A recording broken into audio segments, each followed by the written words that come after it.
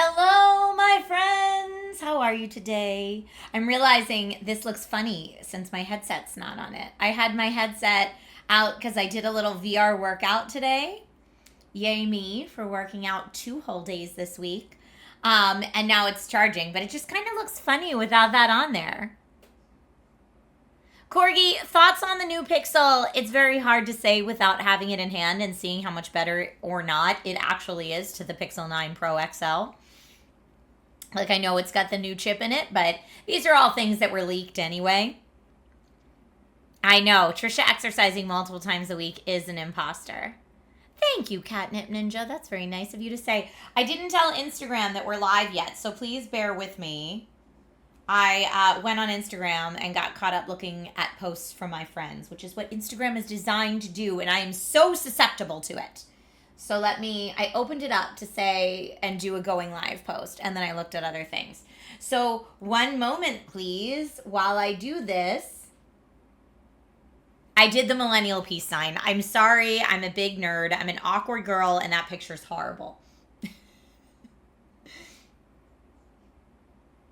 All right, there's a genuine laugh, but why does it look blurry?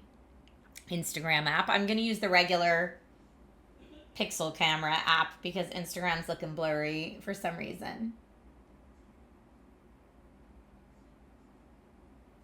Okay, that's just a normal smile. Hopefully it looks fine. Nope, it does not look fine, and I have lipstick all over my teeth. No one told me. Yes, Jessica Rabbit is always back there, just watching us, reminding us not to judge people based on body type. All right, I'm too awkward in pictures, so I'll just do a quick video. Ready? Streamception. Hi, everybody. I am streaming. Look, little streamception right there. You should come on by.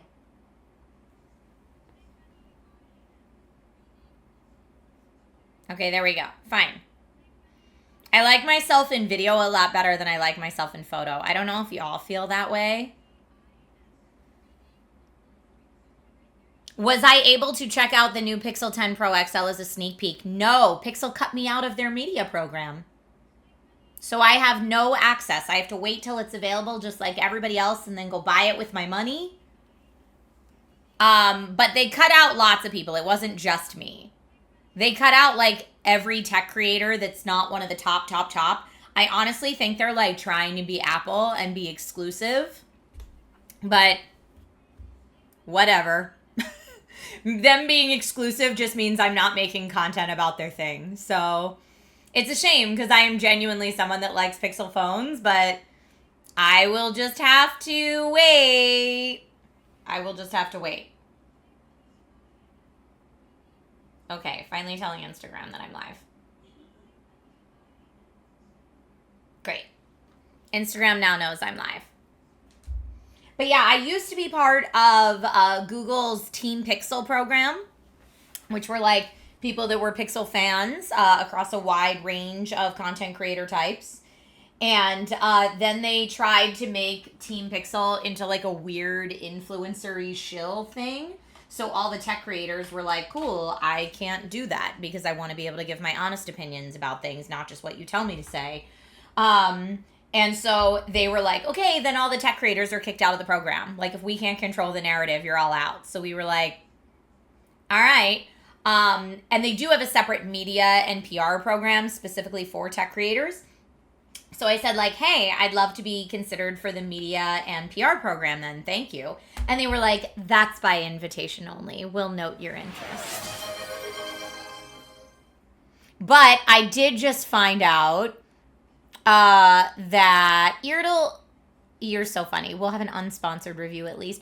I have so much unsponsored tech content that goes up that everybody thinks is an ad. I know I've ranted about this before. But even like I showed off the Razer Gengar headset on Instagram and Maud was like, nah, babe, that looks like an ad. And I'm like, I said something critical about it. I didn't tag the brand. I didn't use paid partnership. I didn't have hashtag ad.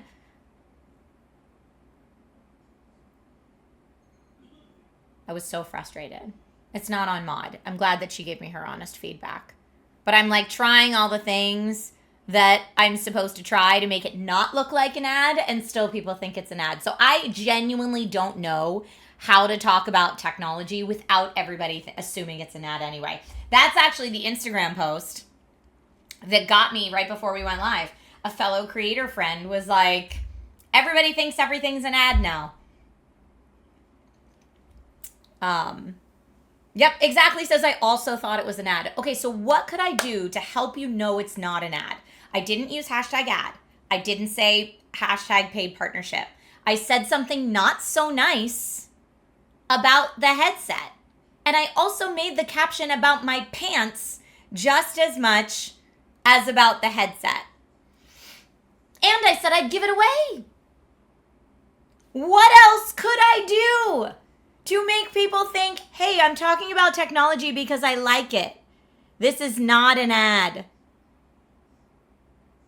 Like, I don't know what to do other than start the caption or put a watermark over the whole thing that says, hey, not an ad. Fringe and exactly everyone's saying, say not an ad. So every piece of content I make, I have to say, this is not an ad before I start talking.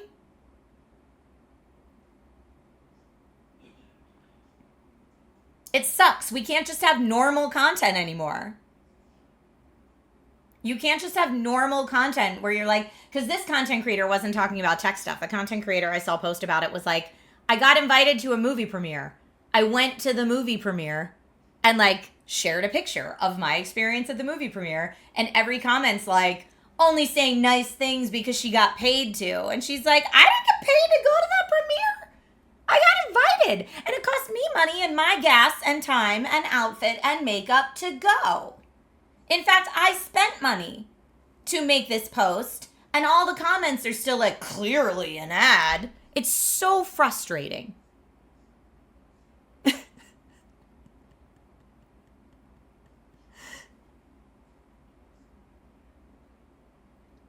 Starcat said, you said no things, though. No, I think she said, like, hey, I'm at this premiere, and got to see the movie. Can't really tell you my thoughts yet, but probably had a good time or something like that. Whatever she said. Whatever her impressions of the evening were. But see, I don't think it's haters. I think it's like regular people. Like Maud's not a hater of mine, and she clearly thought that was an ad when I tried everything I could to make it not look like an ad. No, Frequency Punch, the reason that I said what the tech specs of the thing were is because I'm trying to increase my tech content on Instagram. And if I don't tell you what the tech in the headset is, like, then I'm not really a tech creator. If I'm just like, I don't know anything about this, but isn't it cute? Then, like, am I a tech creator? So instead I was like, hey, it's cute, and also it's got 40 millimeter drivers and 7.1 virtual surround sound. Like, I'm trying to be knowledgeable about it because I am knowledgeable about it. But the fact that see, Eardle says we do need tech specs. So is the fact that I included information about it then suddenly what makes it an ad? Because don't you want information? Isn't that the whole reason for posting? Alan, whoever says just say it isn't an ad anywhere in the video. Yeah, but the second you use the word ad, the algorithm will probably think that you're saying it is an ad. Or if somewhere in the video, people who are only half paying attention hear you say the word ad, even if you're saying not an ad. It's crazy. But this wasn't even a video, it was just a picture. And yes, it is highly illegal to not disclose ads. This is like the thing that blows my mind is I'm like, if everything I posted and didn't put disclosure on was secretly like me being an evil, sneaky creator and it was an ad, I should be in jail because it is against the law. I follow the law. I clearly disclose when it's an ad. And I'd like to think that that means when I don't say it's an ad, people don't assume I'm being sneaky and evil.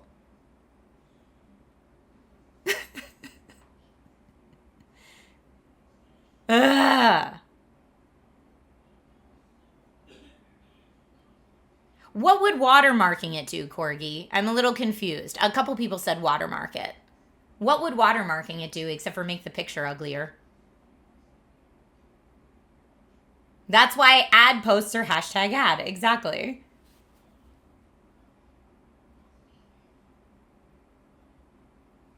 Tank says, I'm going to try Arizona iced tea, original green tea with honey. Hashtag this is not an ad. I don't want to have to put this hashtag this is not an ad all over everything. God, that's so frustrating and ugly and awful.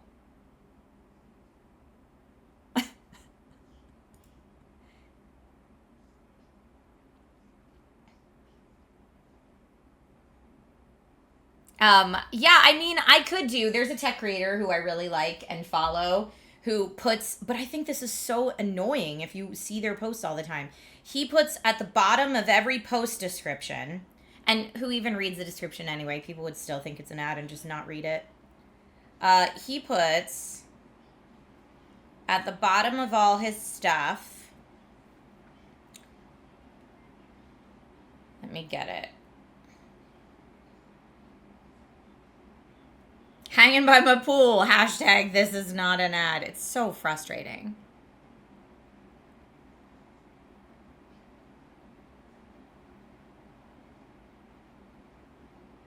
And actually, I wonder if it's like a male-female thing too. Because like, here's a tech creator who I love. I adore him. He's just showing a picture of a smartwatch in the first picture. The second picture is a close-up of the actual smartwatch. The third picture is a close-up of the watch. The fourth picture is a close-up. All the rest of the pictures are close-ups of the watch from different angles showing different apps. And he is saying nice things about the watch. And then he gives his first impressions after 24 hours in like a long thing. And puts a bunch of tags on it. Now, none of these tags are an ad. But I look at that and think that is not an ad. This is his normal content. It's not an ad. It's not an ad. He's just a tech creator. Like, he posts about tech. That is his job. But yeah, when he goes on sponsored trips, what I think he typically says as a disclosure, let me see if I can find last time. Or he'll say something like free samples from X at the bottom of his thing, which I said, thank you to Razor for the review unit, which I think if I say review unit pretty clearly conveys that I'm not getting paid.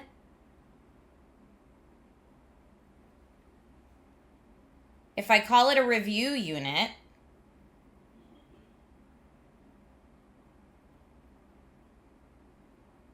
here, this is one thing that he put at the bottom of his thing in parentheses, free sample, no compensation or copy approval.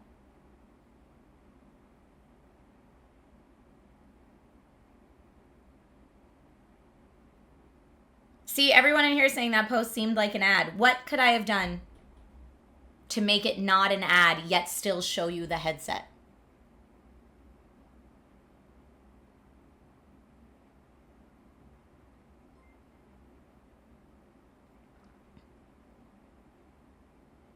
Yeah, how could I talk about technology intelligently, so still giving you facts about the technology, but not make it seem like an ad? Yeah, you don't want to turn off comments on posts. So Rob says showing multiple pics of a product like a watch comes across as an ad to me by that guy. All he does is cover tech though. So if he's not showing you the watch, why are you looking at his content?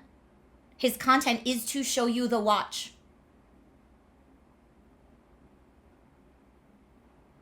Show a competing product with no clear winner. So then every post needs to be a this or that to not be an ad. Tank says, I honestly don't think you can. This is my, like, makes me want to punch everybody through the computer screen. Not you guys. You know what I mean. I'm not advocating for violence. See, and Liz says, honestly, I assume if someone's given something specifically to review, they are getting compensated somehow by the business. No, that could not be further than the truth. Every corporation wants creators to make them free content. They will send you a review unit and say, please make me 10 free commercials. Thanks so much. And here's the return label for that review unit. There is no compensation. You can't feed your kids. You can't pay your mortgage. Most of the time, it's not an ad. Why is he showing a watch if he's a tech content creator? Because it's a smart watch, which is definitely tech.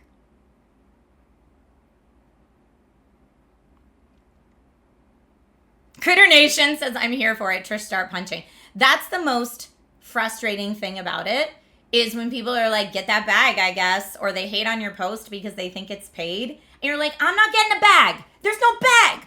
There's no bag. None. Zero bag.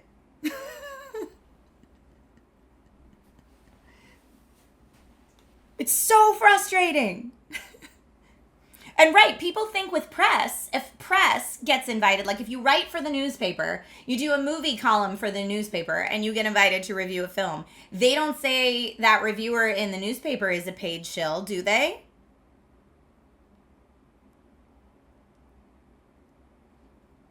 Ugh. CB says, can't come up with anything except for hashtag not an ad or deliberately throw in non-advertiser friendly words. You know who did that recently really well? Good buddy and SourceFed alum Brie Essrig did like a travel vlog, and the language in it was so R-rated.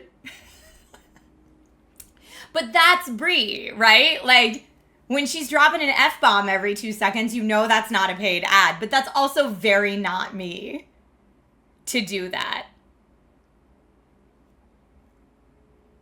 If you don't want to come across as an ad, put the word review in the title and description. I mean, review was in that Instagram post that everybody thought was an ad. I said review in it. And I wasn't even reviewing it. I just called it a review unit. Gotta love Brie. Indeed. I am Drax says this might sound odd, but maybe you're just too professional. Like if I took a really gross blurry picture of the headset, then people would like it more. Clearly not an ad.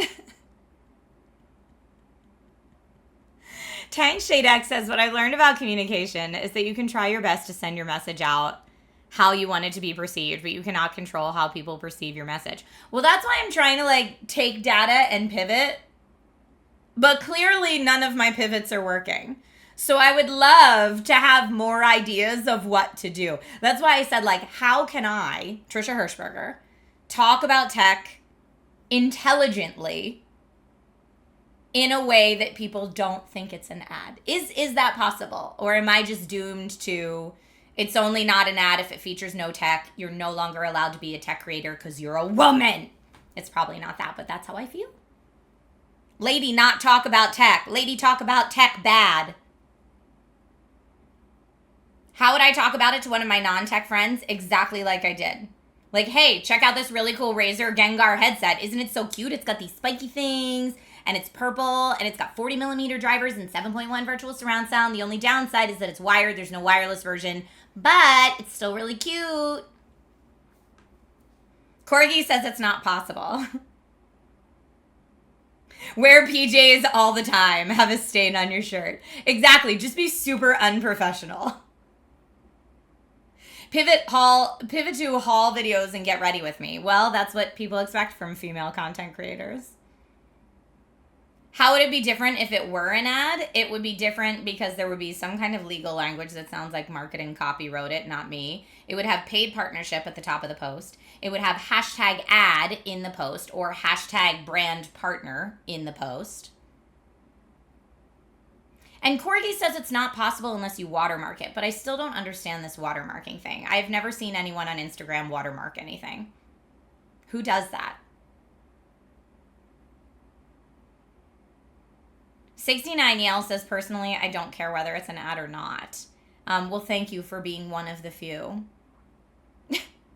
You nerd. Can't not be nerd, Trisha. Thank you, Eardoll. But that's what I feel like. I feel like it's like not allowed to be nerd, not allowed to be professional.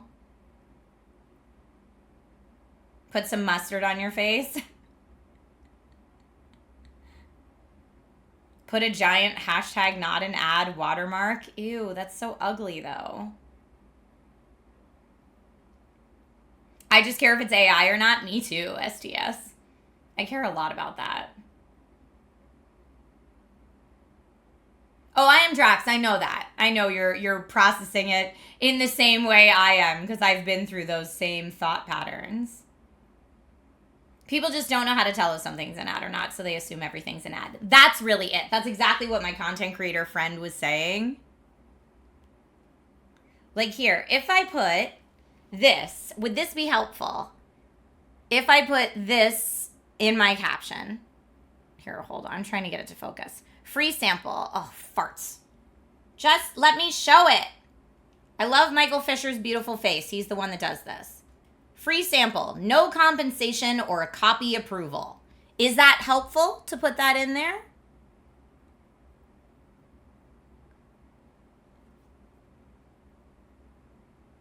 If you post ad content and not ad content on the same accounts, people might get confused. Yeah, there's no way you could separate out two accounts. No corporations would pay to put something on your commercials channel. It's the same way there's no like TV channel that's just for commercials. Does anyone actually take the time to read the caption? I hope so. I take a lot of time writing them. People who think it's an ad don't read.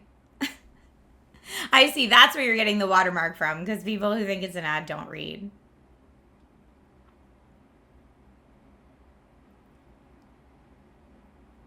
But yeah, the content creator whose thing I read right before I went live, who posted about it, she has been in the content creation game 19 years.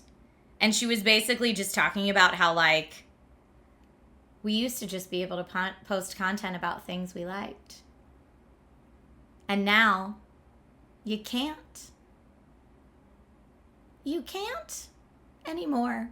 And what she was saying is, not only can you not post about what you like anymore, all the brands want your content for free. So you're getting hit from both sides. You're getting all the commenters that are like, screw you for this ad. And you're getting all the brands that are like, why would we pay you, though?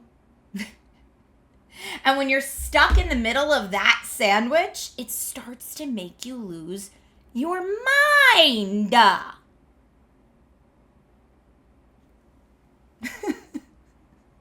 So I was reading that, and like before I went live, I'm like, yes, girl. I'm liking this post, and I'm like, yes, shout it from the rooftops. Because holy crap.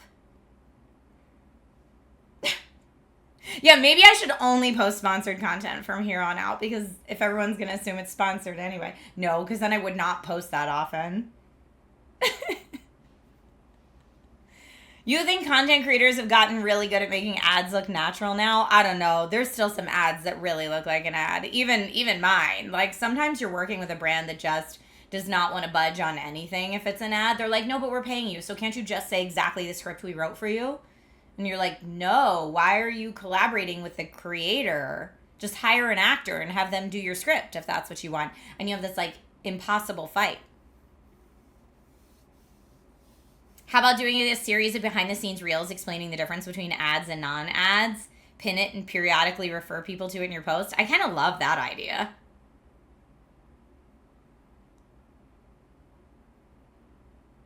Compared to modern advertising, I can agree with that to some extent. Well, that's the other thing that grinds my gears, is when you're watching an episode of TV and someone opens a very clearly Mac laptop. Apple paid for that product placement. But does the TV show need to stop dead in its tracks and say, this is an ad? No, they don't. No, because that would ruin the television show. Yet, on social media and content creators, we are asked to do that and so much more. Stop your content, make it absolute dog crap to let everybody know it's an ad, and then they can be mad at you because you ruined the content. It is now inherently bad content by doing this. And do you know what the much older folks who make the laws in our government say about that? Yeah, but when people see a laptop in a TV show, it's clearly an ad. They understand it's an ad. On social media, they don't know. That's their reasoning. You know what that sounds like to me? You're just old. and understand how TV works and don't understand how social media works. Did I see the new Ice Cube War of the Worlds? It's basically a giant ad for Amazon. Right, and before you start watching the movie, do they have to say, this is an ad for Amazon, verbally and on text disclosure burned in on the screen? No, they do not. Frequency Punch. You said, where are people saying it was an ad? Because on IG, no one said that. No, it's not even, that was just my example. That's the latest thing that set me off. Is that when I talked to Maud, I was saying, like, I'm really trying hard not to make this look like an ad. And Maud was like, oh no, it looks like an ad. And then, like, in chat, I brought it up, and, like, at least half the people in chat were like, yeah, it looks like an ad. I thought it was an ad. So, like, clearly, all of my effort to make it not look like an ad is not working. That's what I'm saying. Older movies have very obvious product placements in them. To be fair, TV networks are paying the government to have that opinion. Oof. Critter Nation, that's so true and simultaneously so dark. You're absolutely right. There's no creator coalition that can pay the government to be like, can you chill the F out with this, please? Don't take this as a dig, but that's just me. You strive to make things intelligent and understanding. I'm not taking it as a dig. I'm just so frustrated.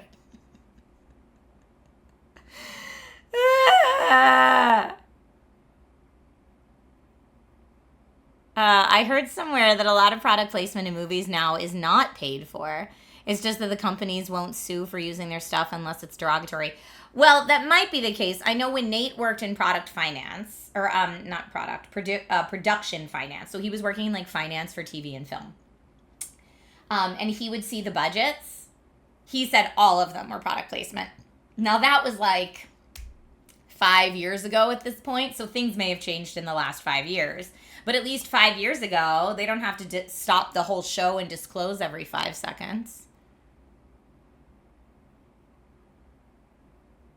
You can't control how people perceive things. So maybe just start my own content creator lobbying group. Hank and John Green tried 2 years ago and it fell flat on its face.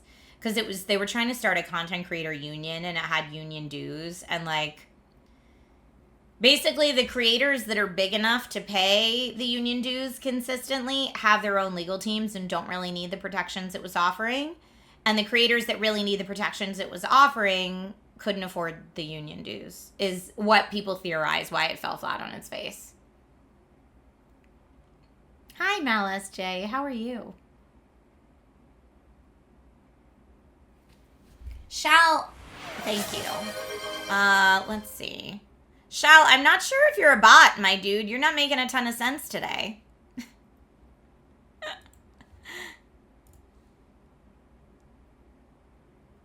Let's see. Thank you, St. Clair.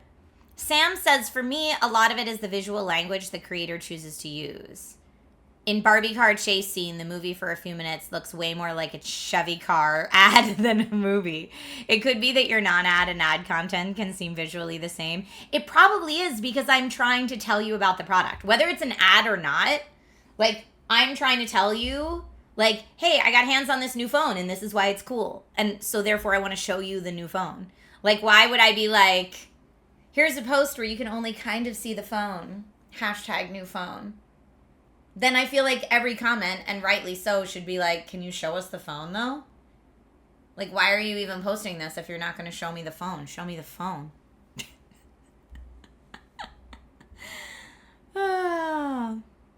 Yeah, new user, that's exactly what happened. It was too decentralized to make sense.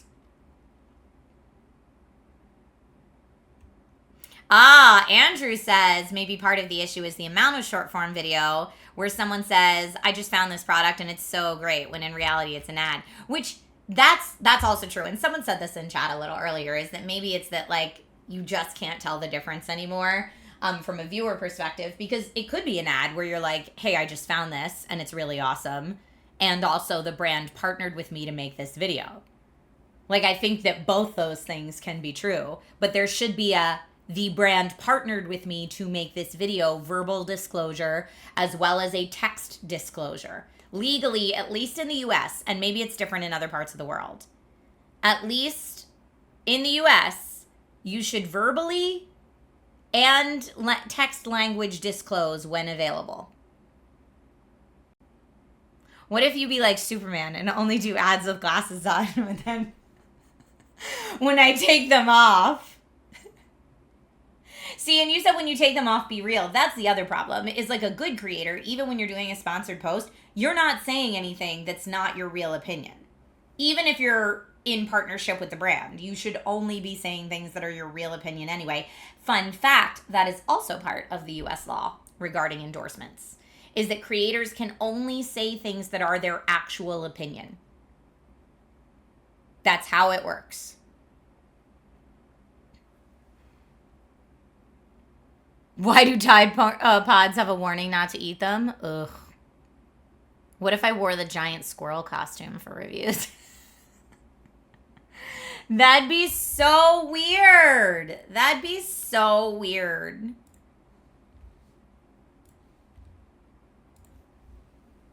Glasses Trisha versus non-glasses Trisha. So silly. But yeah, like I've worked with brands that have literally said to me, like, can't you just say it the way we want you to say it? And I'm like, no, because that's not my real opinion.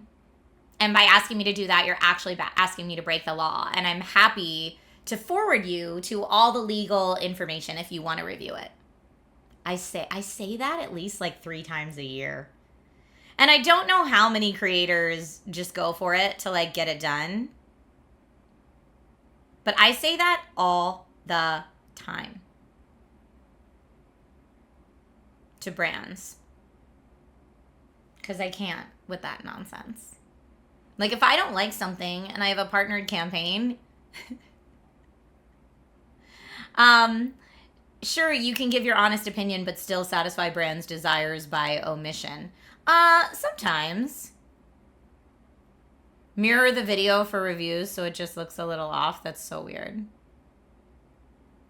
Almighty Rum says, is it because of the difference between being an employee and an independent contractor? It's actually, according to the US government, it's the difference between being an advertisement versus an endorsement. Those are 2 different things.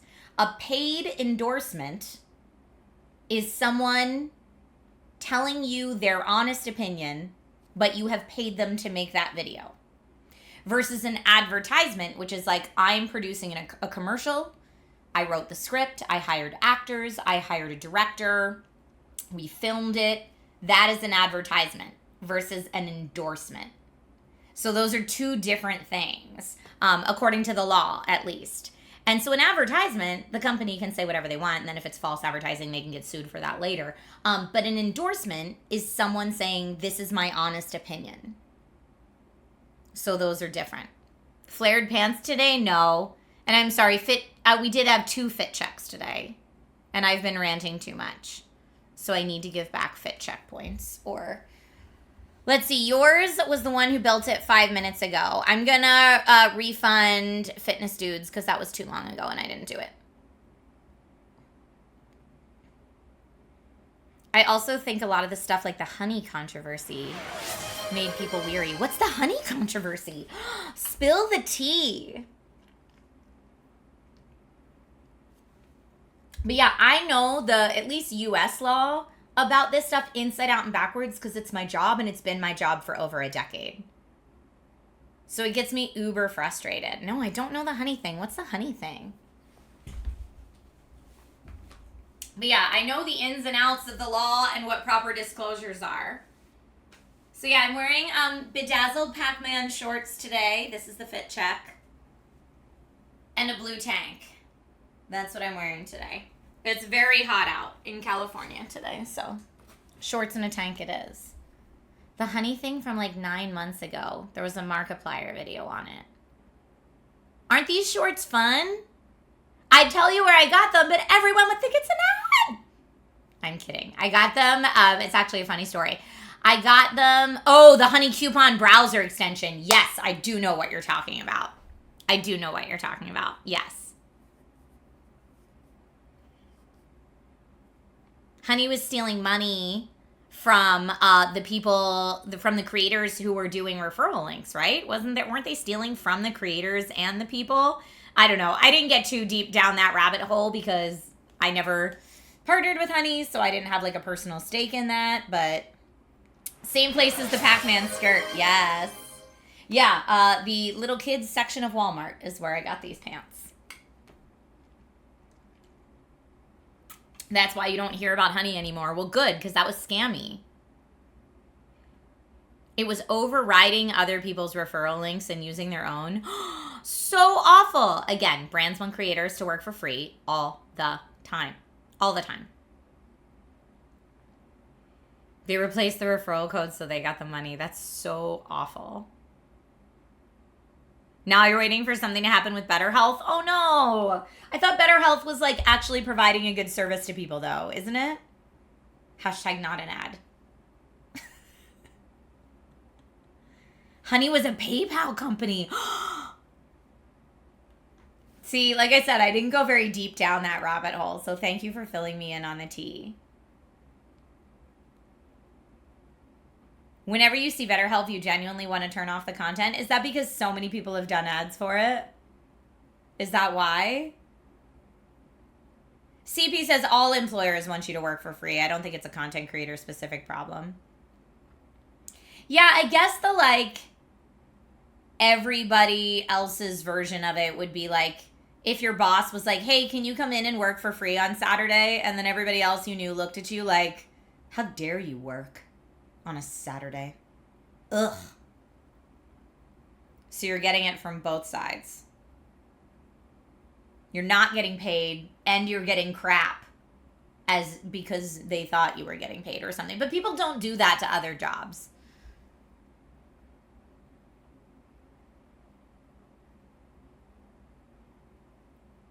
Oh, there's no human connection on Better Health. I know, Pokemon Trainer Tech Guy, I only stepped in Walmart to see what their midnight release info was for the Switch 2. That's why I was there, and they gave me no information. And then on my walk out, I just happened to see these shorts. I don't normally go to Walmart for clothes. I was there for the Switch 2 because I was trying to go to every place that had a midnight launch for the Switch 2 so that I could get my hands on one. Oh, Better Health has a bunch of controversy. Good to know. I've never actually used it. Yeah, if you're going to go into therapy, find an actual local certified therapist. But not everyone can afford that. And I imagine, like, if you're in crisis in the moment, it's easier to pick up your phone than, like, try to set up an appointment with a therapist if you don't have one already. BetterHelp therapy is the equivalent of asking people if they turn their emotions on and off again. I just thought it was essentially like AI. It was like asking ChatGPT for therapy help. Isn't that essentially what BetterHelp is? It doesn't check their referenced people. Ooh, that's awful. Oh, it connects people with therapists, in quote. You put, all right.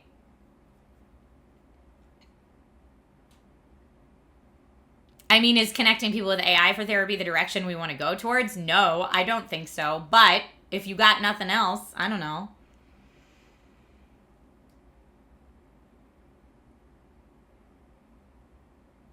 I'm also interested to see if anything will happen with 23andMe.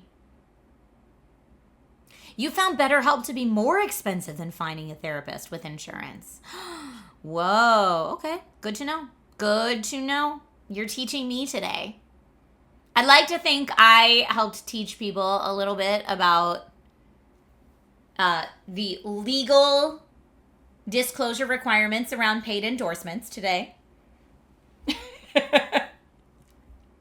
And what social media disclosure is versus isn't. But, you know, I'm saying all this, and as I'm saying it out loud, I know the United States disclosure laws really well. And if they don't have those disclosure laws elsewhere, maybe creators from every other country aren't doing that or aren't following those rules. And like when you're a viewer, you don't know where someone's creating the content, so it doesn't matter. And even though legally it's like, well, if your content can be seen in that country, it needs to follow that country's laws. Yes, that's technically the rule, but who's enforcing that, especially if you don't live domestically?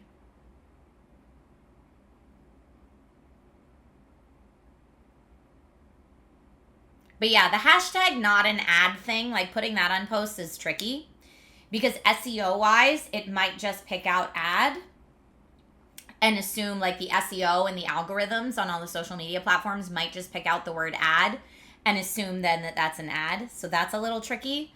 The other thing that's tricky about hashtag not an ad that you have to be careful of from a legal standpoint is if there has ever been any thing of value traded between you and that company over the years, you can't technically say it's not an ad. So like WB Games used to drive me crazy because they would invite people to luncheons to like see their new games, and you're invited to this luncheon to come see our new game.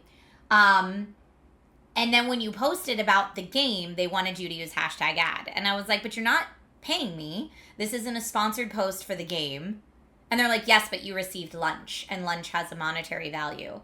Therefore, legally, it's an ad. And I'm like, okay, there has to be a better, clearer way to disclose that, like, WB treated me to lunch so I could see this game. And now I'm telling you about this game of my own volition. They didn't ask me to tell you about it. They didn't tell me what to tell you about it. They are not paying me to tell you about it. Stinkian says, yikes, it's all so complicated. It definitely is. So, like, technically, if I put hashtag not an ad on, like, any WB game I talk about in the future, they could be like, well, remember 3 years ago when we invited you to that lunch? That was against the law for you to put hashtag not an ad. So you have to be really careful about that. Mr. Jack Eddie, you can use command specs in chat to see about my PCs. You shared some info about BetterHelp on the Discord. Thank you. I'll look into it later. I will. Thank you for that. I always appreciate learning more. Deluxe Paint Tim says that reminds me of how in Germany you have to pay taxes if you're given a company car because it's of monetary value. By the way, about Trisha and Dead Take, it's not an ad for Dead Take. It's not, but I'm like, did I ever partner? No, I didn't partner with Surgent Studios, but I did receive a free copy of their first game, Tales of Kenzara, and they gave me a controller that was that game themed for free. So I can't technically put, legally, hashtag not an ad if I stream Dead Take today. Because at some point, that developer gave me a free game code. Stinkian says, can you hashtag paid for by free lunch in 2021? That is hilarious. Spirit says, should they not legally have to disclose to you before that the lunch would lead to such an obligation? No, because you should know the law. Like, it's not them imposing that obligation. That's the law according to how their lawyers interpret it. That's how WB lawyers. That's how the WB lawyers interpret it, is the law. But yeah, I'm like, okay, well, how do you deny food though? Well, that's my whole thing is, if you have to put a hashtag ad on everything to disclose if there was ever a monetary agreement between a company and a human, then by the time you've been in marketing for 5+ years, everything's an ad because of your back history. Tang Shade X says, so if you've made ads by someone in the past, you can't say stuff in the future isn't an ad. Yes. That's, if you want to go with the most strict interpretation of the U.S. law, yes. You would need to disclose that there was a monetary compensation in the past. Did you sign something when you went to the lunch? Yes, they made you sign something before you went to the lunch that explained all of this. And normally what I do, Sweet Cap, yes, so much so. So much so. Bubba, you're absolutely correct. It's just legal CYA. Like, I remember, this was so many years ago. I remember being at a specific WB lunch with Jess Chobot, and she was like, are you actually putting hashtag ad on anything you post from today? Because I don't want to because they're not paying me. And I was like, right. I was like, I might just honestly not eat any of the food and then post whatever I want to post. And if they try to come after me, I'll say I didn't eat any of the food.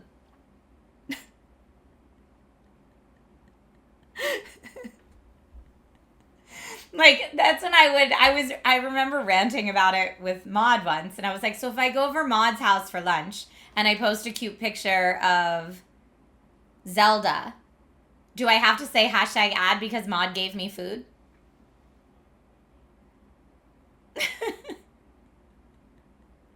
Yes, they're like the Fae. Don't eat the food or you're bound to them.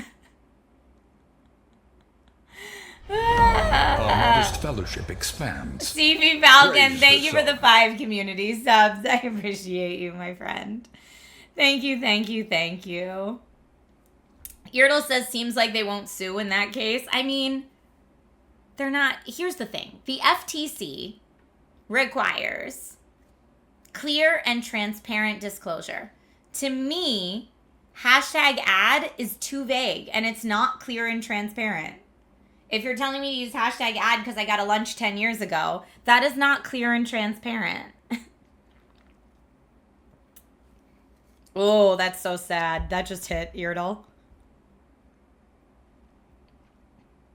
They even had to post an information guide after they released the new rules. I know. And I've read it like a million times.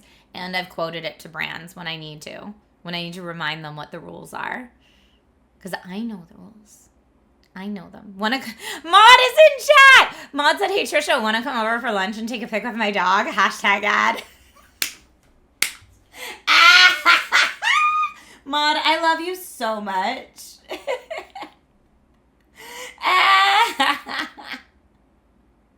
Enjoy your game, I am Drax. We're going to play Dead Take in a little bit. I've just been ranting. Maud, I appreciate you so much. Thank you. #lunch sucked 10 years ago. No, what the... Oh, I missed Maud commenting that she'd never feed me. Okay. I mean, I get it too. That's valid. Don't feed the gremlins. I get it. But, yeah, the FTC disclosure rules are clear and transparent disclosure.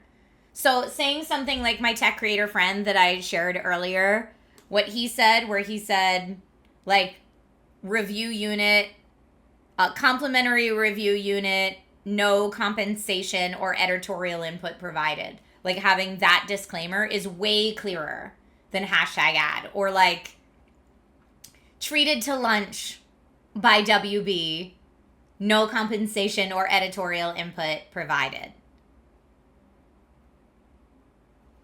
Like, that is way clearer. And if the FTC, what they're requiring legally is clear and transparent disclosure, I would like to be as clear and transparent as possible. Oh, that's not a hashtag. He just writes it as text, the tech creator I'm talking about. He just puts it in parentheses. That's what I was doing here. That was parentheses. He puts it in parentheses and just lists it as text. It's not a hashtag. Yes, Maud made me dinner once, so mentioning Maud on my channel is an ad for Maud's channel. I mean, there would be lawyers who would say that. Also, go sub to Maud's channel. #not an ad, I just really like her. Chief America says, I love that content creator. He's thorough and accurate.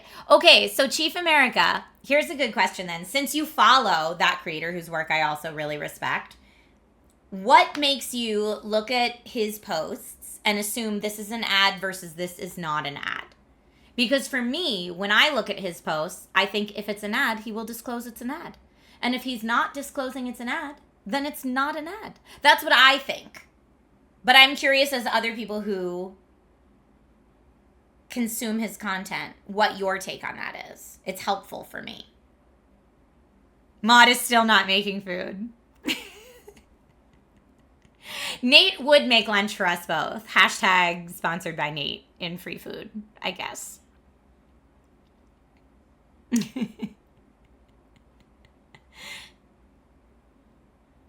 But yeah, I'm curious how people that are like product-centric creators how you as viewers determine what is an ad versus what is not an ad. Maud is like, you're still on about this? We talked about this all day yesterday. Maud, one of our other mutuals, I'll shout it out. Go check out Strawberry 17's post. Strawberry 17 posted on both Instagram and Threads, I don't know, a day or two ago, about exactly the thing that Maud, you and I were talking about yesterday. And that's what got me on this whole kick. That's what got me on this whole kick.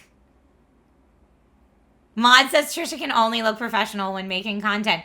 Well, that's, people in chat were saying maybe I need to have like a large mustard stain on my shirt, but you know what? Not even that. I actually do have a partnered YouTube video coming out soon where I have, wait till you see it. I don't know if it's going to drive you as nuts as it drove me. I have like a white fuzzy in my hair, like right here in the video. And it's done. I'm not reshooting it. It's done, but it's a partnered video. So I guess the mustard stain theory doesn't work. Maud says now I won't be able to see anything else. It's all I see when I when I review every edit. It's all I see when I look at this video. It's very funny. But yeah, like if I tell people about tech in a post, I'm going to be thorough, because why would I bother making a post if I'm not going to be thorough? That's like me just being bad at my job. But then if I'm thorough, people think it's an ad, so it's a lose-lose. Tank says, when I told you about a drink and how to make it, and then you talked about that drink, was that an ad? Only if you sent me the booze. I would have needed to receive something of monetary value. If you told me how to make the drink and sent me the booze, and then I made it and talked about it in the YouTube video, then yes, that's technically, legally something I have to disclose. Maud says I've posted content and realized I had a booger, but I wasn't going to repost. Girl, we all been there. We've all been there. So funny. Anyway, if anyone has any future brainstorming on things I could try, I'm always happy to hear them. Although I'm not going to like muddy up my content so it looks super unprofessional just so people don't think it's an ad. That like inherently goes against everything in my body. Maud said, what about an I Just Like It series?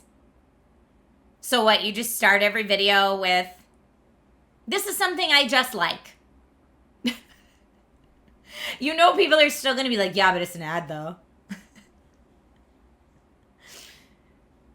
You need to flash not an ad over the whole video. With the more you know rainbow star shooting past. That's funny. I like that. End it with I Just Like It. You would use the term loaner in the title. So the harder thing about using the term loaner is sometimes you get a loaner device that they just don't want back because they don't want to pay the shipping. So I'd almost be afraid if I disclosed it's a loaner device and then they told me to keep it, that I would somehow be legally not in compliance. And it's not for me series. You know I don't like to make hate content. It's not, that's definitely not for me. You like, I Just Like It? Don't use I'm loving it. No, that's McDonald's. Or in Espanol, me encanta is the I'm loving it. I know that because way back before I ever made content, and I used to work as like a booth babe at various booths. I used to work doing baseball games for McDonald's stuff, and I would hand out like McDonald's coupons and plushies to kids. Booger free is an ad. Posting content with a booger is an ad. That's Maud's idea. Open up to the hate. Let it flow through you. Says CP Falcon. Maud says I just sat through 5 ads. Maud! I know, I think Twitch is supposed to tell me when it's about to run an ad so that I can like turn it off or pause it. But that's not a thing I ever see. Like I don't know where on my Twitch dashboard that is supposed to be. A new subscriber. Aw, Come, steal yourself. CP Falcon We just are gifted a building sub an to Maud. army. Now, Maud, you won't have to watch any ads on this channel. Oh, Beardtastic says it pops up for us in moderator mode. Interesting. Nightbot tells you guys about ads, but not me. Yeah, I don't have anything that pops up to tell me when an ad is coming because all I have that I can see is how long pre-rolls are disabled. So every time like Twitch runs an auto ad, then there's no pre-roll ads for anyone coming into the stream for like the next 45 minutes.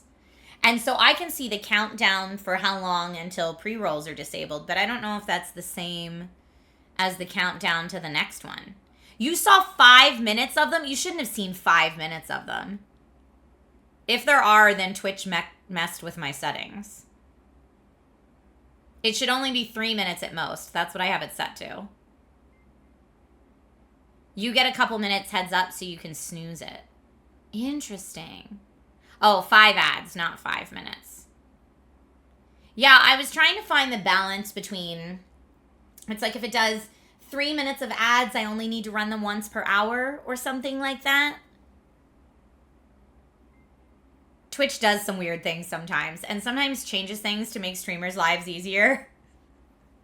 And in fact, they do not. In fact, they're a little bit confusing. It's like 3 minutes per hour to disable pre-rolls, Colin says. Okay, that's what I thought. That's what I was trying to achieve. I thought maybe the 3... Frequency Punch asks a really good question. Why does it bother you if people think it's an ad? And that's actually something I probably need to do more reflection on. But like my initial reaction to that is it bothers me because I think people think ads are lies. And it bothers me if people think that I'm lying to them. I think that is a big part of it. I also don't like people thinking, and I guess all goes back to the lie thing. I don't want people thinking I'm only posting about a thing because I was paid to. Like, I wouldn't post about it otherwise. Because whether it's a paid partnership or not, I will only take it if it's something I would post about anyway. Like, if I feel okay posting about it anyway.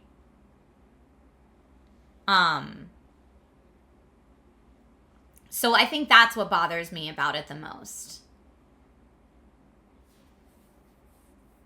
Maud says this completely checks out. You and I are so close as friends because authenticity is so important to us. That's true. Like, even as silly as, okay, we can all laugh about it now because it's done. When I did all the Blink Eye Drop stuff, it was like 2 videos on Instagram when I did the Blink Eye Drops videos. At first, when they reached out, I said, no, thank you. I cover tech and gaming. This is not on brand for me, even though my eyes are dry AF. This is not the type of content I normally make. And then they were like, well, because you make tech and gaming content, we would love for it to be about looking at screens too long and digital eye strain. Like if you're gaming too long. And I was like, okay, yes, that I can get behind because honestly, my eyes are super dry from looking at screens too often and probably aging, if we're going to be honest. But I was like, okay, that I feel like is like a public health message to everyone else who also probably looks at screens too much. So I can feel good about that. Plus, they had said that I was able to offer a $10,000 vacation giveaway to my community for doing it. So I was like, okay, this totally checks out as something that I'm happy to talk about. And so even though that was a paid spot, I'm happy to post about that. Like it makes sense for me to post about that. I'm sad because there was and Maud and I actually were talking about this too. You guys have all seen the trend on TikTok and Instagram where it's like an influencer asked me $4,000 to make a video about my restaurant. So here's me just sitting in front of it for free. And people are like, yeah, F those influencers. It's like, this is a trend right now. Orange Hair says, do you use any type of blue light blocking glasses? Yes, I have so many. They're just off camera. On stream, I don't love even the clear tint ones. I don't like how yellow they make my skin and my eyes look. So like here's a blue light blockers that kind of match my shirt, but they're like a little yellow. So I normally don't wear them on stream, but I do have them. But yeah, you've seen this trend of like, how dare someone look to get paid for their effort and time? I wanted them to make me a commercial for free. But viewers see it as, yeah, entitled influencers. How dare they ask you for money to create a commercial? When in essence, you don't know what that person was asking for. Like maybe that restaurant guy that was like, someone, can you believe that some entitled jerk asked me $4,000 to make a video about my restaurant? So here's me just sitting in front of it for free. Maybe that guy asked for lots of things to be included in that video. Maybe he was asking for a video that would have taken a whole camera crew to do. Maybe he was asking for a video that he was going to run as a paid ad with that person's face for the next year. These are all things that no one should be entitled to for free. CP says you're absolutely right, but hating on influencers feels good though. I know, people love to hate on influencers. They love to.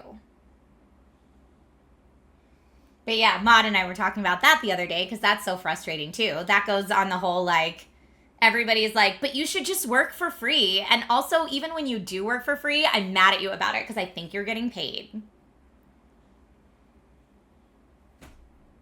It's so exhausting. Anyway, you found blue light lenses to be absolutely necessary when I moved into an office role. I get it. I get it. But yeah, I mean, if you're paying someone for a service or you're asking someone to do a service for you, you should pay them for that service. I don't care what industry you're in. I'm sorry. And people do tend to devalue creative industries. That's it. Twitchors says people don't believe that influencer work is real work. And I always say the same thing I say to those people when they, because we've had people like randomly come in chat and they'll be like Twitch streaming's real work. I'm like, cool, then you do it. If you think I just sit around all day with my thumb up my rear and money just falls into my house, if you think that's really what I do, why aren't you doing that? Oh, you're not doing it because it's actually work and it's actually hard. Oh, there's the truth of it, my friends. There's the truth of it.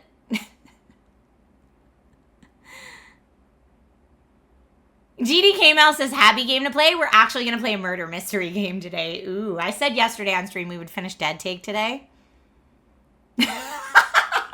Starcat, did you like my PG-13 way of saying that?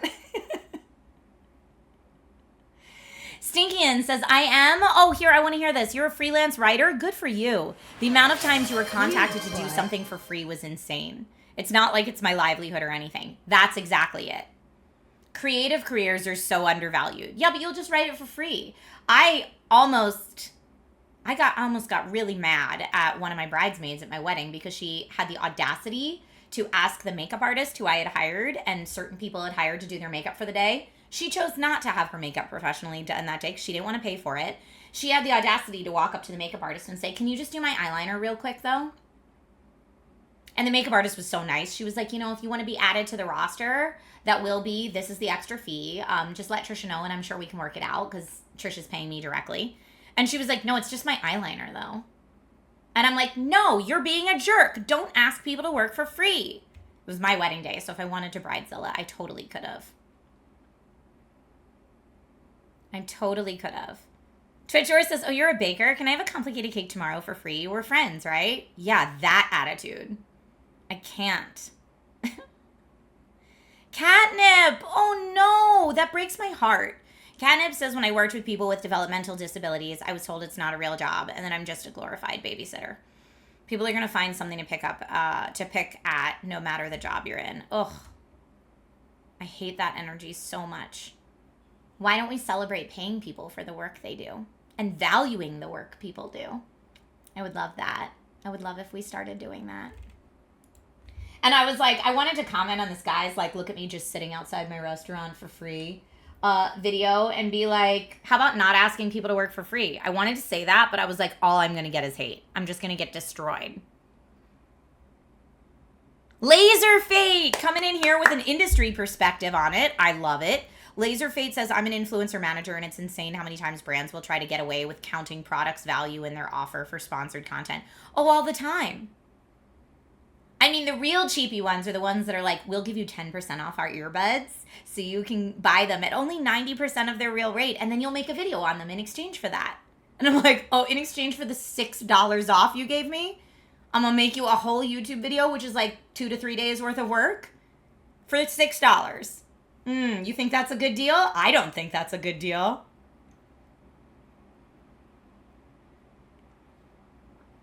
Yes, and Maud shouting out Catnip, you are doing glorious work. People always ask your mechanic friend if he can take a look at their car real quick. Ugh. Stop asking people to work for free. People's time and expertise are work. They're worth something. Goodness gracious. Well, and honestly, if it's a personal friend asking me to do them a favor, yeah, I got you. It's a personal friend. If it's a random company I've never heard of that shows up in my inbox and then is asking me for free work, yeah, no. That's a hard no.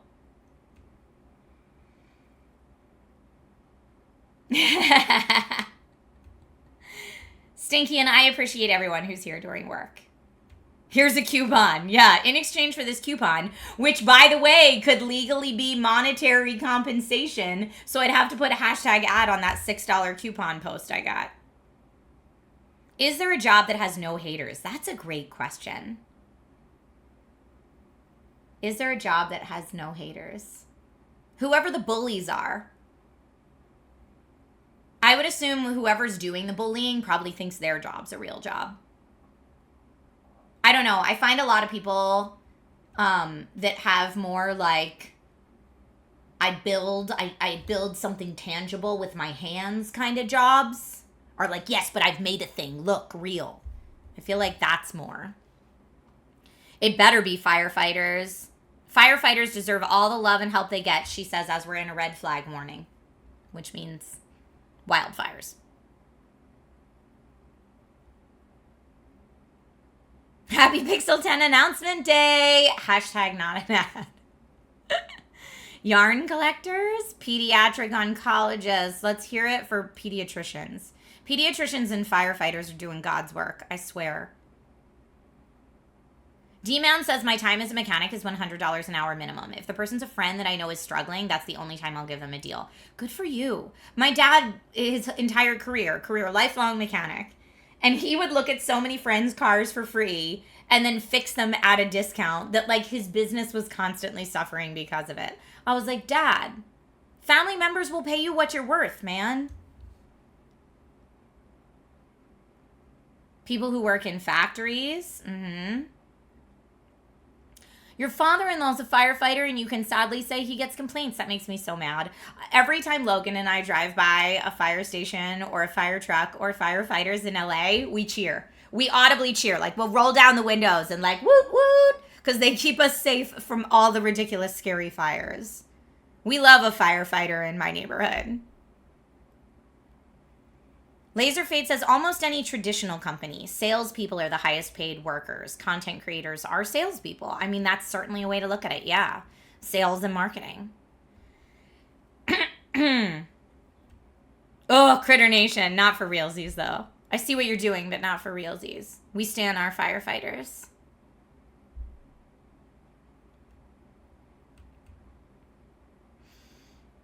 The amount of time you fix your friend's PC and tech only to have them go, okay, thanks, and leave. Aww. Well, I mean, if that's something that, like, you want to say, like, I'm happy to take a look at it for you, but it's realistically going to take me, like, 3 or 4 hours and I'm going to be missing out on work. You know? Like, a lot of times I'll look into or troubleshoot a friend's PC just because I think it's fun. And if I have the time to spare. Starcat, not even pediatric docs are free from it, sadly. No, Chicago. We need to all put our foot down about being the friends and family tech support for free all the time. Gotta lead with the bring a 6-pack. I love that. Yes. I'm happy to fix your computer. Are you getting dinner? I think that's a very reasonable thing to say. Or whatever it is that makes sense for you. Yeah, if it's not payment, what about a 6-pack or dinner or pizza?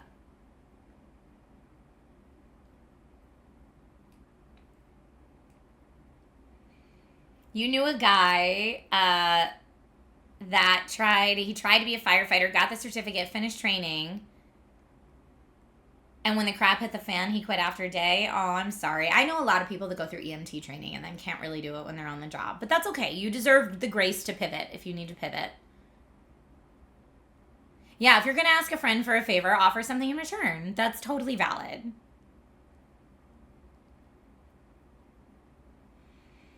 Look at my PC for a meal. I'm in, right? That's a great deal for your friend. In fact, when did I do something like that? One of my friends who's a hair and makeup artist, pre-pandemic, I said I'm starting to get more jobs from my home studio, and I want to like not look like I've done my makeup super backwards just because I don't know what I'm doing.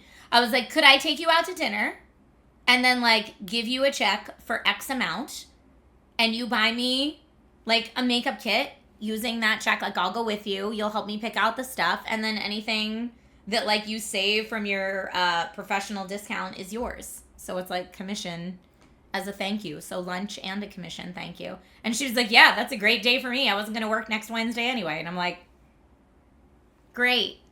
I don't know. I feel very strongly about compensating people for their time and expertise and services. So yeah, that was all a very long-winded answer to why does it bother me so much if people think it's an ad. Because I feel very strongly about transparent disclosures and people being appropriately compensated. Is something wrong with my PC? No, my PC's great. I'm usually the tech help for my friends. But again, I'm like, are we going to hang out? Is there friendship there?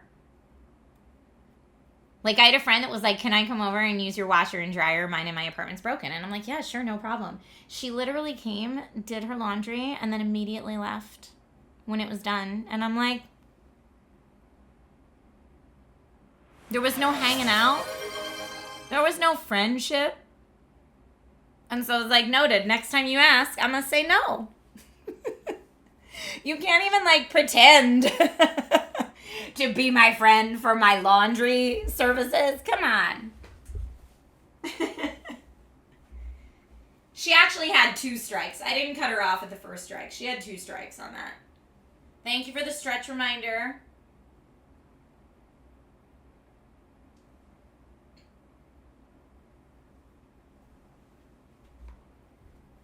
Can you get a shout out for your birthday? Yeah, Crossover-eyed, happy birthday. I hope it's a wonderful one for you. Do something that makes your heart happy today, okay? Catnip Ninja says, those are some cute shorts. Thank you. They're from the kids section at Walmart.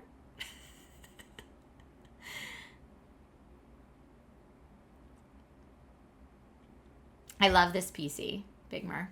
I love it. I have a bigger PC under my desk because I run a 2-PC setup. Yeah, I have strikes, a strike system for friends that I feel like are not being very friendly. And if I see a pattern of consistent behavior, then I know it's time to not put as much energy into that. Not everyone's saying hashtag not an ad for my PC. Hashtag not an ad for my PC that I really like. All right.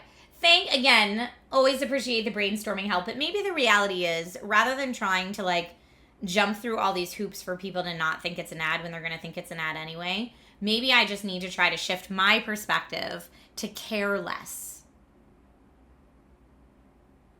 I don't know. It's something I'm clearly still working through. Big Merc says yes. Tank says exactly. I appreciate the disclaimer. Pokemon trainer tech guy. Life is easy when you stop caring. It's also really hard to stop caring. That's something that's really hard. Odyssey's Dave says those people's opinions aren't worth listening to. Yes and no. That's kind of the hard thing about having a public job. Is that if I stop caring to the point where I'm not making content people enjoy, then I need to find a new career. So I can't entirely stop caring. There needs to be a measure of care. But too much care is very bad for your mental health. So where is the middle? Atomic Doc, congrats on your upcoming baby. That's so exciting. But yeah, I heard, I forget who said it. Maybe it was a Hank or John Green post, or maybe it was someone very, very like celebrity, historical famous. But who said, don't accept criticism from anyone you wouldn't go to for advice? I remember reading that from somewhere. It's a quote from someone or something. And it really stuck with me because it really made me try to put less weight on kind of the armchair quarterbacks of the world, because they're not people I would go to for advice.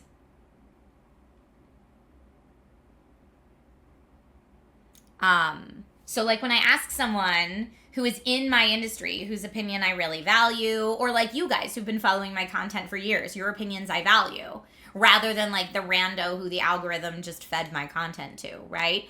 I need to know what they're thinking because that helps me improve my content for the future.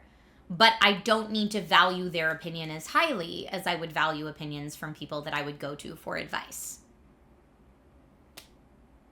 So that is the advice I will give to myself, and that I will sit with a little more, I think. Always look for balance. We all struggle with that. I am Saul Goodman. I am Saul Goodman coming in here with an ad, I think. I mean, it's relevant to the conversation. It would depend on the advice you need. That's true. I get that. I have one friend that I take all her life advice with a grain of salt as well. Maud, it is not you. Although I think it is someone you know. Okay, leaving everyone with don't accept criticism from people you would not seek out for advice. Leaving you with that. That has helped me in the past. I'm going to mull over more of that as well.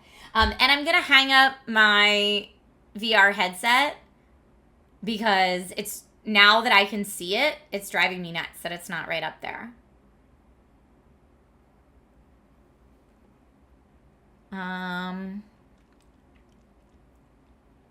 Moderation in all things, including moderation. There you go. All right. So quickly, I just have to put on my VR headset to make sure it's finished its updates. My Meta Quest 3 has been like in an update loop for the past couple days, and it's driving me a little bonkers, honestly. All right, it says it's fully charged and it's not on, so I'm going to assume it finished its updates and shut down. So now I'm going to go put it right up here. Boop. And I got to put the controllers right up here.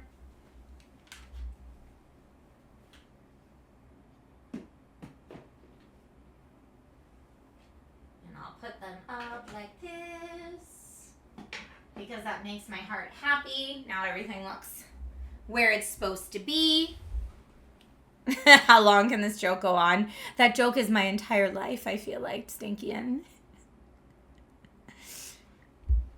Under Inspired, I have the PSVR 2 on the wall just behind this PC. You just can't see it, but it's right back there. So my VR wall that is very new to my office is the PSVR 2, the MetaQuest 3, and the MetaQuest Xbox Edition is mounted just above that. What is that, a coffee machine? Is it a Quest 3 ad? You know what? This is my life. This is my life. That's my trifecta right now. And I'm very happy with it. I'm very happy with it. Okay, dead take. I said we were going to finish it today, and I'm hoping that we can. Some of you said you finished it in one sitting, so I'm assuming that means it's, like, easily digestible. Okay, let me change us to dead take. And we're going to solve this mystery together, y'all. Dante says it's that short. That's what people are saying.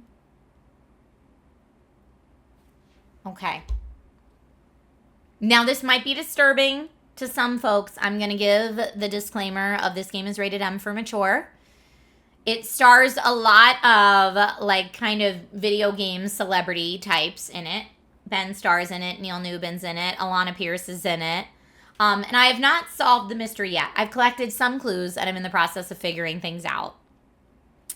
Starcat says, I've played Dead Take 2 twice in 2 days. Whoa.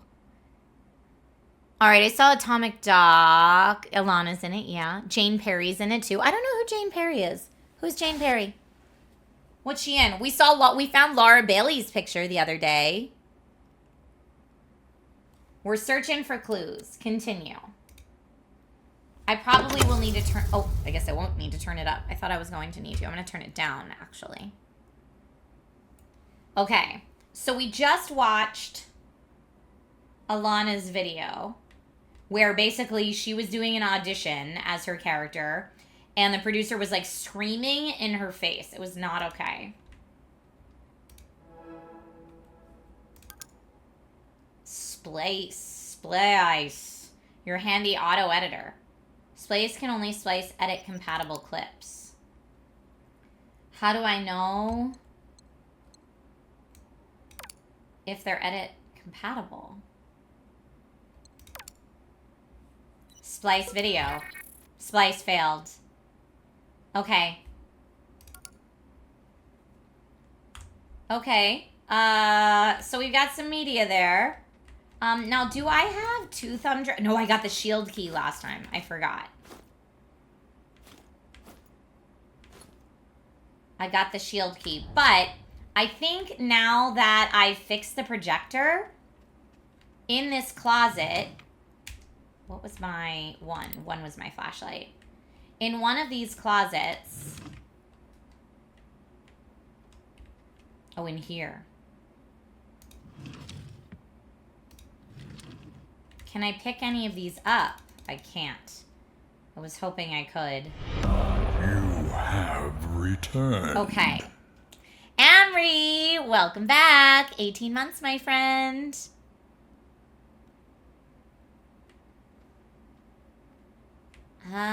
Okay. So now we have the shield key. That's clearly the next thing we need to do. Let's go to the room with the shield outside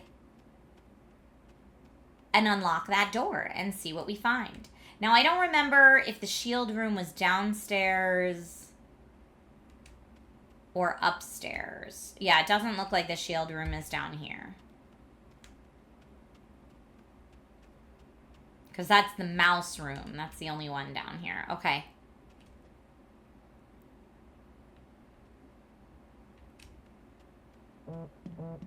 Check the backs of the chairs next to the director chair. In this room?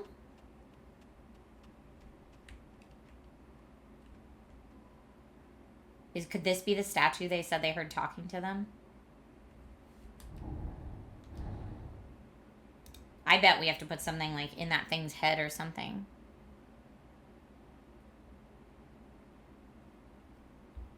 In the theater. In the theater. Okay.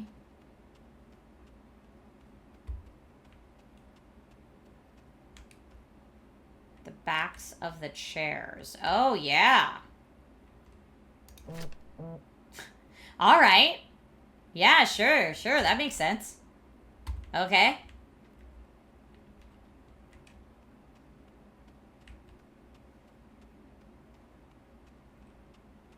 All right, going to find the shield room.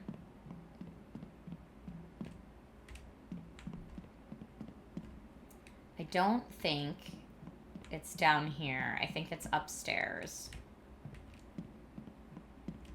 Right? Because that doesn't... None of these have a shield on them. We're going upstairs. That's the piano. I don't know what we're supposed to do with that yet. Okay.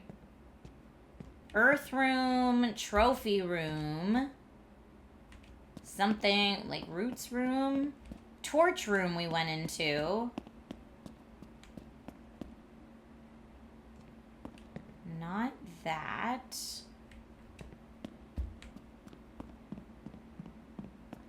This is where I think We have to put something later, maybe?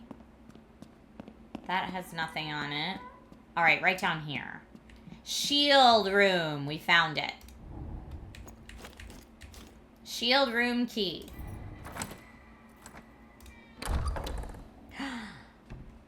What's... Oh, boy. Oh, no, I hear a kid.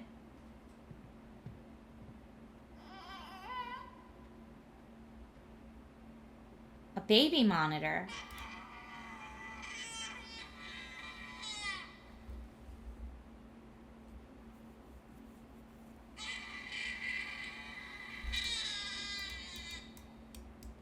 A baby monitor with a kid crying, but it looks like those are like mannequins or something, not people. Oh, this room is so disturbing. And there's like empty cassette tapes.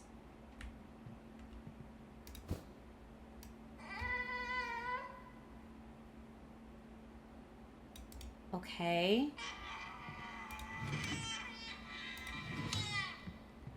Oh, the baby crying is going to drive me crazy. We gotta get out of this room. Okay. Pop goes the weasel. Oh, how messed up is that? Little angel now. I need to learn to say goodbye. You're in the stars, you're in the sky. But when I close my eyes, you stay with me, you stay with me. I'll never know the truth, you know. You broke my heart for all to see. But when I close my eyes, you stay with me, you stay with me. But there's no tape in here. There is, however, this. Okay, maybe we need this for the music sheet for the piano.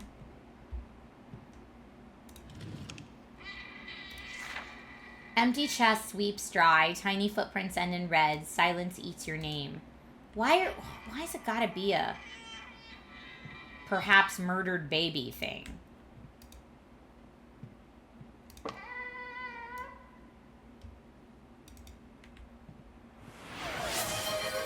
Looks like I can go in here.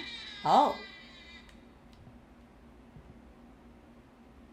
Okay, a code. Does this have a date on it or anything?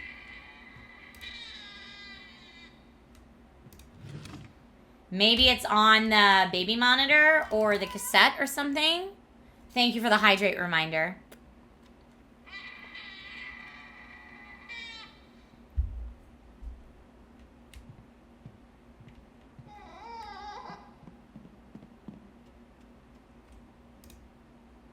"10:10 is the time on the baby monitor. Oh.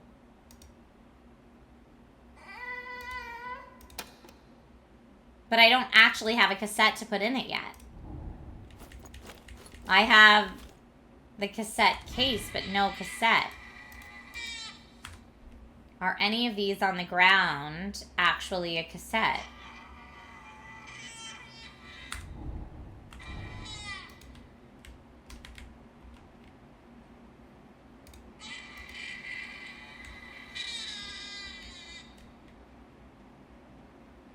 And like, what's all this? Oh, this is the mansion. Okay, there's the garage, the storeroom, and this is the whole rest of the house. I gotta find a cassette. Is there a cassette?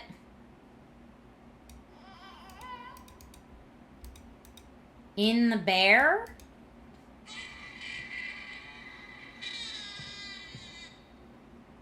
None of these cassettes are clickable that I can see.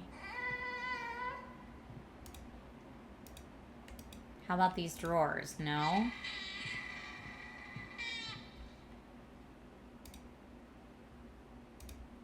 Just the picture of the face. Can't get into the trunk.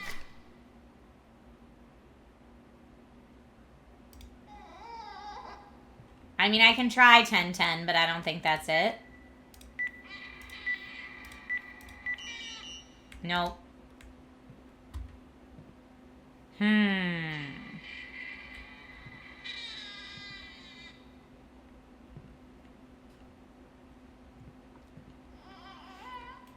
Not backseating is torturous. I mean, I'm going to go over the room one more time because I feel like...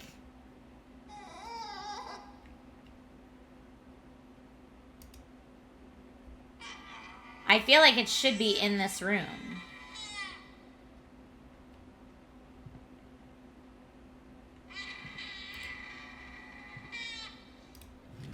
I've looked in here. There's nothing in this drawer.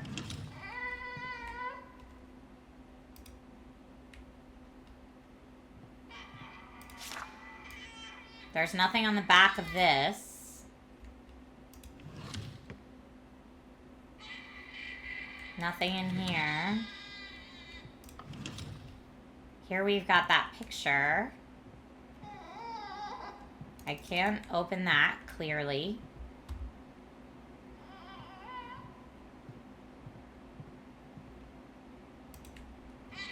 And yeah, nothing we can open here either, so...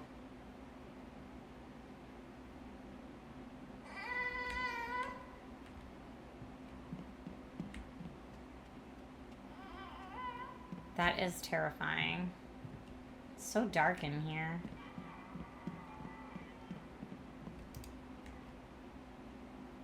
Now what's in there? Is that like the audition room or something?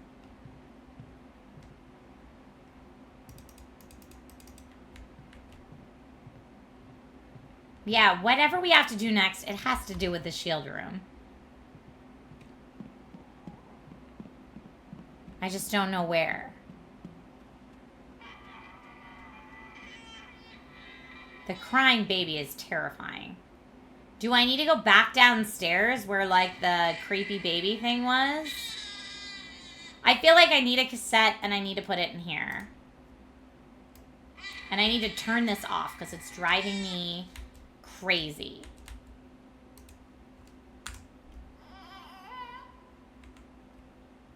But yeah, none of these are like shelves I can do anything with.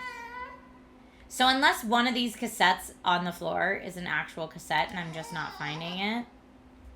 Like if I look through what I have, not a cassette, not a cassette, not a cassette.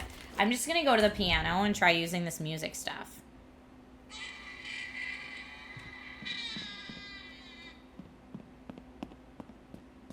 Oh, wait, another bear!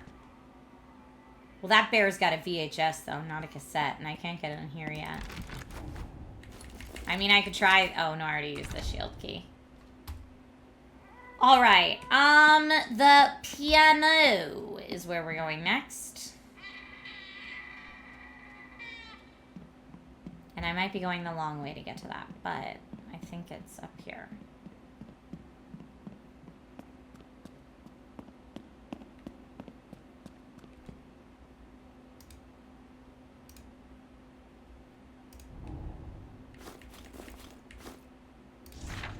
Ah ha ha. Okay. So let's do them in order. Eyeball. Arrow up. Oh, are some of them scratched off? I do see the arrow up. Oh, here's the eyeball. Little man with arms in the air. And then eyeball again. And then looks like little yoga person. Oh, it worked! And there's a cassette. Woo! We found a cassette tape. Let's go. Is it just playing itself now?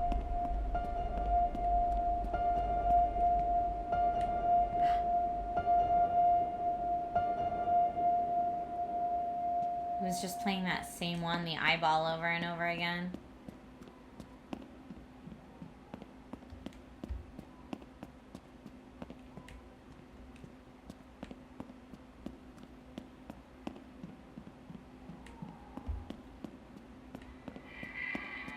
Uh-oh.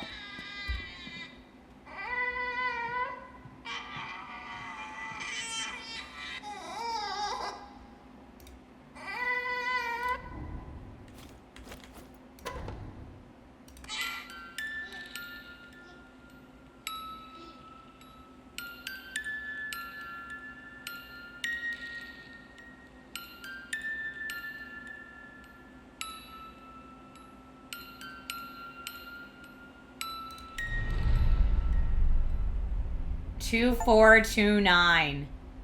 In blood. Terrifying.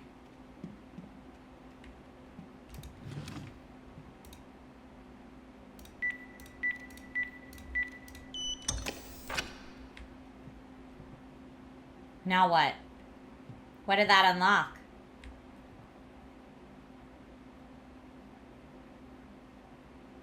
What did that unlock? It's green. So it unlocked something. But what? Oh, this is the safe. I gotta turn... I've never seen a safe handle that looked like that. Thank you, chat. The media flash drive and the courtyard key.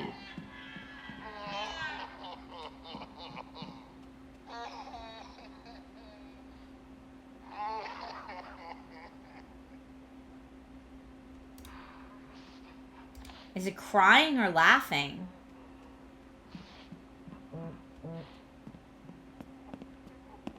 Oh.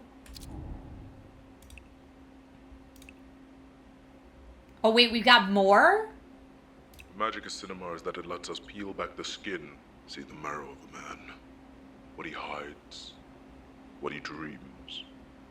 This kid, Vinny, they're throwing him at me like he's gold, but he's all surface, no weight. You got bones, Chase. I can feel them. You're the one I chose. You're the one I want to build. Willie can be yours. So take your shot. He had to go. My little angel, he was in the way. But him gone has given me so much more. See, sacrifice is needed in order to achieve greatness. Do you understand that? What it takes to be something real. You do, don't you? That hunger inside of you. You're like a son to me, Chase. You're like a son to me after you just told me that you killed your own son? I mean, I'm pretty sure that's what he said. Who's our new one? It says we still have one more.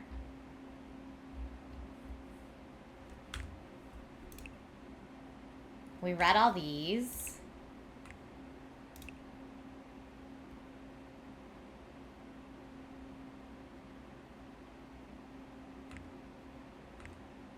Okay, I guess that was our one we didn't. We don't have anyone to call yet.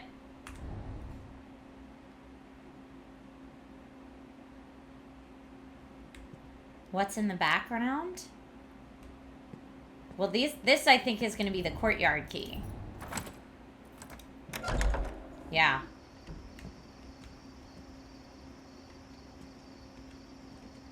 Which is great, because I'm going to go get that VHS.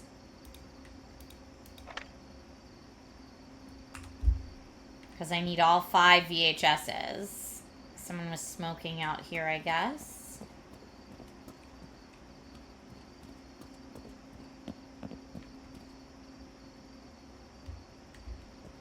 I mean, if we're a Chase at this point, don't you just run? Don't you realize you're like...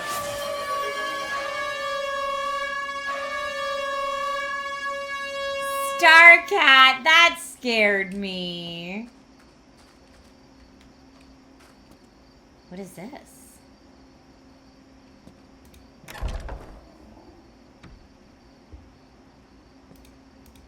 A whole different part of the house.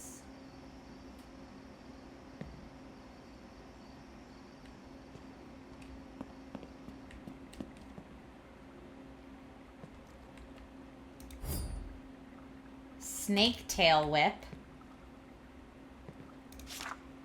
Meat, steam room, now. Is this the steam room? This is like his baths? Oh. Maybe we need something to go on there. We just don't know what yet.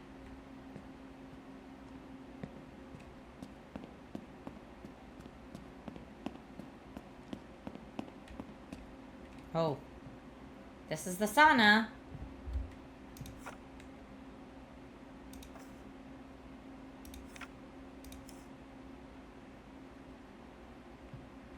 We can open the vents or not. I mean, I can make it real steamy in there. Maybe it'll, like, show something written on glass or something if I make it super steamy and close all the vents.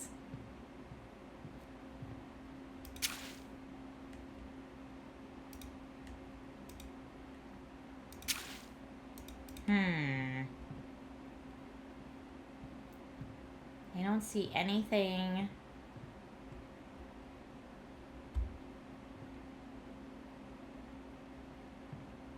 It's not letting me, like, put water on it unless that is the putting water on it. Oh, you're right. It would be weird if I didn't shut the door first. So scary, though. It's not raising the temp at all. Maybe I need to raise the temp first. Like, get the fire going. Because maybe the rocks aren't hot right now.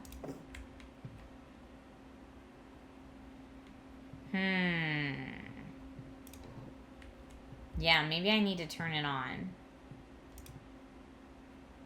Oh, I didn't realize we didn't open this one.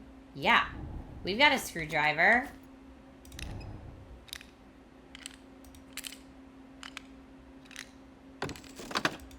Aha.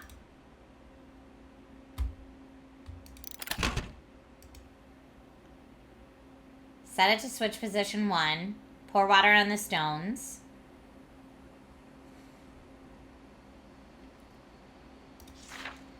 Duke likes it hot, I swear. Almost passed out when testing things. He says it has to be 185 degrees.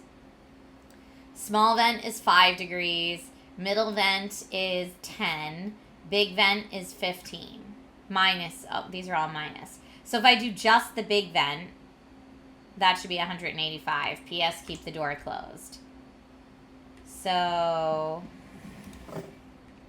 get the medium and small vents closed.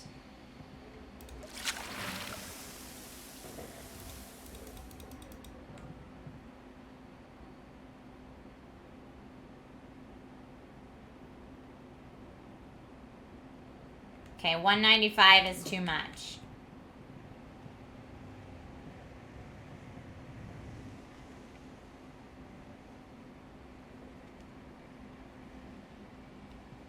It's now 185.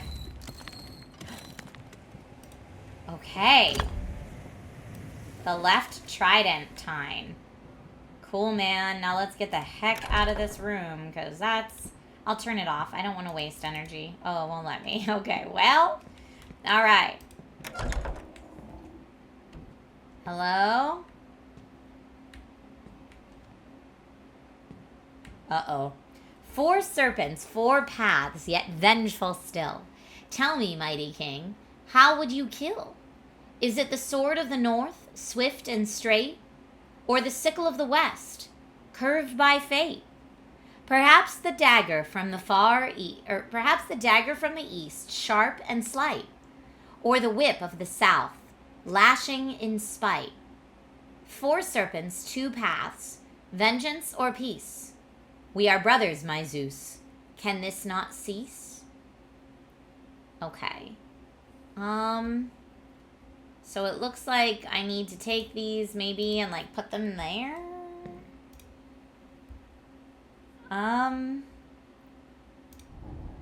Oh, but I guess I can't put these serpents in there yet. Maybe I need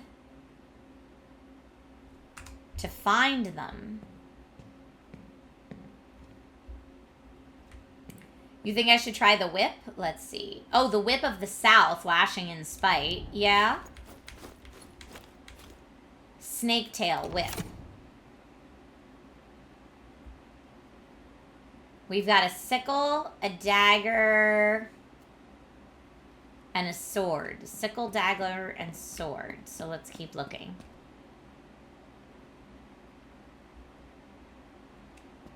Looks like he... Oh, in his Achilles tendon. That's the sword.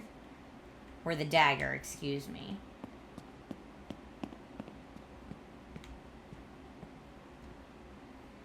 I mean, having your own sauna and pool like this is pretty stinking awesome.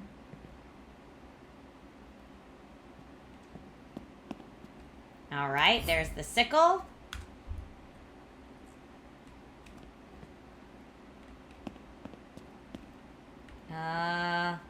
I could dive in the pool.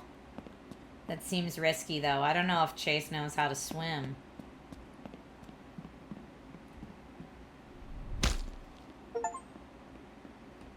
Oh, break a leg. Prepare to a dive. I guess it's, there's no water in the pool. All right, well, that's how we get the sword. Effing worked. Victoria Cross checks into rehab after devastating relapse. Victoria Cross is checked into Horizon Wellness Retreat following a destructive relapse that's left Hollywood buzzing.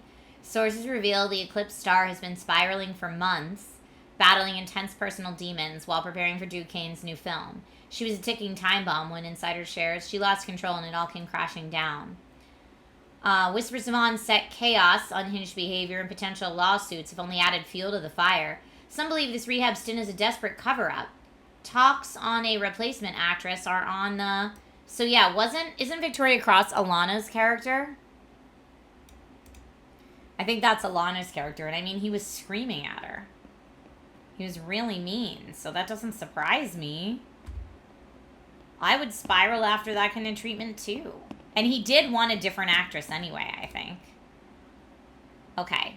Sickles to the west. Dagger from the east.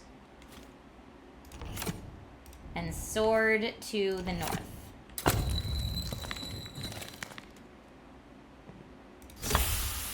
The middle tridentine. Oh, and now it's getting real steamy in here. Now that it's steamy.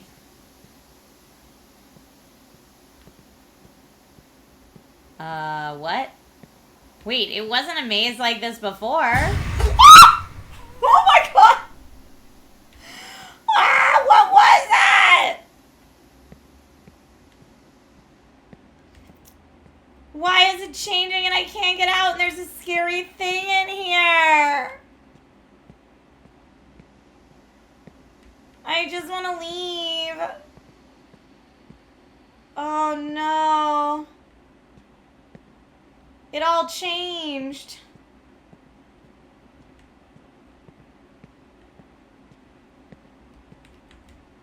I'm just following the right side. Eventually I'll get out.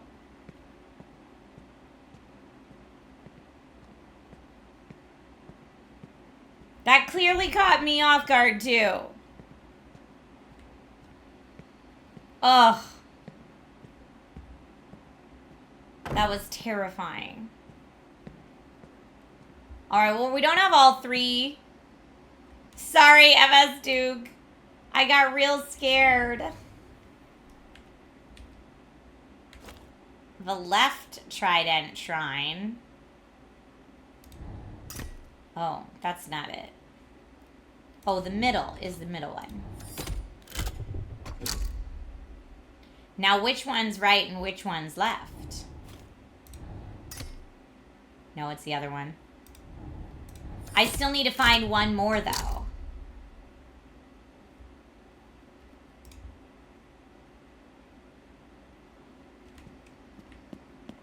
So we did the meet me in the steam room.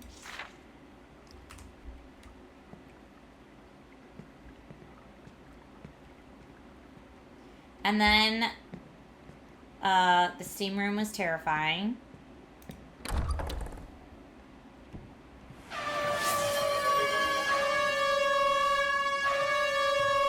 Divies, thank you. I was very scared. I don't want to go back in there. There's got to be another door. Here it is.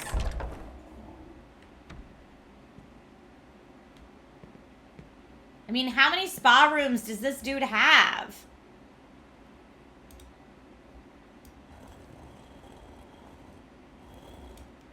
Is there another picture that looks like that we have to match? Because I don't know which way it's supposed to go. I can line up the sides, but I guess I could do it based on which way the hair is falling.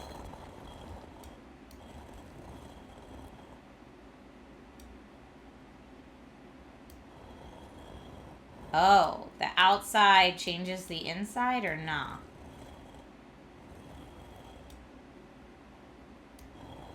So it changes everything inside it. Okay, so that looks right. Oh, it's just an orgy. No big deal.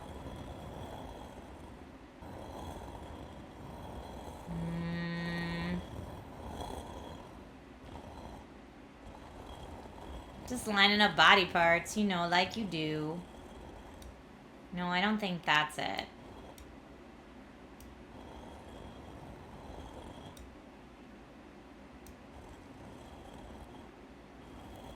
Okay, where's the back of this lady's head? Right, maybe here? No.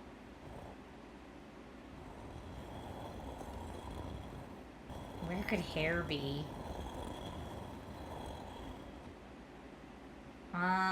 Okay, what else can I use to line this up? Maybe her hair is down here. No? Or maybe that's his hair. Gosh, I'm so confused. I could also try... They've got these blankets here. Let's try... Or these symbols could work too. That looks good. That looks good. All right. Woo!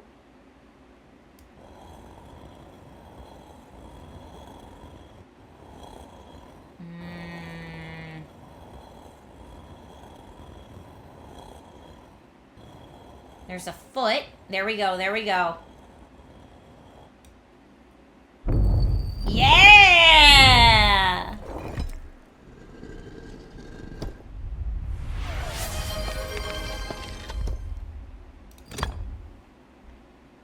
Okay, I found that.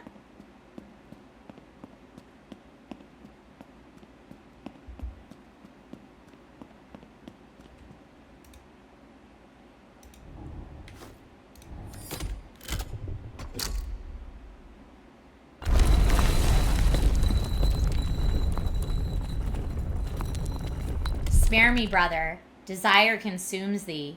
Thy mercy ebbs low, and there's stairs under there.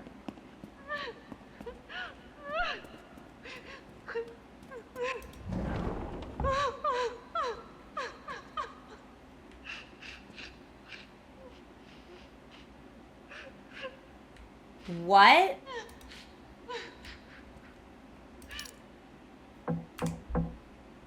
Excuse me, is someone knocking?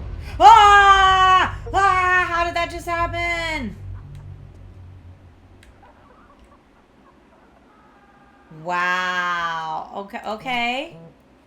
Victoria Cross, official complaint from Zara Good. I thought you'd want to see this before it gains traction. She's serious, Duke. I can try to slow things down if needed. Let me know what you need from me. Also, if there's any space on the last voyage, I'd love to be part in a bigger way. Zara Good. I like it when you look at me.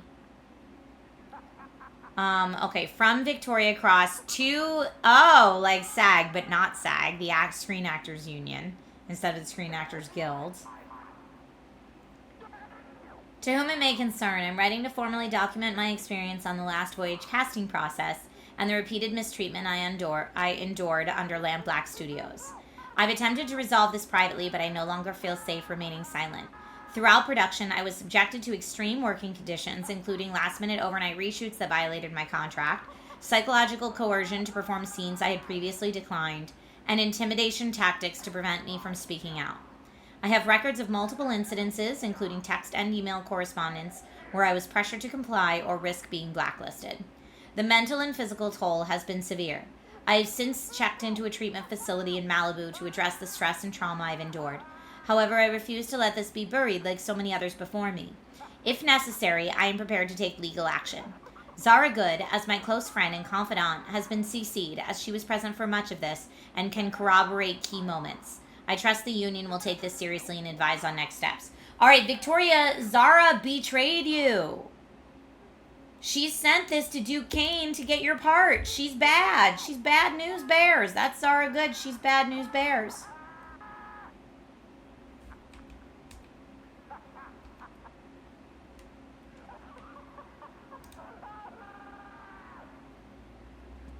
So Duke Kane clearly wanted to shut her up. I see the walls you build, Chase. He just texted us.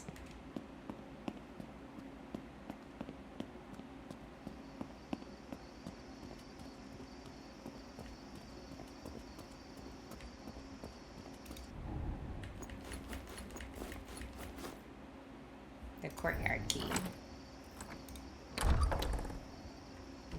And that gets me back in here. All right, well, we've got 2 new media files now. And I guess let's look at our phone.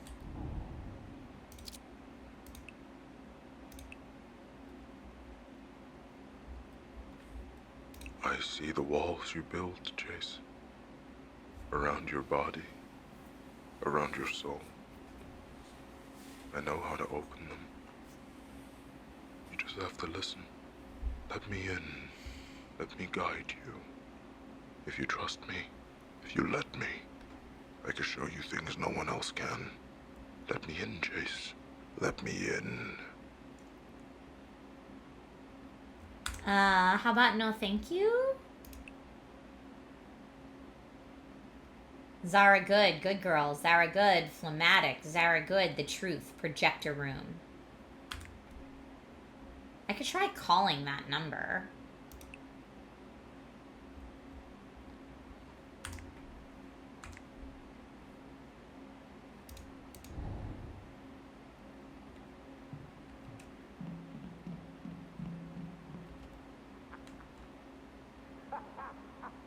I hear something. And this is where the mannequin was. And now it's just a life jacket.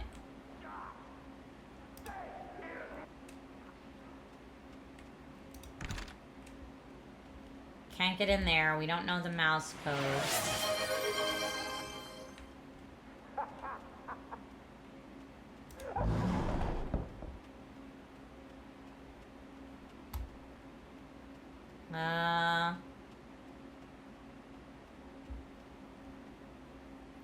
Okay, well, we've certainly discovered more things here.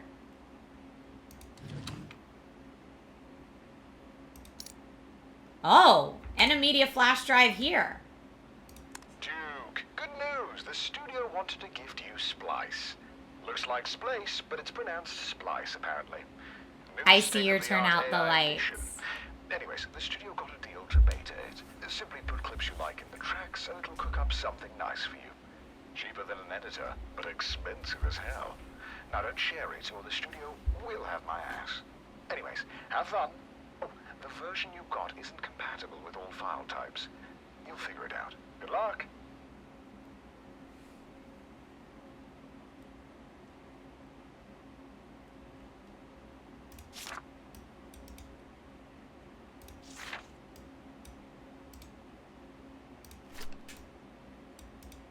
Yeah, that's Zara Good.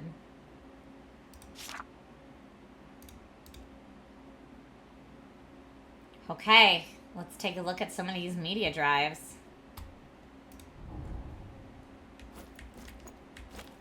We've got this one. Was that the only one? No, 1, 2, 3. Okay. We've got Blue Moon. Oh, so many things. I guess let's go watch Blue Moon.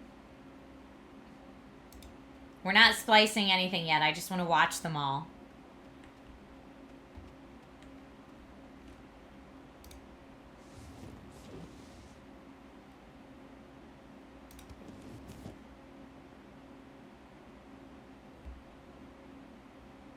Wait, I don't want to get up out of the chair.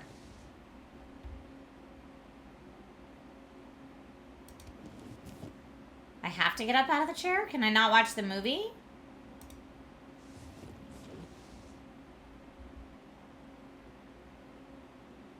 Oh, I didn't think I had a splice. I thought it was just its own thing.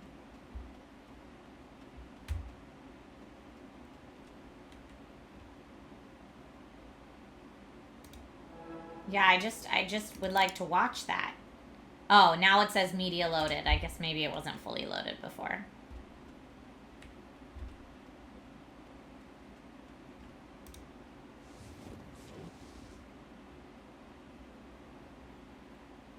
There we go.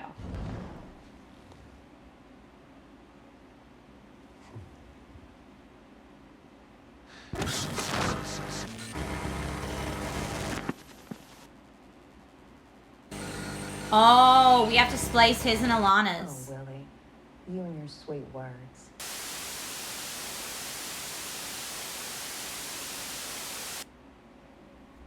I think we have to splice his and Alana's. Why did the door shut? I guess maybe the door always shuts when you watch the cinema. But before we do that, let me just watch all of them. C.L.L. Kane. Oh, this is the Leah Kane, maybe Duke Kane's wife, who's all sad about the baby. That's Jane Perry? Okay, thank you. I need to learn to say goodbye. Here in the stars, here in the sky. But when I close my eyes, This is the cassette. you stay with me. You stay with me. Little angel. Now. Little angel. Now. Little angel. Now. Little angel. Now. Okay.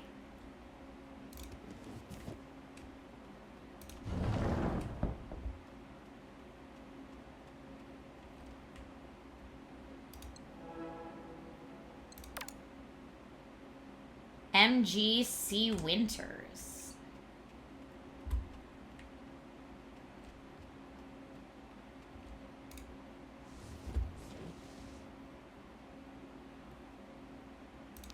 Duke, buddy! Hey, hope you're good.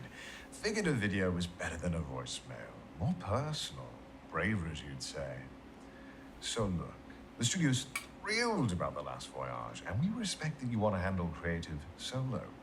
Writing, directing, editing, full house. That said, we think it's worth at least getting a director attached. At least, take one or two things off your plate. Frank Gardo is eager and available, and he's assured me he will play ball. I know you two have a history, but he's hungry, and he needs it more than you. He's good, really good, but he will listen. Now, Duke, this isn't about doubt. We know you're capable. You're a beast. It's just following what happened with Able-Bodied Man, your last film. It's just some people, the wrong people, need a little assurance. Financiers, sales agents. You know how it is. You know the dance. So yeah, talk to Frank, and then talk to me. And then talk to Frank again. Let me know, okay? Look, we're pumped for this, Duke. The Last Voyage, it's gonna be big. Oh, right, before I forget, Al Monroe's kid, Vinny, he's the one. That Chase guy? No. Too senile for it. Reeks of desperation through his slate, his read everything. Vinny's the move. The studio wants Vinny. Okay. Now we have to use the splice thing. So I guess maybe only the ones with the check marks can work for splice? I don't know.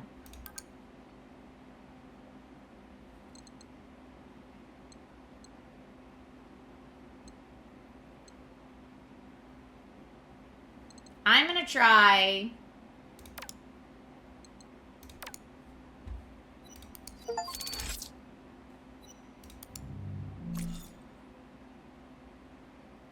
Okay, can I... Oh, I made a new video now, huh? If I go back to cinema... Star Power is my new movie that I made. Let's go see what that is. Oh, splice all the things. It will tell if it works. So maybe I'll just make all the things first while I'm here.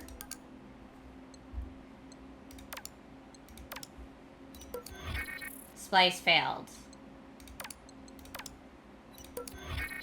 Splice failed.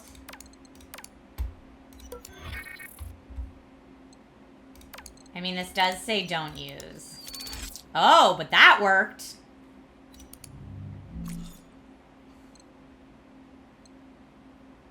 And then I guess I could try splicing these. But before I do that...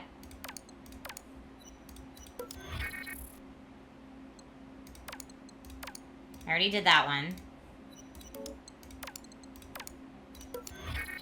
No.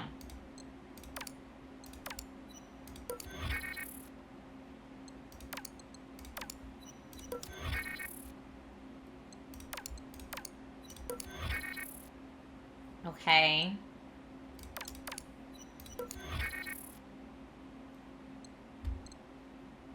All right, let's go look at the 2 new movies we've created.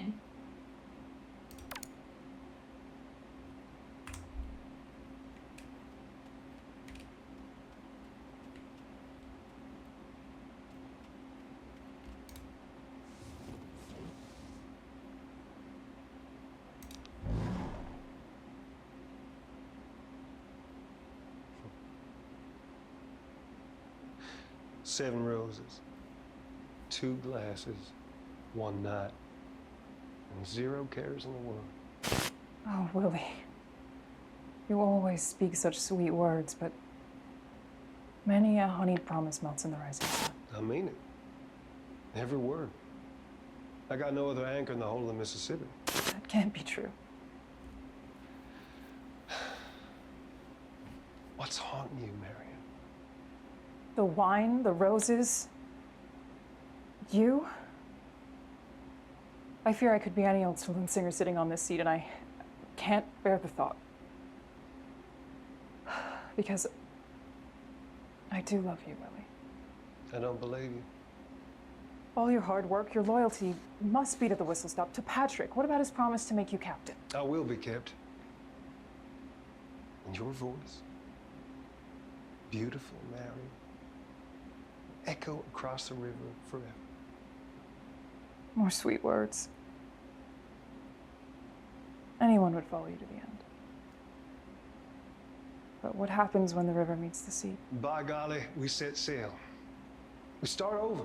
Atop the waves, we look at the horizon, and we never look back. Stop. Don't pull me under with talk like that. Just don't make a promise you can't keep. 7 roses, 2 glasses, 1 night, and 0 cares in the world.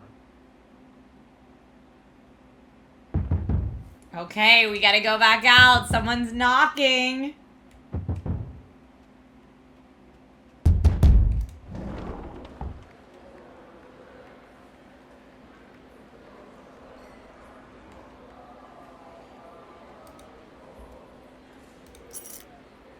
The painting key.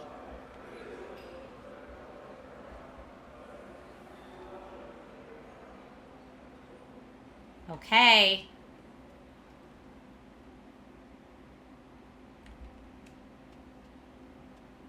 Should we watch? I feel like we should watch the other spliced video before we go to the painting room.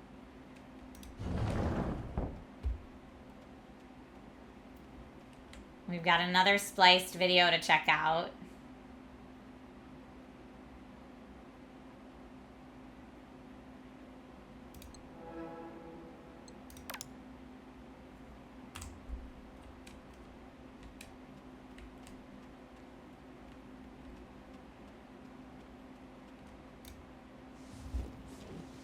Okay, let's see what we got.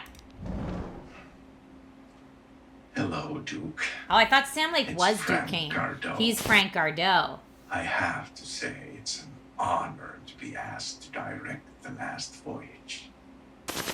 The script itself is a masterpiece, a raw, unflinching commentary on oppression. Just layers upon layers of subtext, so subtle, so nuanced. It almost seems accidental. Of course, that is the genius of a story like this. It doesn't just entertain, it forces the audience to confront the uncomfortable truths about themselves. What they would do when pushed by others or their desires. I know we don't see eye to eye. We are different. I'm the disruptor. You've built a legacy of telling stories the traditional way. Stories about strong men, decisive action, good old-fashioned heroics. But we are in an age of progress. It's new. We can explore flaws now, vulnerabilities, the systemic forces at play. Take Will, for instance. He's ambitious, sure, but what drives that ambition? Is it the desire to prove himself in a world that undervalues him? Or is it something darker? Or Marion? Oh, Marion. A woman navigating a man's world stripped of agency until she takes it back in the most spectacular fashion. And then there is Patrick, the captain of the ship, a man's man. You know, I thought it would be interesting to imply Patrick's homosexuality. You see, this is what excites me about this project. It's not just a story, it's a reflection, a mirror held up to us and forcing us to ask ourselves, what part is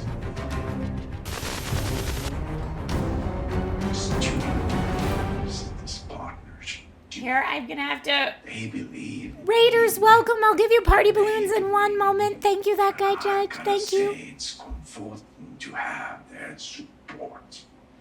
After all, we both know how This is a long video. it is to have the I have right party balloons for the Raiders. your corner. So here, to new beginnings, to collaboration, to creating something real, to something that will resonate. As soon as this for is the video's over, Beaver Raid, I got you. Thank you.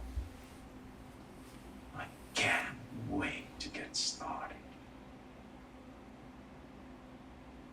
Okay. Hey, we gotta welcome some Raiders. I'm sorry the lights are out. We're playing a spoopy game. So it's very spoopy in here. Welcome. These party balloons are for you. Hi, everybody. My name is Trisha, and I normally get to talk about tech and video games and toys and collectibles on camera for a living. On the days I'm not on set doing that, you'll find me here on Twitch streaming and having a good time. Chat had recommended that I play Dead Take. I see Guy Judge, thank you so much for the raid. I see you in chat saying, I hope you're having a good stream. I've been wondering about this game. So I played it in 2 short bursts, and now I'm trying to like home run to the finish line today.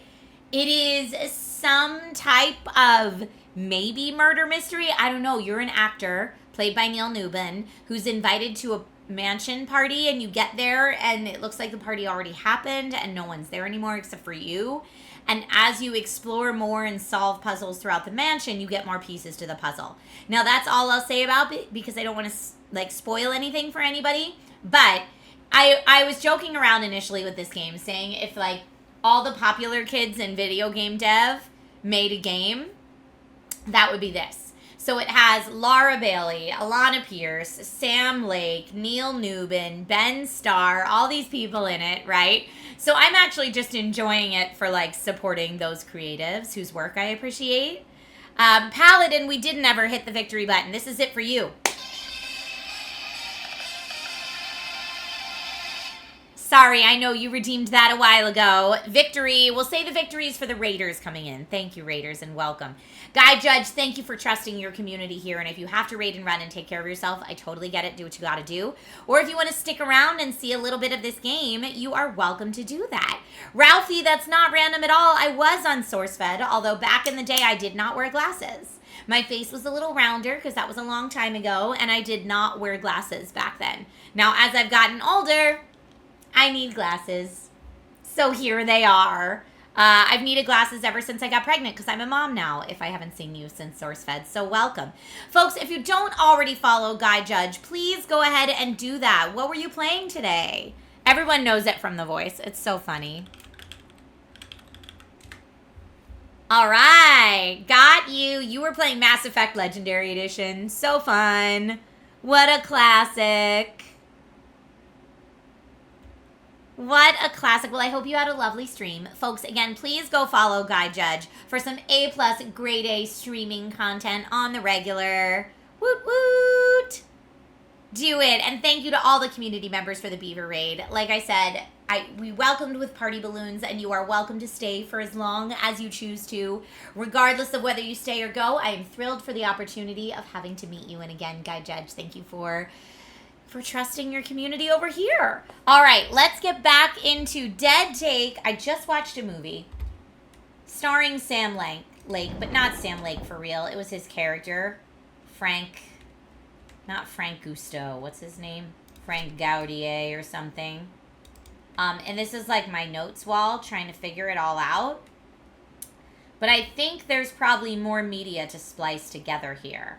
So let's go back to our splice, because obviously this needs to be spliced with something. Maybe that and that? Splice failed. That, this one, and that one maybe? I just have to try them all. No? So when I'm splicing the footage together, I can potentially make a new movie. Maybe we don't have the video that this goes with yet. No. Okay. And what if we want to splice Star Power with that one? No. Star Power with this one. I'm really intrigued by whatever's going to go with CL Alkane. I will also say, because this is a trigger for me, and I want to warn everybody else that this is in this game, they're at least implying so far that there was some type of murder potentially involving an infant. So I want to let everybody know in case that's a trigger for you. Bad things happening to kids is really hard for me as a parent. So I get it. It's your first playthrough. You're on 3 now. Nice. That's awesome.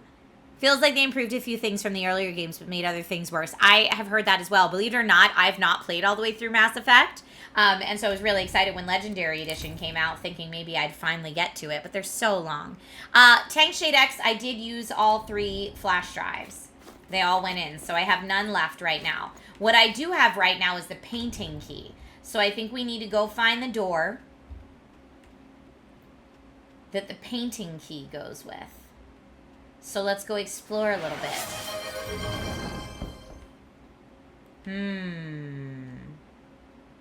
Oh, painting key.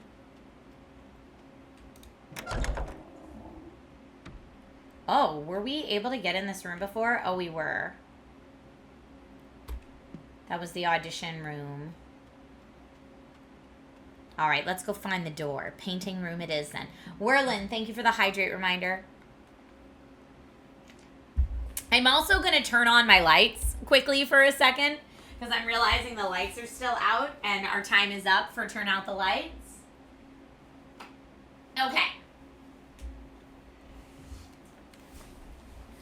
Lurkers are always welcome on this channel, by the way. Lurk away.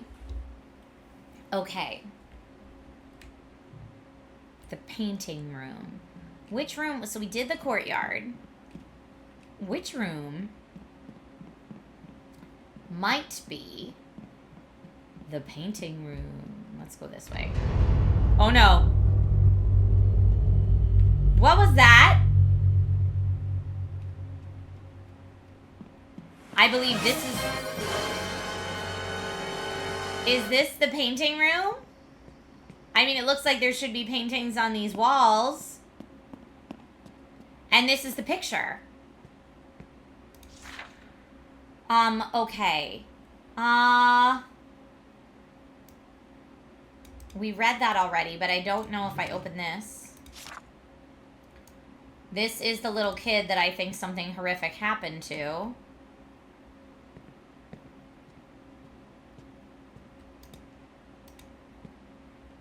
And these are pictures of,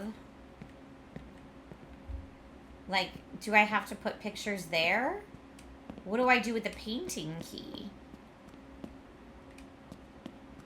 There's nothing to unlock here.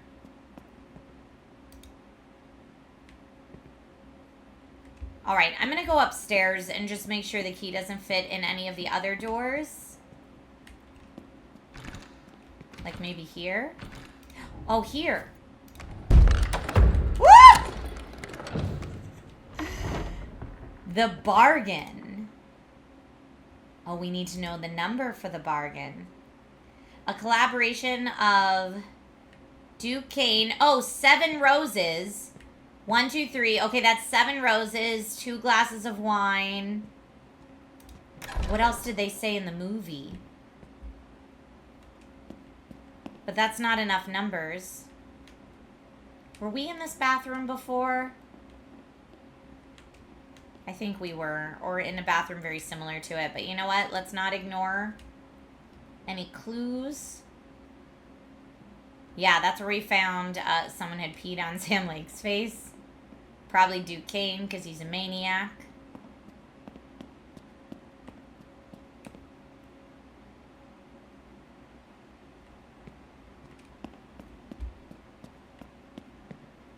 One night, 0 cares. That's what they said. So maybe it's 7. I think it was 3 glasses of wine. 1 night, 0 cares. Let's try that. That doesn't seem to be it.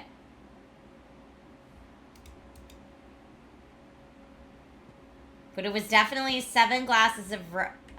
Maybe it was 2 glasses of wine. Yes, it was. The Dreamer. In a chamber most meager, Felix Faust doth stir in the early pale light of a coming day. His heart is burdened with want, for he doth yearn for renown. Yet lo, the gates of fortune are presented in darker eyes and darker intent. Thank you for the air horn, Jushi. At the foot of the bed standeth Lou Cipher, a lord of deals cloaked in silken guile. Take thee but a scratch of the quill, and stardom shall be thine. With trembling hands Felix drowns in the longing as he scratches his mark. The ink dries, the stars tremble. Maybe Duke Kane sold his soul to the devil. Okay, so that was the Dreamer. The Rising Star. The star holds brightly as the crowds do look up to him so. Felix's life hangs in glory, his visage adorneth the banners of the hills. His name is written light upon great marquees. His hands imprinted in the stone across which 1,000 feet pass. Yet in the mirth of revelry, unseen strings pull steadily tighter. He is a bardic king, aye, but not of his own making. Or maybe Neil Newbin's character Chase is the one selling his soul to the devil, and the devil's being Kane. Price and illusion. The lamps of the Faust Hall are lit as the star begins to fade, and the lonely soul stands in his hall of mirrors, infinite yet hollow. Every choice he has made is an illusion. Each road is barred. Whene'er he doth question, poisoned honey sets him in his place once again. Lo, his visions, once as rich as the painter's stroke, are made dull, fashioned by hunger. I am no mere jester, mine art is mine own, he doth cry. But Lou, with a serpent's grin, merely whispereth, Didst thou not read the terms, my sweet? No art is yours to claim, for it belongs to mine and mine alone. The final curtain. The bell striketh at the darkest hour, a knock, Another, once more. Thrice doth a knocking come. The contract is called due. The dream of greatness is dim as the curtains fall. Felix Faust, once a prince of a screen most silver, is but a whisper on the wind, a dreamer no more as he descends into the heart most final. But behold, ere the sun doth rise anew, and another hapless soul stands ready, the wheel turning evermore by the hand of Lou's cipher. And that is the end. Any of the pics one of the paintings?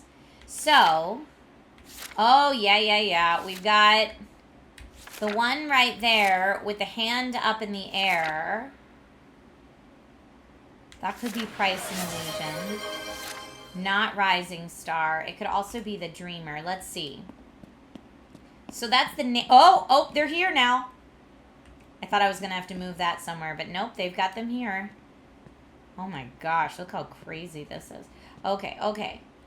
The Rising Star is the second one. The Dreamer should be the first one. Yes.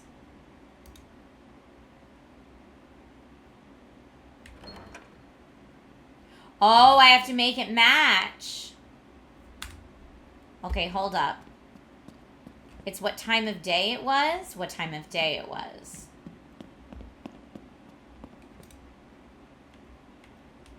Oh, it doesn't have a time of day.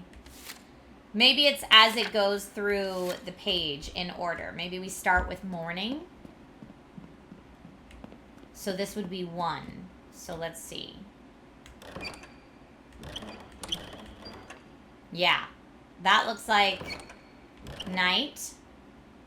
Is that sunrise or sunset? That looks like sunrise more than sunset to me. Thank you for the hydrate reminder.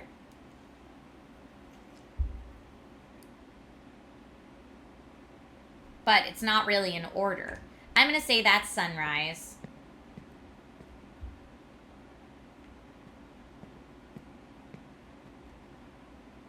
The Rising Star would be midday. Price and Illusion would be the third one. And then the final curtain would be night, is my guess.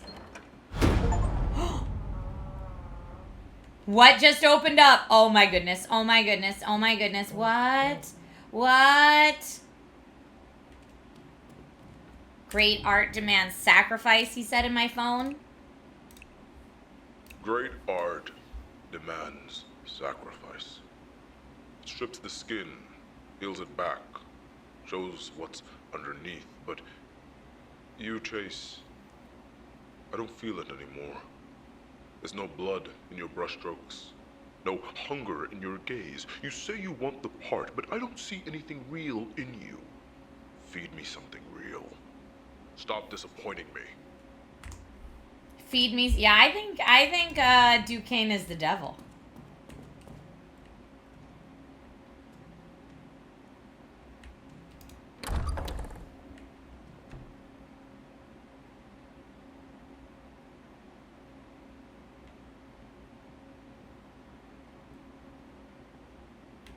Okay.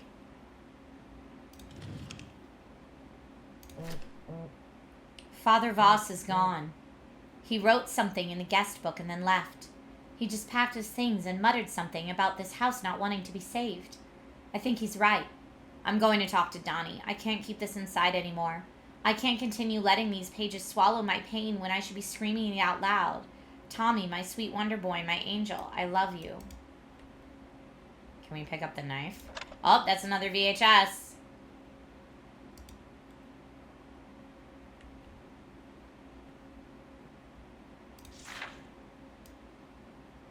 I can't find this. What, like happiness? I can't find happiness?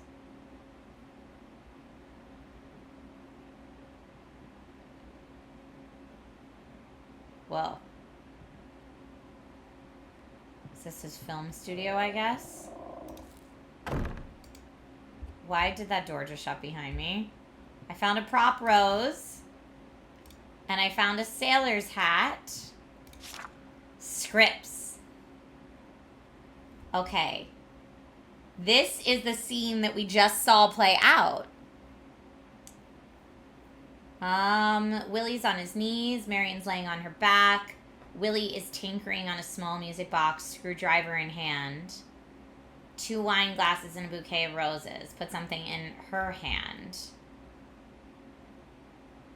So we need to give her the rose. 7 roses, 2 glasses. 1 night with 0 care in the world. You and your sweet words. A gun, how obvious. Something more romantic. This is awful. What do I pay you for? He's the captain. Okay, so the hat goes on him. What's haunting you, Marion? This line, used in trailers. We see in the background Patrick, the steamboat's captain. He stands holding a gun in his hand. He wears upon his head a hat of one of the shipmates. So Patrick is the one who wears the hat, not Willie. He's in disguise. That's take 1. So I guess... Oh boy. Oh, change the poses. So if he is the one... Oh, I don't want to change his pose, actually.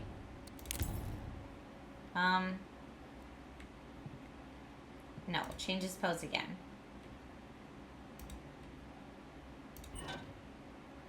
He's sneaking, right? I think he was sneaking. And then I think I'm supposed to put the hat on him. Maybe I can't. Oh, place prop. Hat. Okay, so yeah, take 1. Oh, he stands holding a gun in his hand. Okay, he's standing. I should make him standing again.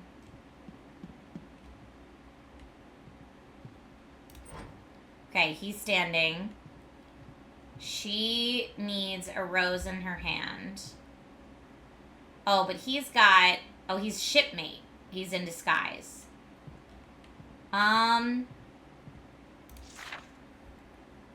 Willie's on his knees. Marion's lying on her back.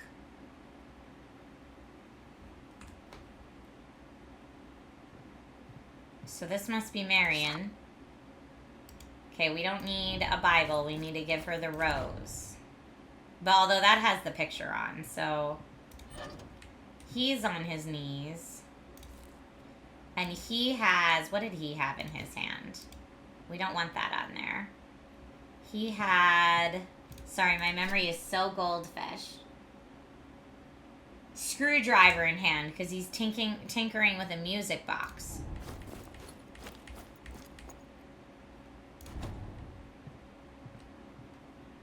And we're going to get rid of that hat.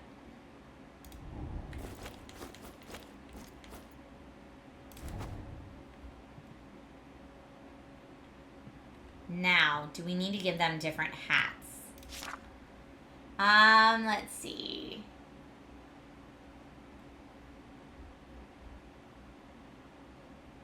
Willie might need the cowboy hat. Let's see what scene 2 says. I said no to Dawn. Why is this back? Not standing. So do I need to go through all of these or just the first one? I don't know. Bye, jokester. Okay, let's do take 1. I am worried that he might need a cowboy hat. But you know what? They didn't say it. Let's just try this.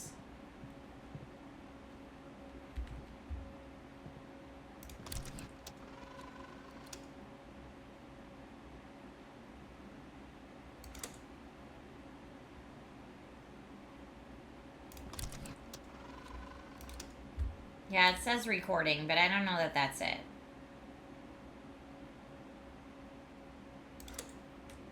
Also, who's this actor who plays Patrick?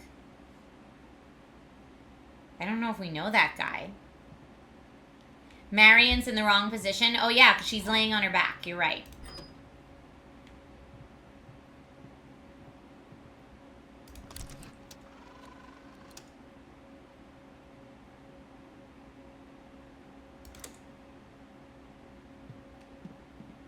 Now did that.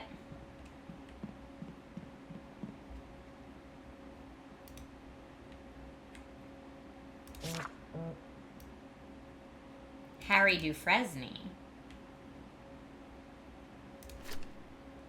The Last Voyage.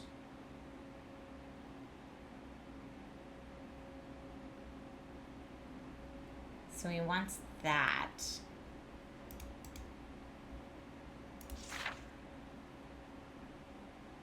Rehearsal. Dining hall converted set. Director wants the film to only feature close-ups of number 1. I wonder if I can move the...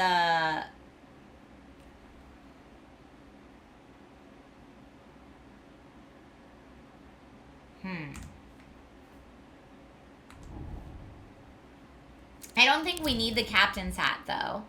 Because it said he's wearing the hat of a shipmate, not a captain. So he's got the shipmate's hat on. Unless she's supposed to have that on, you think?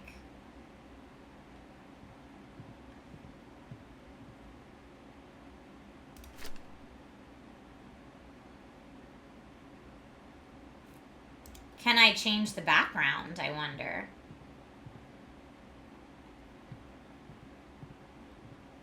I can change their poses, but that's it. Or I guess I could, like, move this for close-ups.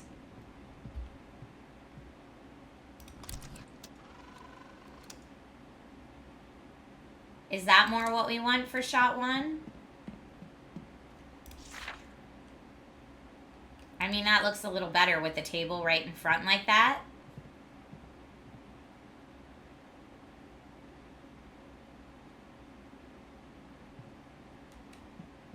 Alright, I'm also going to go upstairs and see...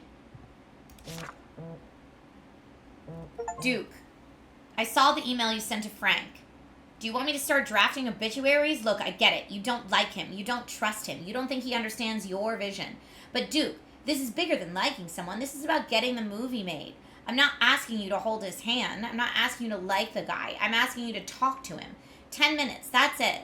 Let him get his pitch in, let him feel like he's part of this, and then walk away knowing you played the game the way it needed to be played. Because right now, Duke, you're making enemies, and not the good kind. Just take the dang meeting, please, Carlisle. Let's see what's upstairs.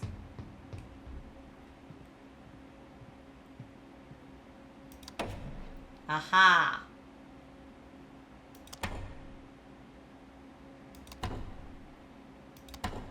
So those are our only 2 options. I do think shot 1 is supposed to be the exterior of the ship. I know I'm getting a lot of phone messages.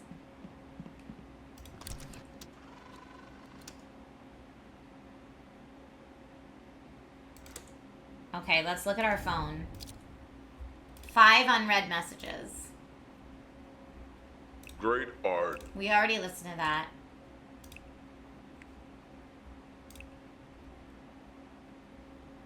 Harry Dufresne, melancholic. Frank Gardot begged for me. The truth, projector room.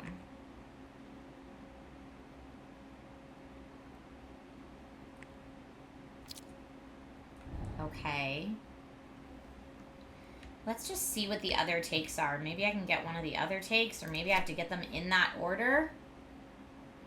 Not standing. Willie is stood as Marion is seated with her legs crossed, holding a book. Willie is tinkering on a small music box. Oh, but this is outside in the Garden of Freedom. Same lines, but then here's the captain's hat.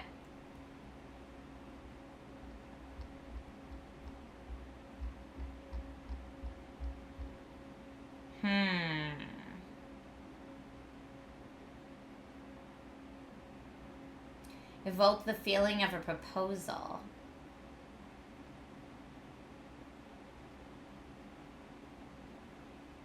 So I guess we could try the next one. Because I think we got this one now, but let me...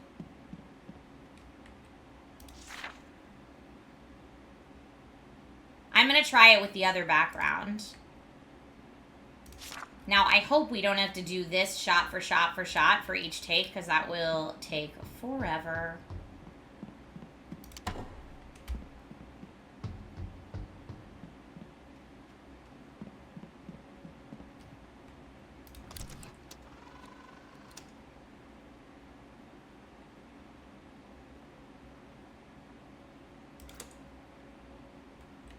Okay.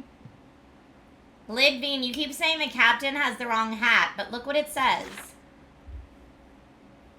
Patrick, the steamboat's captain. He wears upon his head the hat of one of his shipmates. He's in disguise. So that wouldn't be the captain's hat. It would be the shipmate hat, which is what he's wearing. I'm happy to switch it if you think I'm wrong, but I feel like it's pretty clear.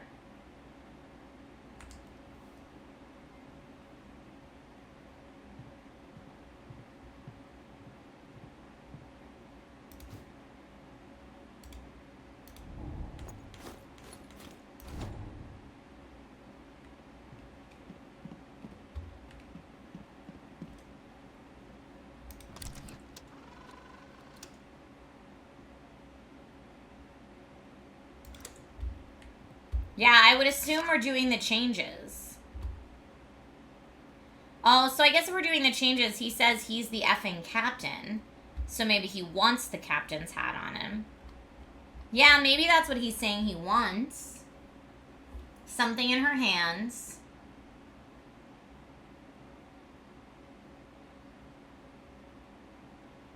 Alright, let me try putting it back on the ship then, instead of outside. He is holding the gun. He's got the gun right there.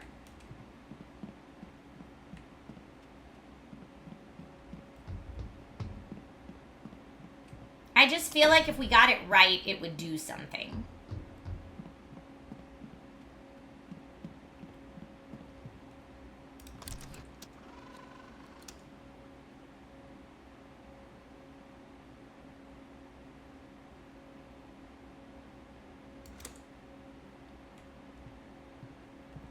No, we know that Neil's character is playing Willie. All right, let's try the second one.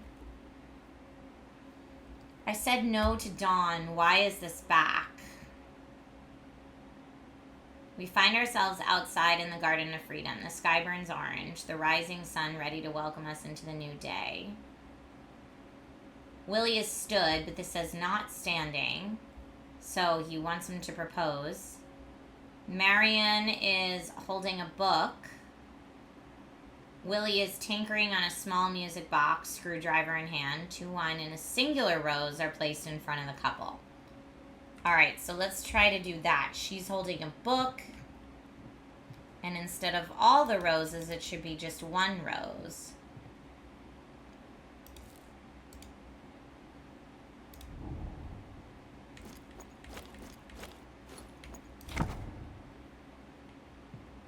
Can I pick up these roses, though? I don't know if I can.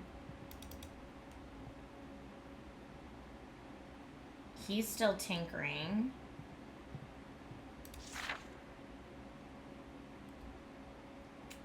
Oh, no, not singular rose. Okay, so it's fixed there. Sorry.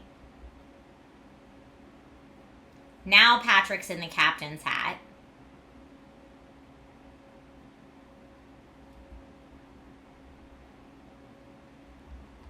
So that should be that.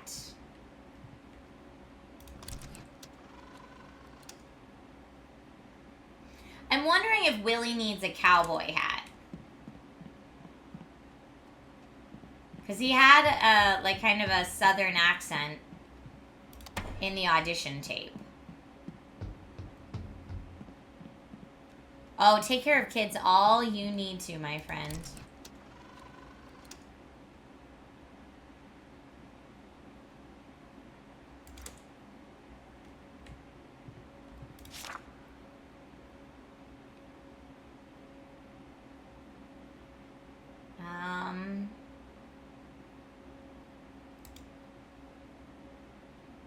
Feeling of a proposal wouldn't necessarily be screwdriver, but it did say screwdriver in hand, didn't it?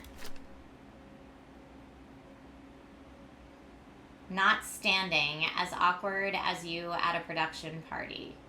I want to evoke the feeling of a proposal. So not standing. That's what I feel like, on his knees.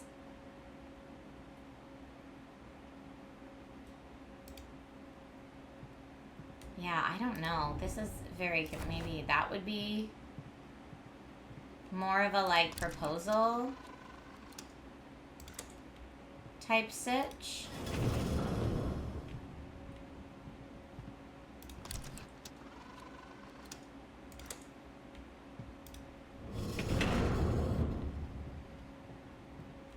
I thought I needed to do one at a time. You're saying just go look at the third one, like get all the changes in one? Maybe it only matters if we get the third take right. Maybe I should have just gone right to that one.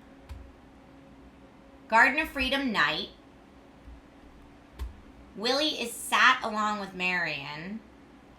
Willie is tinkering on a small music box, screwdriver in hand. A bouquet of roses and a book are placed in front of the couple. So bouquet of roses is already there. He's got to have the screwdriver in hand, but he's not sat, so I don't know what he's doing. She's an intellectual and religious. Patrick is not on his knees. Slow zoom here, make her look good.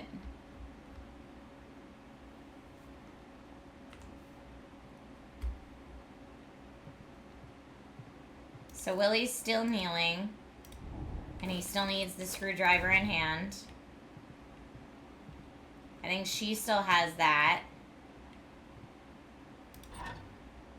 He's not laying.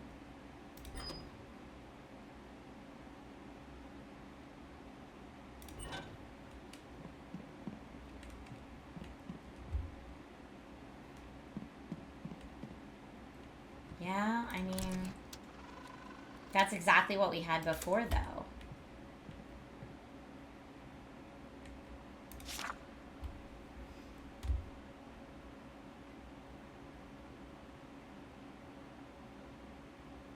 Willie is with Marion. Willie's tinkering, screwdriver in hand. The F is Marion doing. She's an intellectual. So maybe she's got to be in a different position.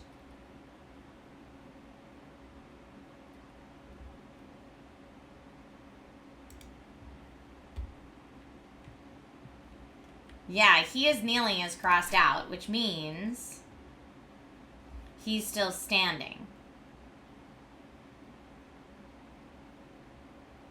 Willie's not standing. He is standing. Marion's holding a book, not seated with her legs crossed. I feel like this has to be it. And then this tells us what position it has to be from, which is over from that side. We don't want this side. We don't want the middle. He wants this side, which is where we've got it currently.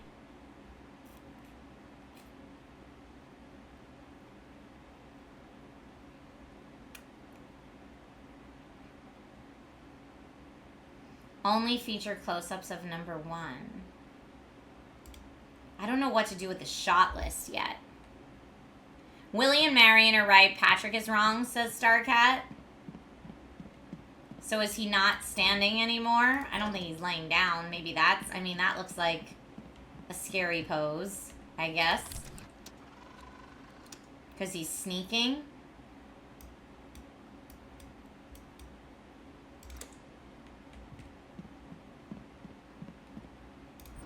But those are our only options. Standing, prop in hand. Well, that's what we had. Before he was standing, prop in hand. And he's got the captain's hat on. Although I guess he did say dial it back. So do we not do the captain's hat? Maybe no hat. Maybe no hat.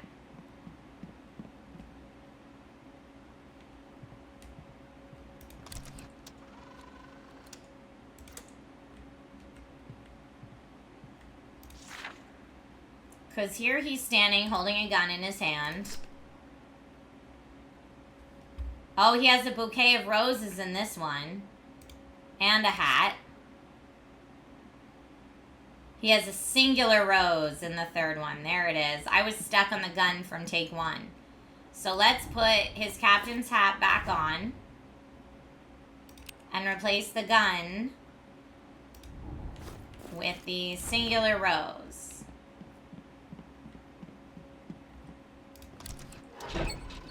Oh!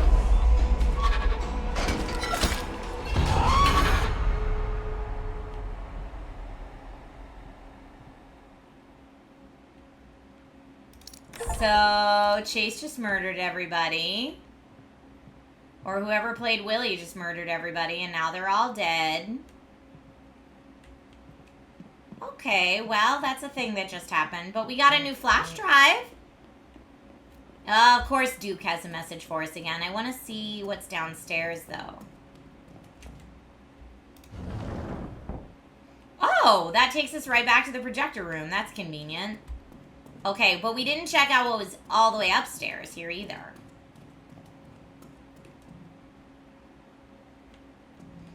Oh yeah, those mannequin faces did look super messed up. Okay, we can't get in there yet.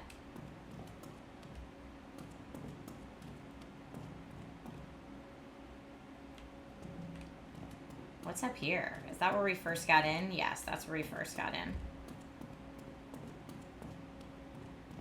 Okay.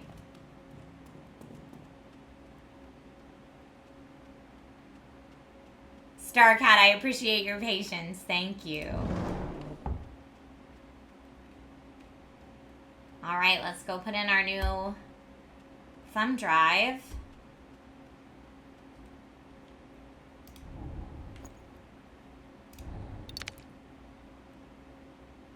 Yellow belly.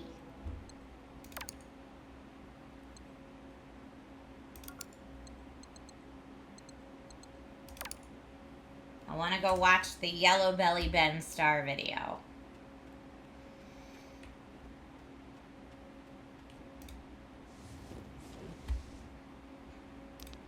Wow, that's a nice place. You look delicious. No, you look delicious. No, stop. Come on. Vinny, it's so good to have you back home. Well, it's great to be back, right? Thank you for sitting with me today. It feels like you're everywhere right now. Your face is on billboards, you've got projects lined up. What's it like being the next big thing? It's wild.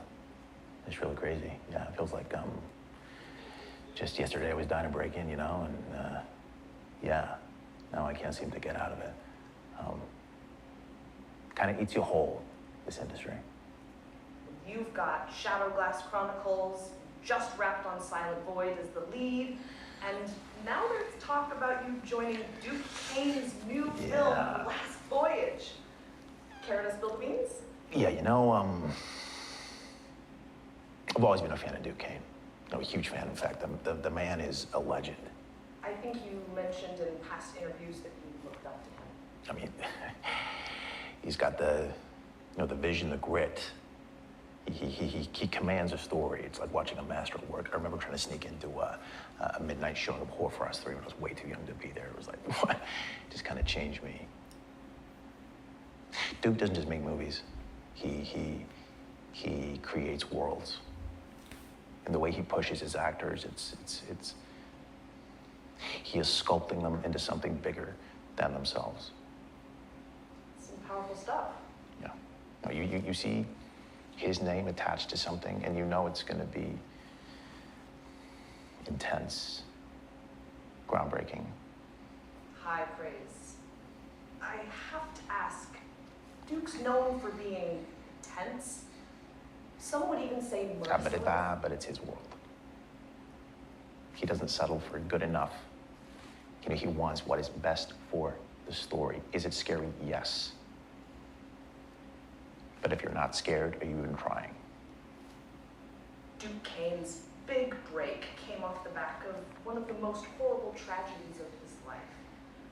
Are you one of those artists who believe that all great art comes from agony? I would say, if there is anyone deserving of greatness, it is someone who has gone through as much pain as he has. Absolutely. Yeah, and I'm not to imply that you have to lose a kid or something in order to be great. Oh, no. You know? No. Of course.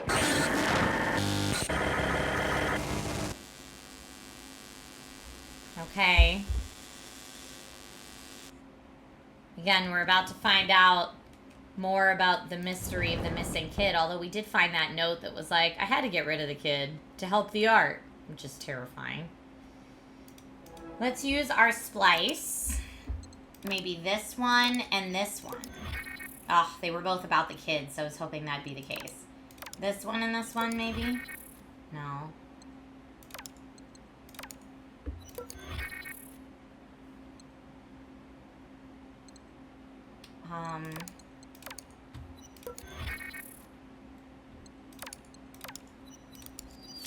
Ooh!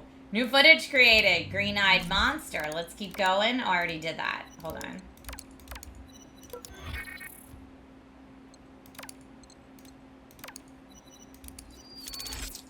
Okay, new footage created. We've got 2 more new videos to watch. And potentially splice. Let's go watch it.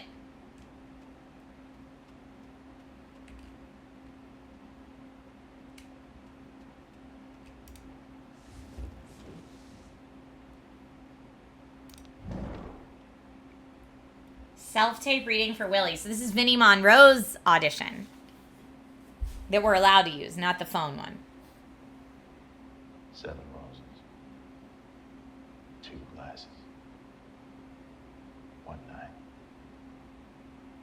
and 0 cares in the world. Your sweet words. But many a honeyed promise melts in the rising sun. I mean it, Mary. Are you gonna do it like that? What? Making a fucking face. What face? Every time I say anything, you're like, Sorry. can you just not do it? No, I'm sorry. Honestly, it's making me so I'm fucking sorry, angry. I'm doing it on purpose. We need to splice this with the Alana tape. Every time I gotta fucking hate you. God, shut the fuck. I thought it was really No, don't even fucking, just do the fucking lines. You're trying to fuck up my career? Answer the fucking question! Are you trying to fuck up my career? No, I'm not trying. No, good. Jesus fucking Christ.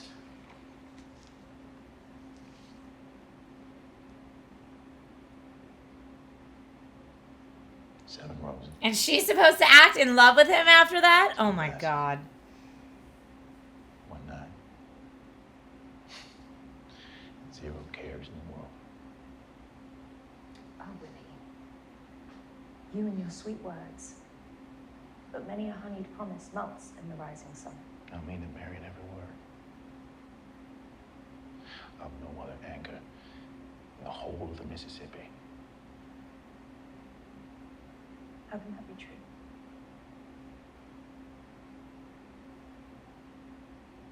What's haunting you, Mary? All of this. The roses, the wine, you. I fear it might be any old saloon singer in my seat, and I can't bear the thought. Because I do love you. I don't believe. All your hard work. Your loyalty must be to Whistle-Stop, to Patrick. What about his promise to make you captain? I will be captain. And your voice, beautiful Marion, will echo across the river forever. Oh, sweetheart. Anyone would follow you to the end. But what happens when the river meets the sea? My God, we set sail. We start over atop the waves. Stop. You'll pull me under the top right now. Just... Please don't make me promise you can't. 7 roses. 2 glasses. I heard the knocking. 1 night. And 0 cares in the world.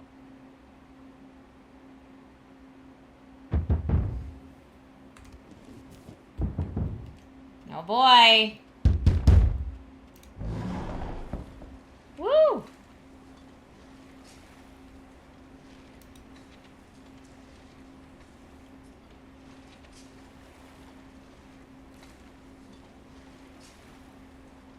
Okay.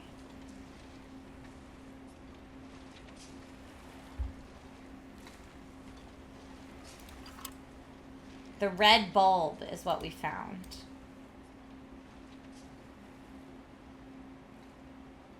Why is this flashing?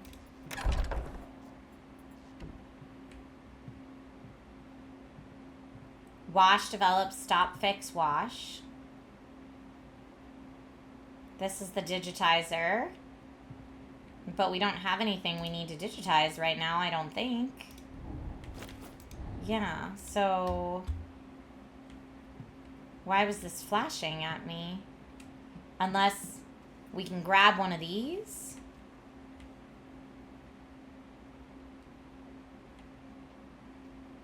I don't think we can.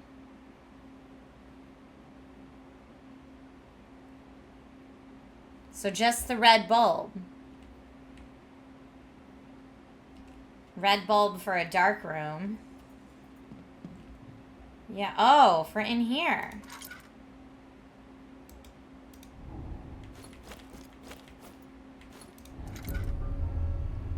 Whoa, it all changed. Okay, now I do think I need to have read those instructions about what comes next. Here. These are the solutions we're using for film development. They're set up at each station. Develop, stop, wash, just use water. Following Mr. Kane's mandate, we've replaced the hydroquinone with phenadrone. Something about making it real, whatever, I don't care. Digitizer won't read film developed in any other way. You've been warned. Okay, I am going to take a picture of this. Because I feel like we're going to need that. And I'm going to take a picture of this. I'm going to back up a little bit, though.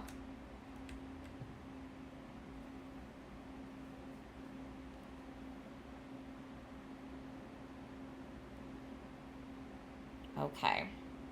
So wash is the first step.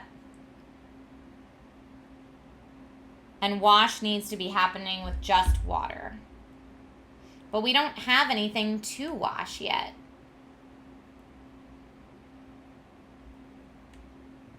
Like, where's the film we're supposed to develop?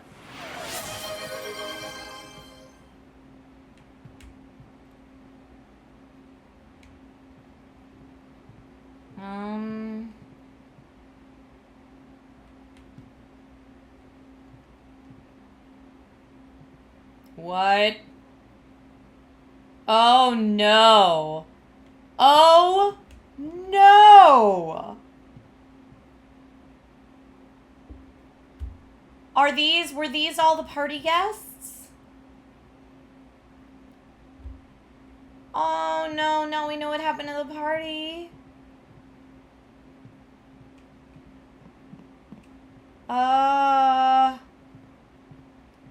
Approved chemicals to use in the development process. Okay, this is our little cheat sheet.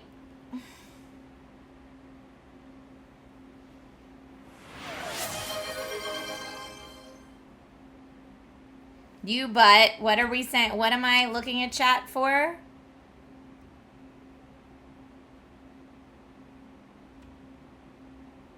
I missed the room with no bulb. What do you mean I missed the room with no bulb? I'm in a room. And it's the room with the red bulb. And now I'm discovering what's happening there. Approved. I'll take a picture of this too, I guess.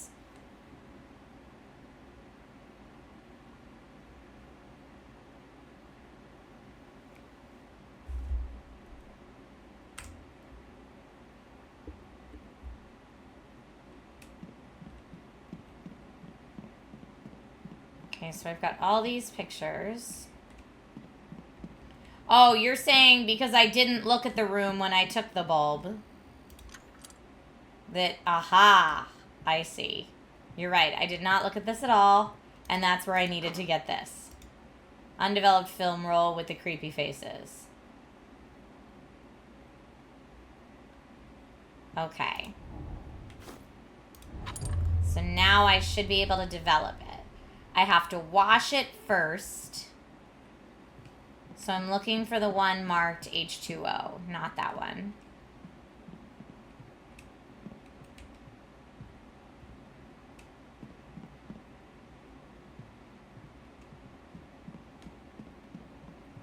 Not that one.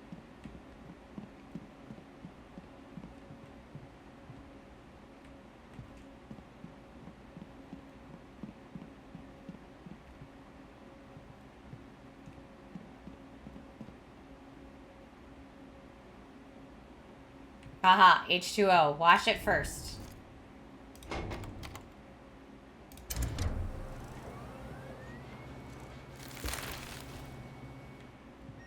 Okay. It has been washed. Okay, next, let me look at my little cheat sheet over here. Wash first, then develop, then stop. Okay, wash, develop, stop. Develop is the phenidone. Phenidone is the pink one, C9H10N2O.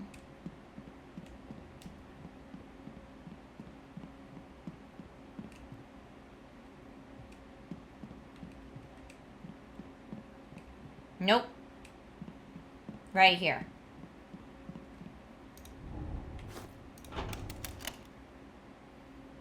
And then it says, for our steps, that's develop, stop, fix, and wash again. Develop, stop, fix, and wash again. I just want to make sure I have...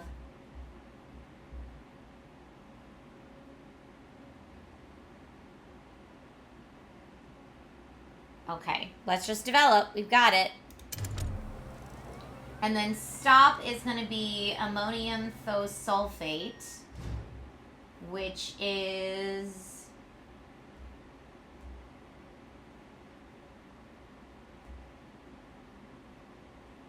the red one, NH4. The red one that starts with NH4 is next. Here we go, this one. I heard a scary noise. Anyone moving?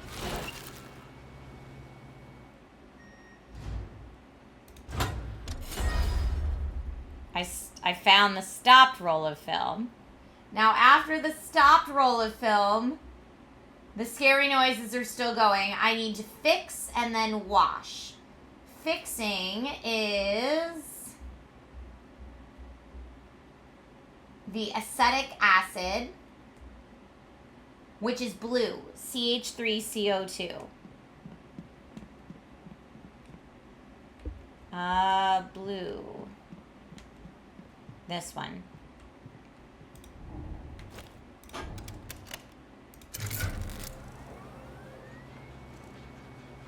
Bye, Chicago. It does sound like something's moving, doesn't it? Doesn't it? I found the fixed roll of film. And now we gotta wash again, right? After fix, it's just wash again, which is water in the back. Oh. Was that blocked off like that before? Okay. I guess so.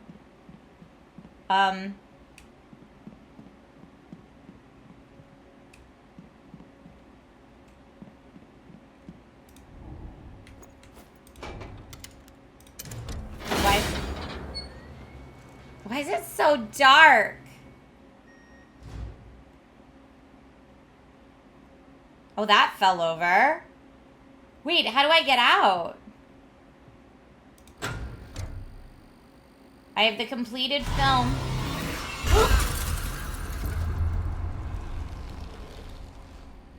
Okay, what? So a mannequin captured me and brought me to the digitizer room. Completed film. This is 100% deal with the devil stuff.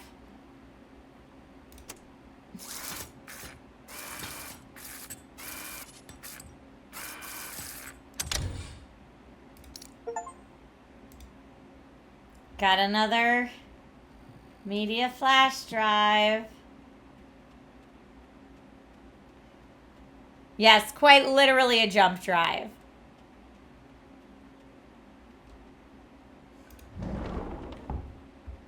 Okay, what the heck is on this movie film?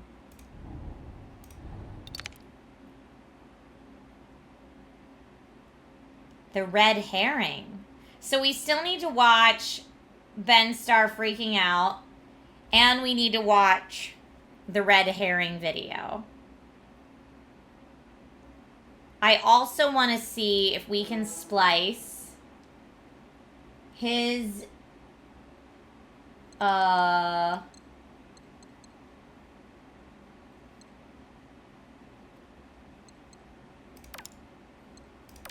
one with that one. No, not those two. Hold on.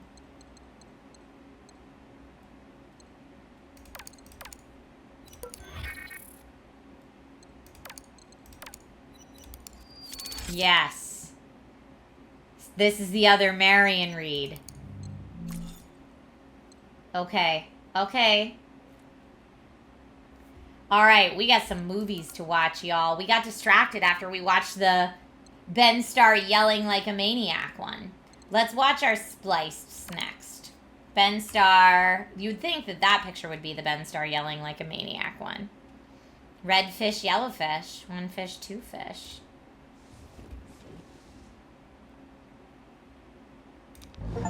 Hi. I'm Vinny Monroe. I live in Los Angeles. I'm 5'10", and I am auditioning for a Duke Kane film, which is crazy. Excited. Really excited. Okay.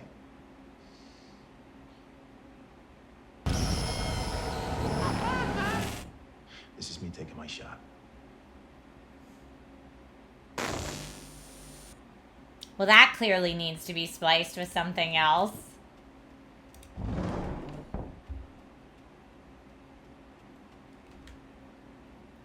Okay, let's watch Laura Bailey do her thing. Splice all the things. I will try to splice all the things. I just want to watch what we have before I start to forget even what's up. Okay, and we're rolling. So this is going to be for our socials. It's just quick fire questions, no big deal. Okay. Are you ready? Yes. Okay. So, where do you go to access your rage? My rage? Yeah. I don't know. I think for me, it's a matter of tapping into that feeling, you know, where you feel like your voice doesn't matter and you realize that you're the only one who will fight.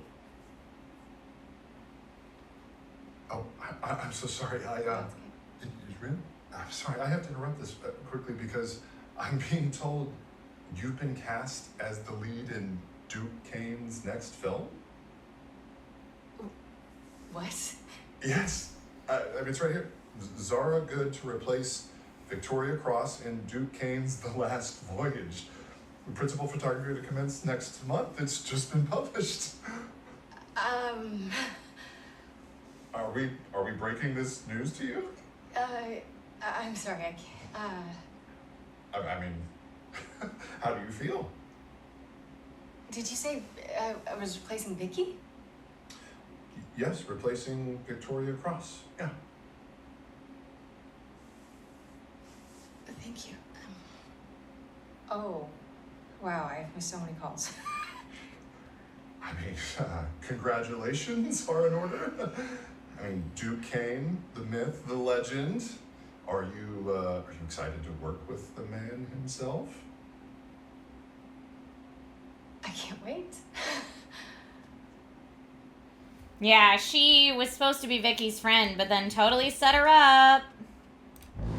Okay, let's see what else we got. Now, you guys were saying on the cork board, it will tell me maybe who to splice with who. Kind of. Because that's the splice symbol in the middle there.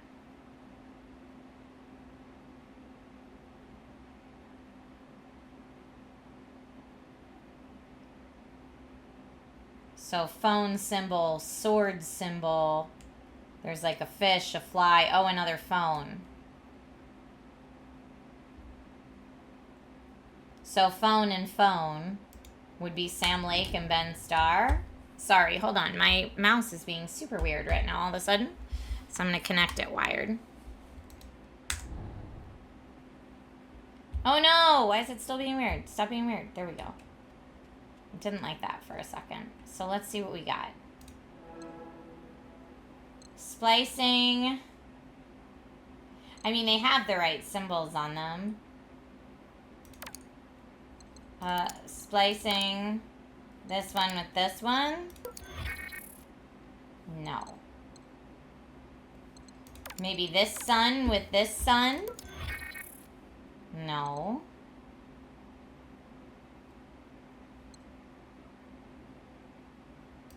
Green with green. Vinnie Monroe phone with that phone. Oh, this is phone and fish. I guess it's telling me what the combos are there. Phone and fish made that one.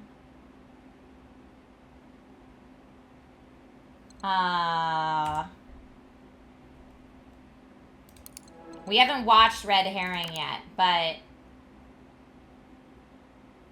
who do we want to combine that with? Maybe...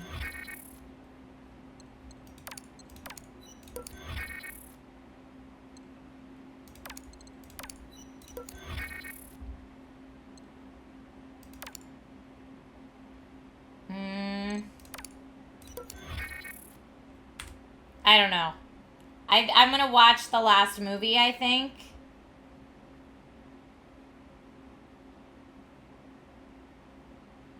Yeah, I see the sun over there by her.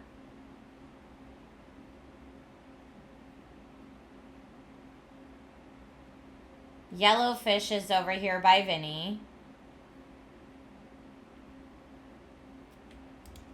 Red fish, yellow fish. We could try combining the fish.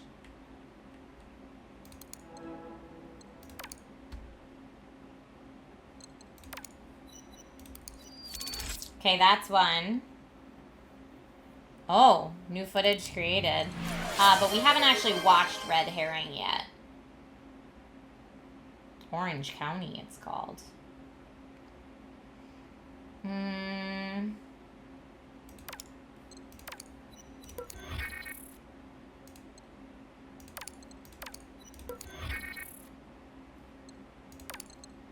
Maybe these two.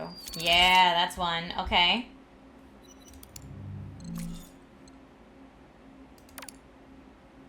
Blue Moon.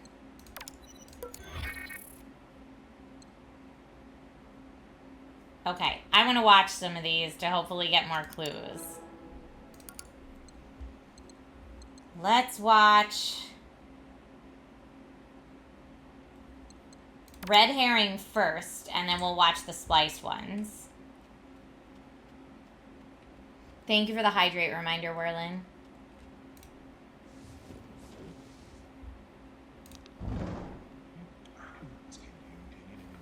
No, let's just hurry this up. Oh, absolutely. Are we rolling? Oh, great. Okay. Miss Kane, it is truly a pleasure to have you with us. Now, it's been a while since you've come back to the silver screen. I mean, it's a different time now. Well, that's the thing. I don't think I've ever left. I was born and raised in this industry, and it was only a matter of time before I came swanning back.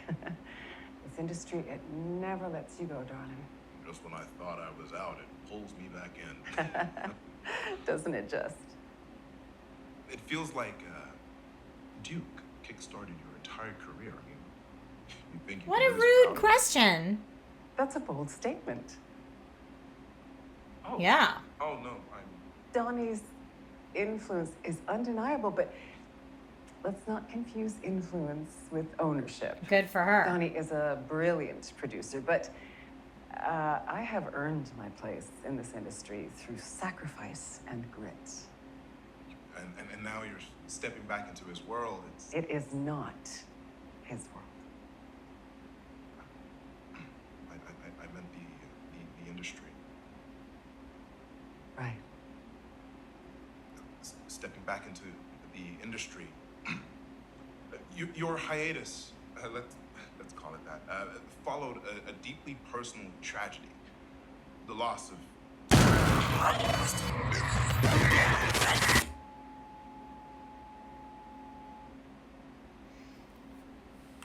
Okay, well, everyone's just like hinting at the loss of their son. Although we've seen pictures of like a boy and we've seen hints of a baby. So I'm not sure. Let's try the scary Orange County one next.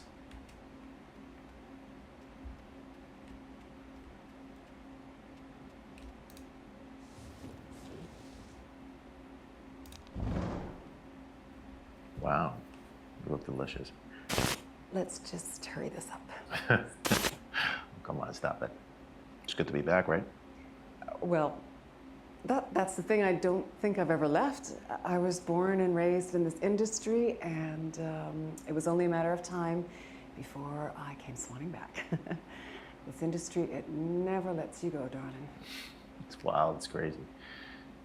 Feels like only yesterday I was trying to break in, and now, yeah, I just can't seem to get out of it. Kind of eats you whole. Doesn't it just? Look, I've always been a fan of Duke Kane. A massive fan, in fact. The man's a legend. That's a bold statement. Duke doesn't just make movies. He creates worlds.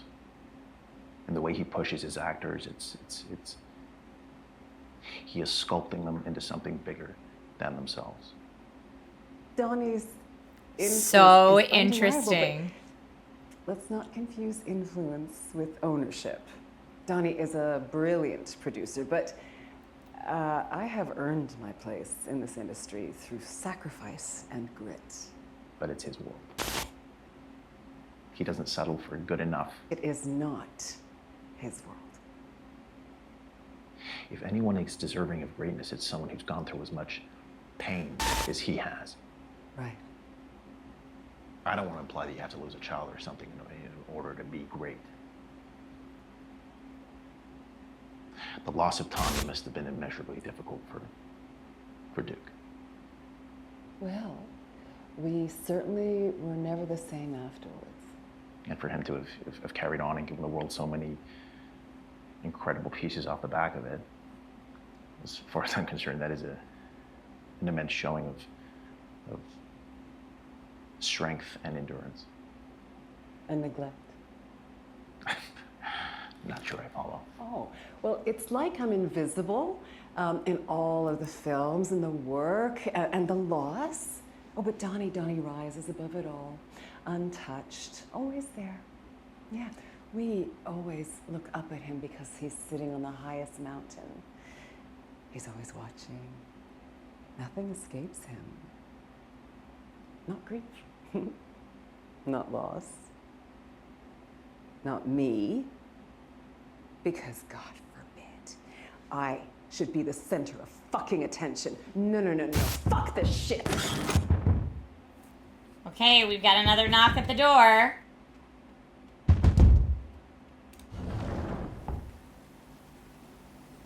The final VHS.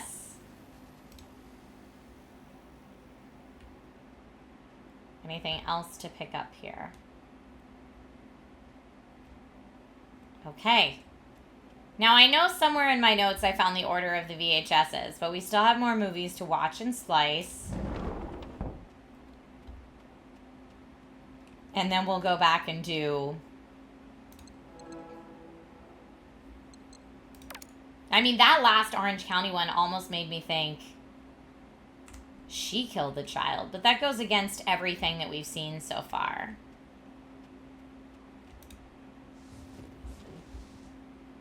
Donnie. I was going to talk to you about this in person, but you just pulled out. Katya told me you weren't leaving until tomorrow. I'm trying to decide if I think you were sneaking out or if you really just forgot to say goodbye to me. Actually, you leaving without thinking of me is the most normal thing you've done all week. All year. Okay.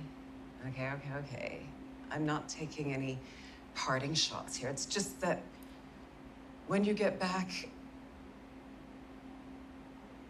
I can picture you not even noticing that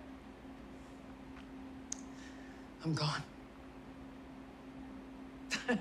You know, maybe it's for the best that I'm recording this instead of telling you to your face in case I mess up. I want this to be perfect for you. I know that's important.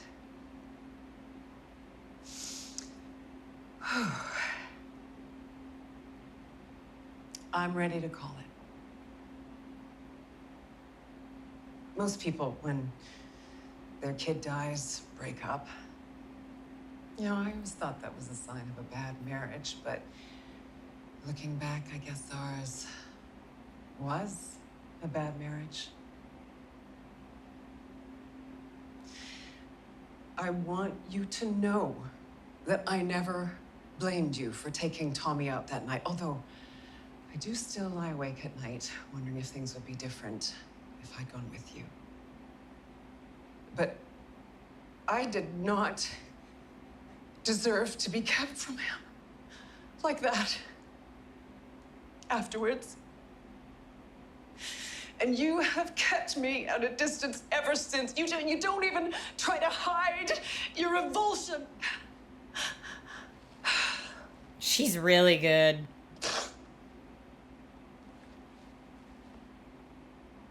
I know. I know, it must have been awful. You haven't been the same. I remember you came home afterwards and your eyes were black with exhaustion. And I thought you were so strong. I was so proud how you put that into your art. It was, you know, maybe he amazing sacrificed watching you his pour kid yourself to the into it. It devil. was like watching lightning strike.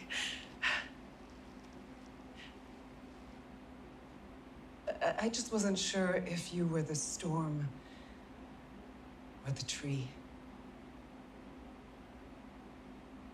And then you drifted. It's like you disappeared. And I used to get so frustrated when you'd walk out of the room on me when I was talking, or when you'd pat me like an acquaintance, when I was crying to you about Tommy, or when you'd lock yourself in your office for hours writing away. And then I realized it wasn't you who disappeared. I wasn't real anymore. We weren't real anymore. I overheard you at the Spendthrift Wrap party talking to some guy about how we met on a boat on the Mississippi River. We met in Al Monroe's production office. For fuck's sake, Dawn!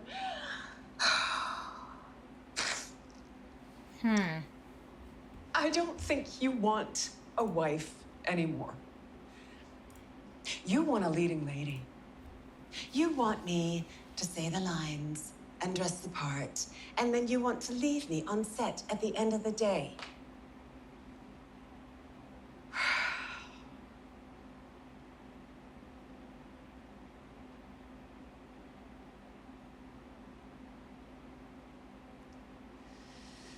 Please. Please. Please tell me that you were not always like this. I need to believe that something changed, that you haven't been acting this whole time. The magnum opus of the great genius Duke Kane.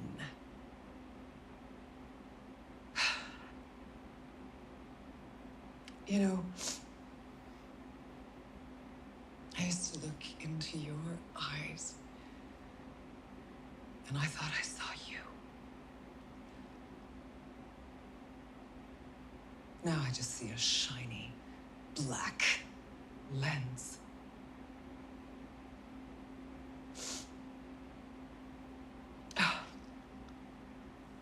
Wow. Look at that. One take. She is good. Woo, she's good. Wowie, wowie, wow, wows. Okay.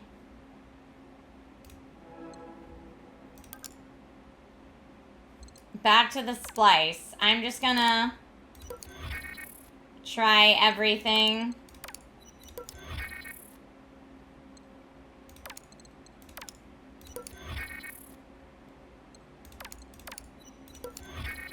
To make sure we're not missing anything.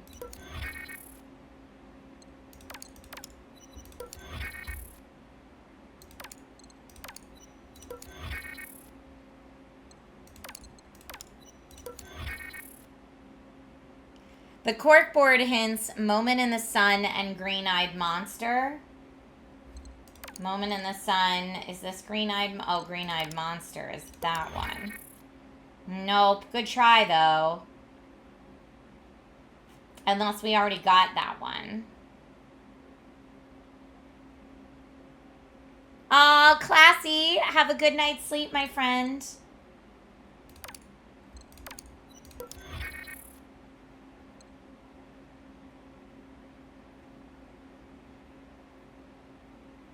Green and Sun made Zara good. Okay.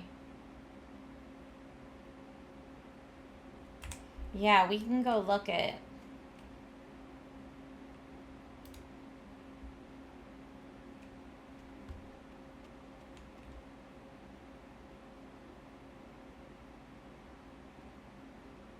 what we have here. We don't have a lot of the Harry Dufresne stuff. We still need more of his stuff. I mean, we could try all the other...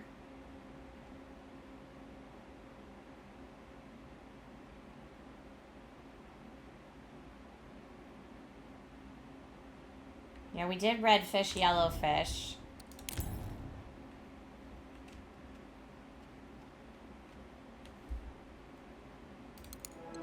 Do we have any more Blue Moon to splice?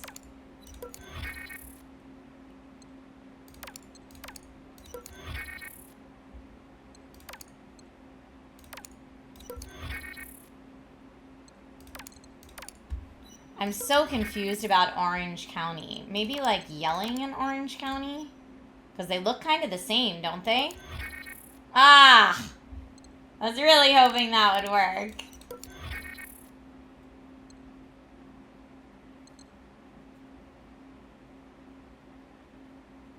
That was phone and X together made phone X. Now, I feel like do they not show up on the corkboard until we've already done it? Because circle and green made Zara good. Like circle and sword. I guess we could do fish and music. Fish and music. Do we have a music one yet? Music and fish. Oh, that's how we got that one. Yeah, music and fish we already did. Who's got a sword? I don't see a sword one.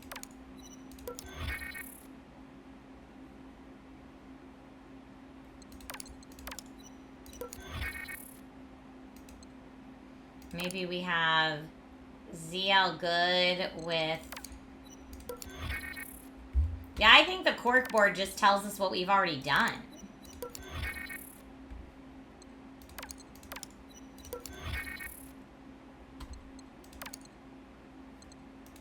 No, I just tried that.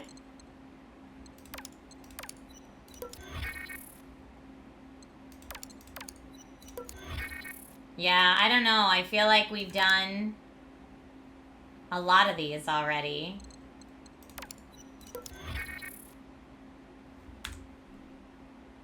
Okay, what else do we have? We picked up the VHSs. Maybe it's finally time to solve the VHS thing.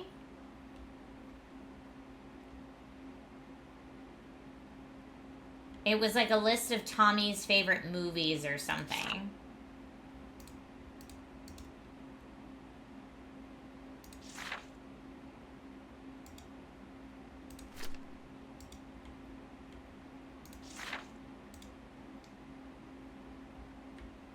Yeah, we still have a lot we have to figure out about Harry.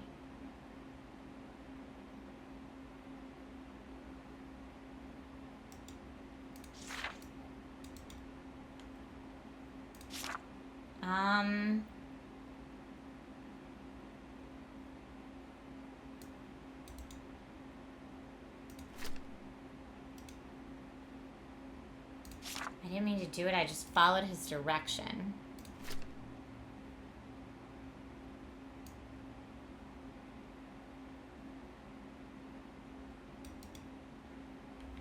Okay, let's solve the VHS thing. Now I just have to remember which room the VHS order was in. We already solved that. Alright. Because there was an order, and it was like, here's the movies I like to show you that influenced me, or like that were my kids' favorite movies, or something like that.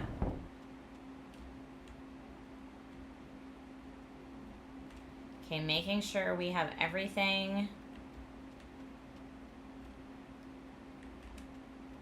down here. We're gonna go back up into the house. We solved the piano sitch.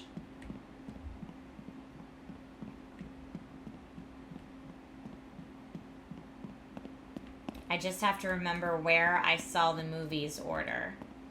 I was hoping it would save it on my corkboard, but it clearly didn't. T just lets you read it clearer when you're looking at stuff.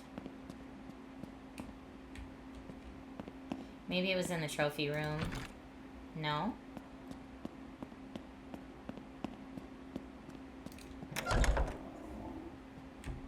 Here's the room where they go.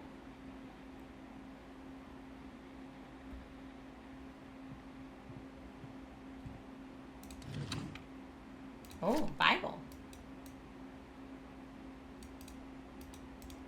Marion's very religious. Remember, he said that. Was it here? Yes, we like to share a few of our favorite films. Chosen by our little boy Wonder.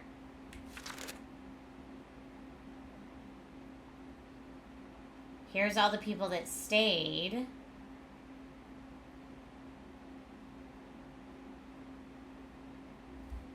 No, so whose order is the correct one?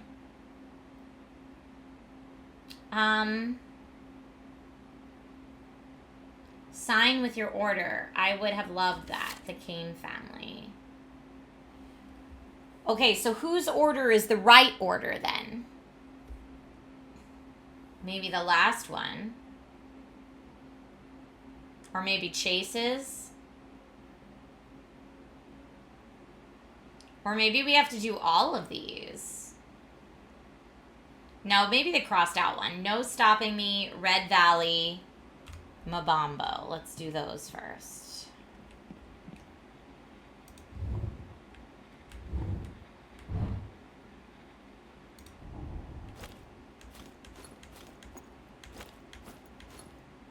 Oh, I'm still missing one.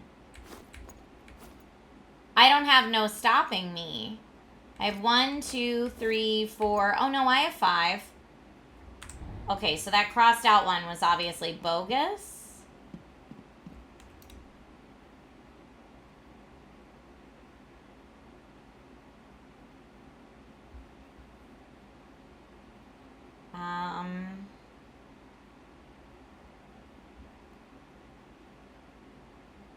Why are they in different orders? Why is it like 3, 1? I guess maybe...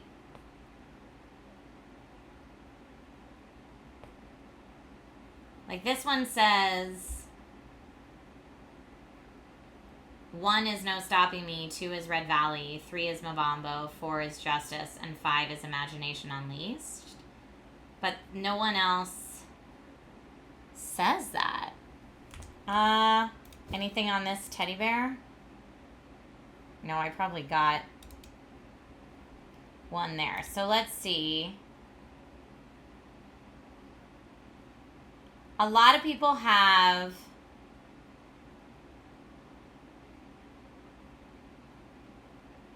I'm going to try, he said 2 Red Valley and 3 Mabambo and 4 Justice.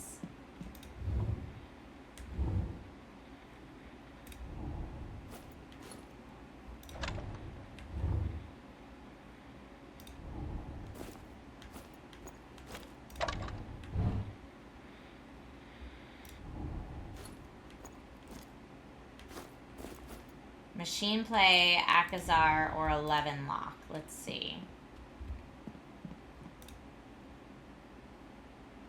Yeah, Justice and Imagination Unleashed.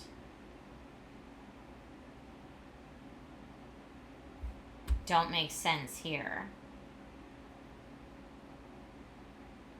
5 Akazard. I mean, I could go with this guy's version, CW's version.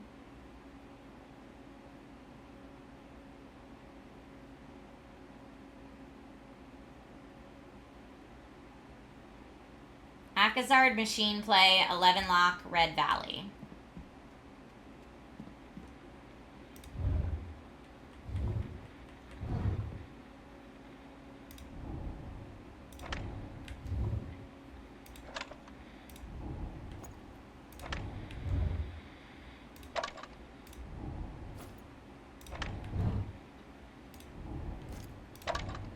Okay, and then what was the last one on that?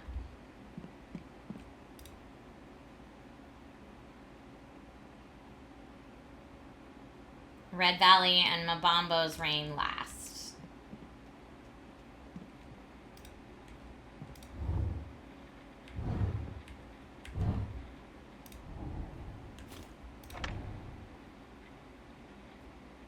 Okay, that doesn't seem to be it clearly.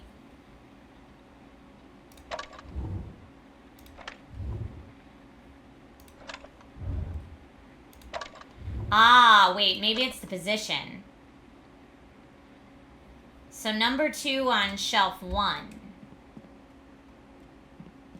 Number 2 on shelf 1 could be...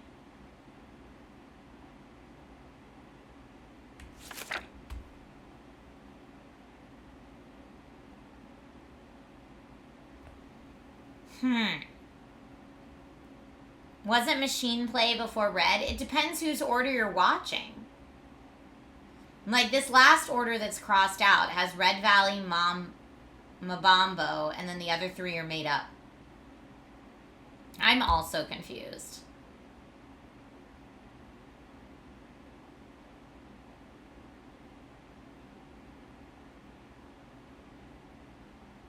I mean, I just tried this order. We could try... I'm just going to take a picture and try all these orders because I don't know whose is the right one.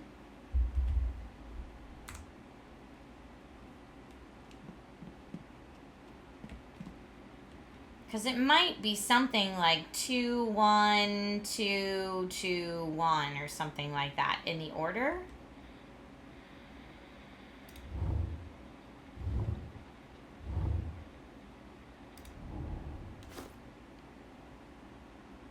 One, 2, 3, 4, 5. There's more than 5 entries, so it can't be that. Okay, I'm gonna go Akazard, Mambo's Reign, 11 Lock, Red Valley, and Machine Play. Okay, that was the first person's. Now, like, does that unlock something in the room? I don't think it does. All right, so let's go back. The next person's is... Akazard is first again. 4 people put Akazard first. So let's leave Akazard in first. Maybe it's like what most people voted. And then 2 is either Mambo's Reign, 11 Lock, Machine Play, 11 Lock, Mambo's Reign, and Machine... So that doesn't... Everyone has 2. Maybe it's a by date release? No, there's something about the order that they wrote it in this book.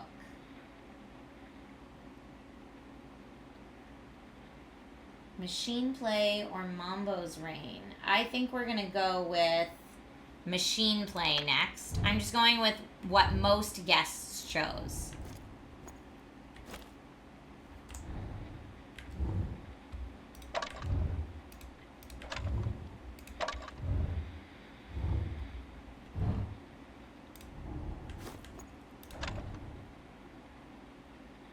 Yeah, so that would be...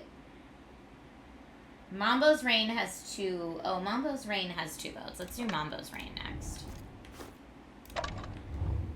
Okay, and then 11 Lock.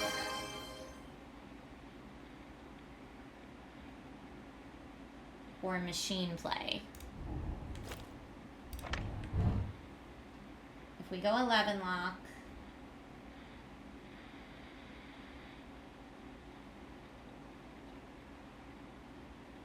I already did that first one though, so let's actually go up, not 11 Lock. Let's do Machine Play here. Then 11 Lock. Then Red Valley.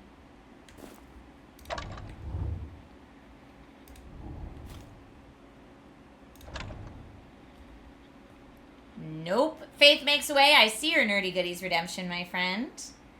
Can you examine the tapes in your inventory for a hint? That's a great idea. Let's see if we can.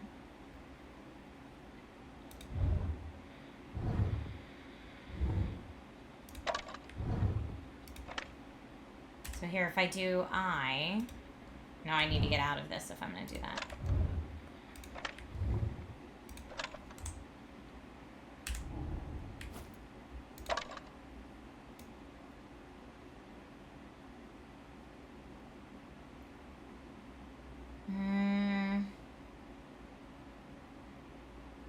I see that it says it's 85 minutes. And I can't open it up. I could just rotate it. Yeah, it's something about the guest order. But I also maybe should know who some of these people are. Like, who's... Maybe TC is the right person. Well, we tried the first guy. So let's... Here, T is view note for my little boy Wonder. Mm-hmm.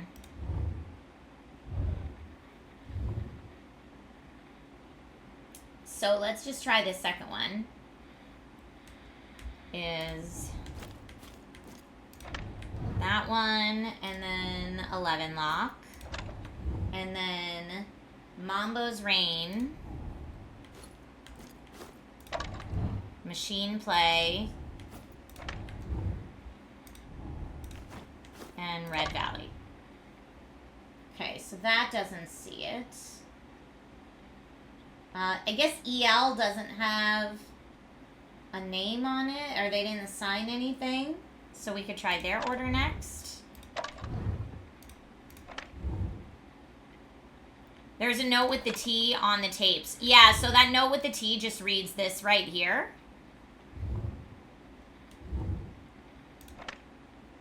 And the view note with a T just means read the text that's on screen more legibly. That's all the view note with a T means. So this one would say Red Valley first, then Machine Play, then Gizzard. Then Mambo's Reign. Then 11 Lock. That's not it either.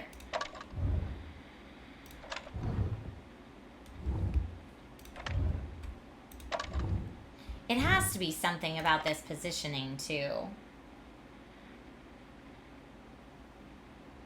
If I take a step back.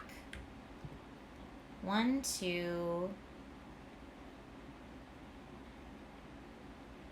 Like, is there one that's listed in first place 5 times? Second place 4 times? Something like that?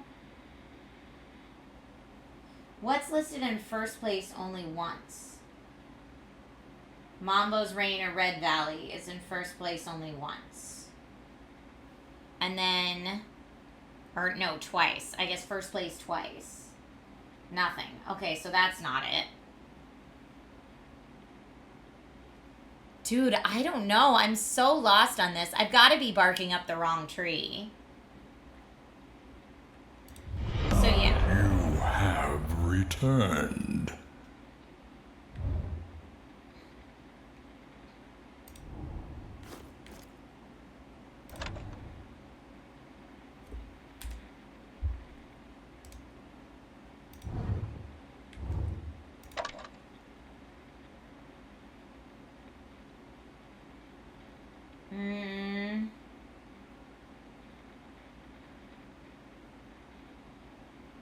I mean, I could try the other entries, but I don't know that that's going to do it. Hot coffee, thank you. Thank you for tuning into the stream today while I'm just super stumped.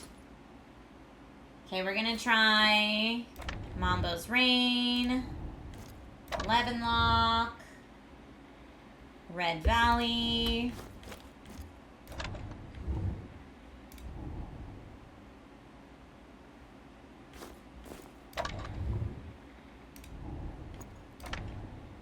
That's not it.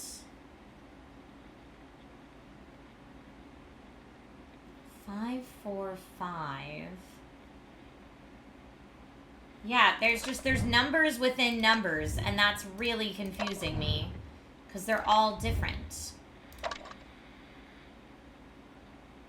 Normally I'm so good at puzzles. I don't know if my brain's just broken today or what.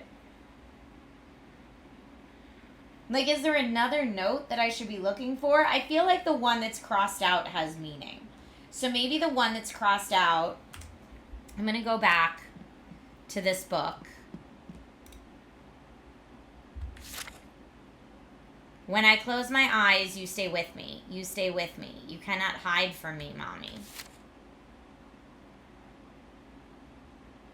Like, I'm trying to see, none of these are the initials of characters we should know.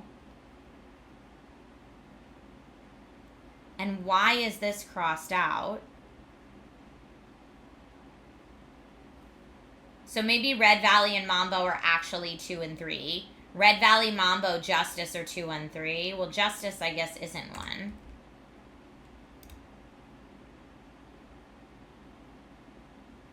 The wings on the shelf, I think, are because the little boy, who these were his favorite movies, I think it's because he's dead. And so it's like his angel. Oh, here, yep. If you could sign with your order. So, Red Valley, Mambo.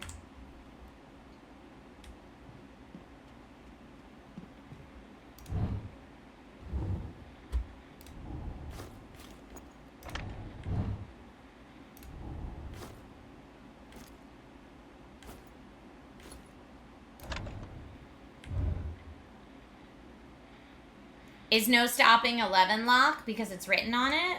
I think, let's see. No stopping would be the first one. Yeah, let's see. If it's written on it, that's what I was going to check next. There is no stopping me. Good call. Okay, so then we've got Justice and Imagination Unleashed. So what has Justice on it? No, I just wanted to see that, please.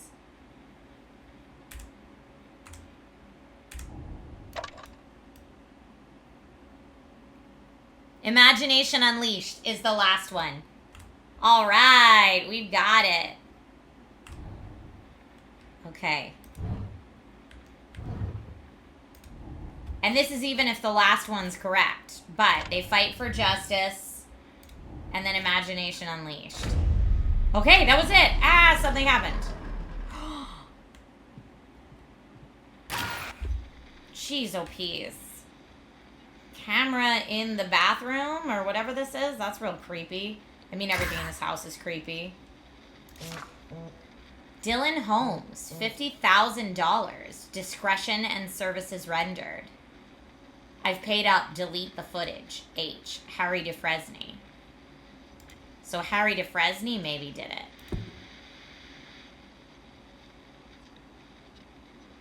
Are these all people that stayed here? Zara Good.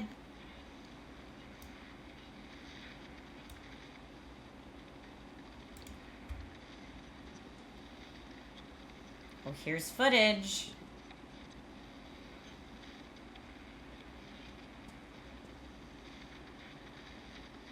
That's creepy.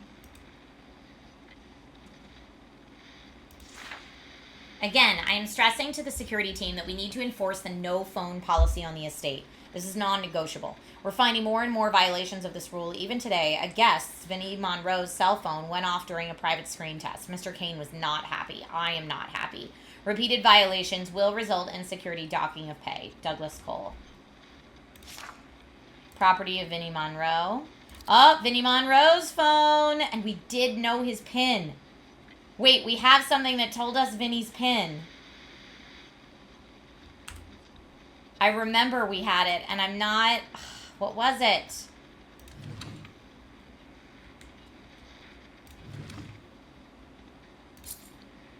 Ooh. Hello. But we can't take it with us? It was in a phone message or a text? Okay. 23 to 24. Can I plug that into anything here?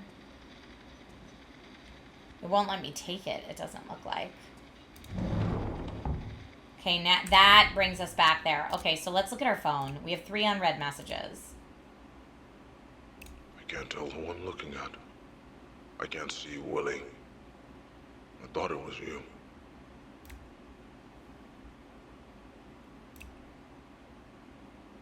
Okay. Black Bile, The Truth, Projector Room. So here, his PIN. Message deleted.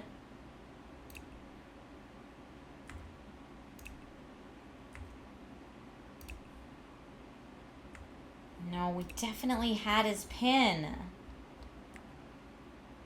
Maybe it's downstairs on the cork board.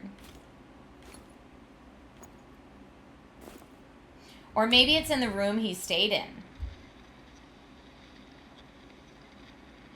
His PIN was on one of the tapes. Oh, yeah, because his phone rings and he's like, what's your PIN? You're right, you're right. It was on one of the tapes.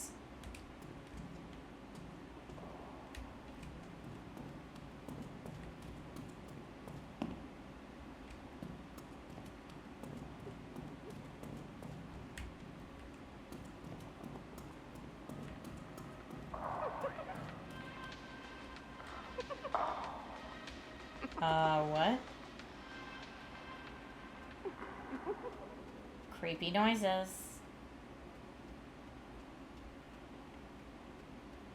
Okay, so we need to watch the movie where his phone rings.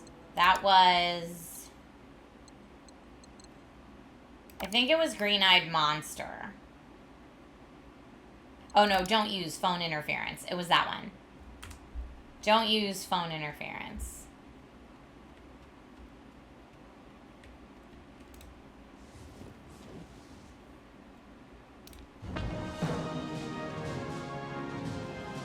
Okay.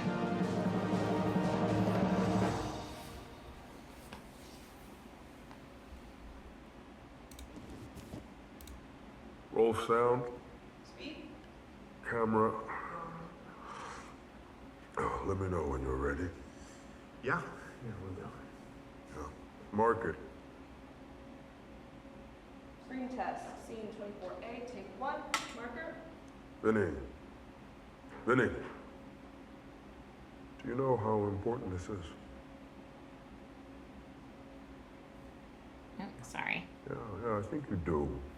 So you wouldn't be here if you didn't. There are many men out there who would kill to be where you are, where you stand. Do you understand, Vinny? People would kill for this.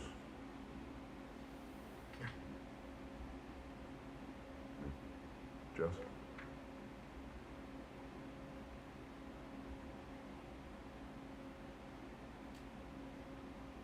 Okay. Damn it, Marion, I'm trying to help you. Help me how, Willie? By digging us all into a hole ain't nobody getting out of? Patrick is planning on selling this boat out from under us. You think he's gonna give you something? He's gonna take his money and run up some... Oh, it's so mean.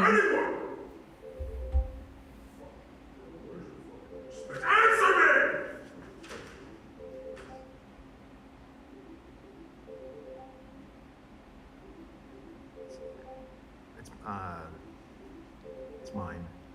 It's mine. My phone. I'll get it. No. Stay there. Just give me the phone. Give it to me. Keep fucking rolling! Thank you. Chase, who the fuck is Chase? Chase, I don't know. You don't know? Well, why is he saving your phone if you don't know? He's an actor. He's another actor, an acquaintance. You know. Fuck him. Fuck him? Yes. I'm working. He isn't. You know, but don't call me. What's your pin? My pin? Yeah. Your pin, so I can fucking turn your phone off. It's for 4328. 4328. It's 4328.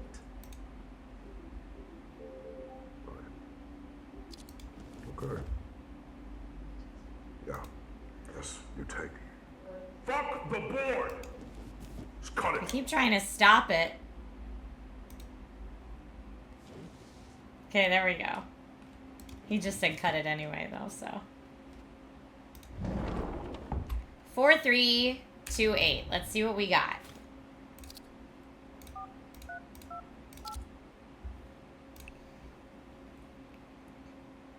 Okay.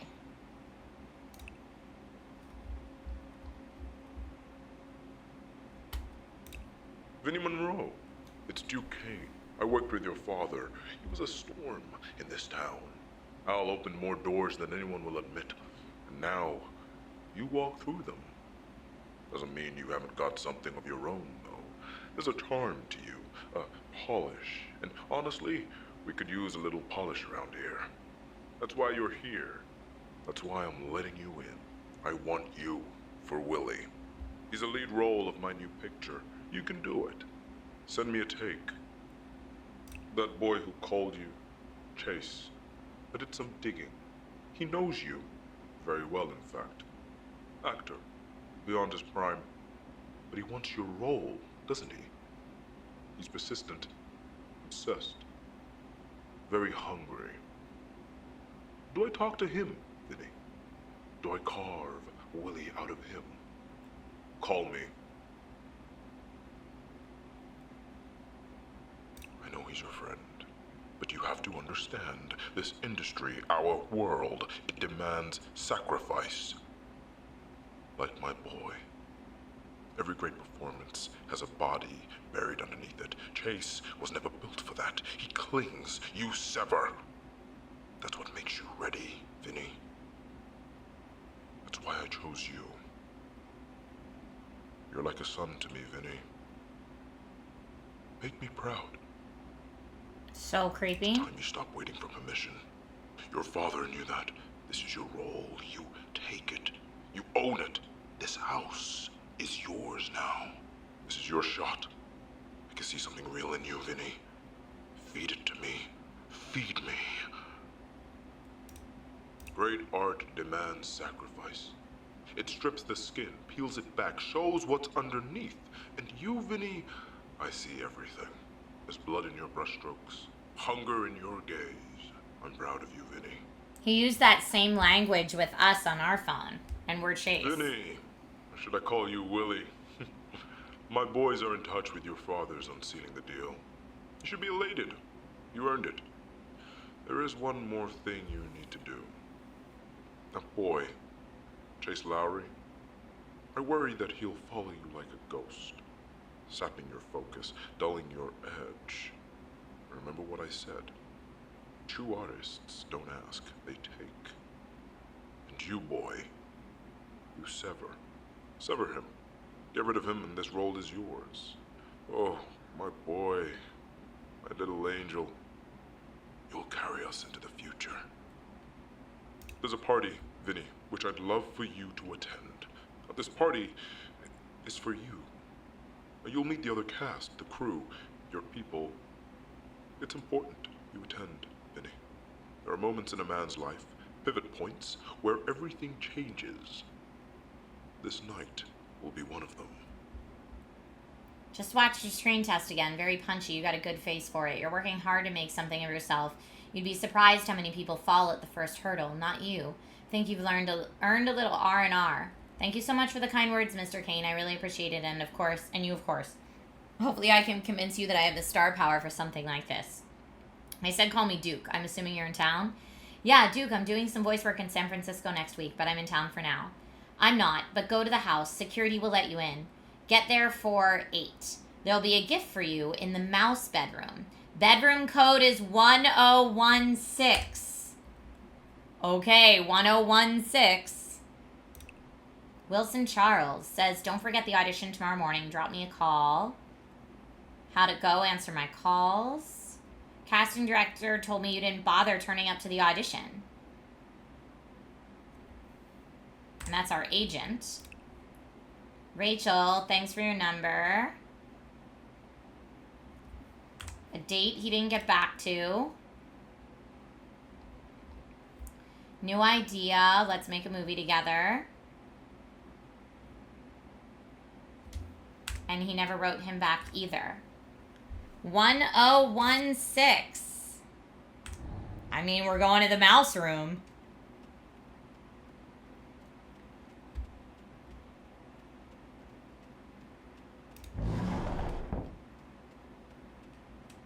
I assumed the mouse room was his nursery, but...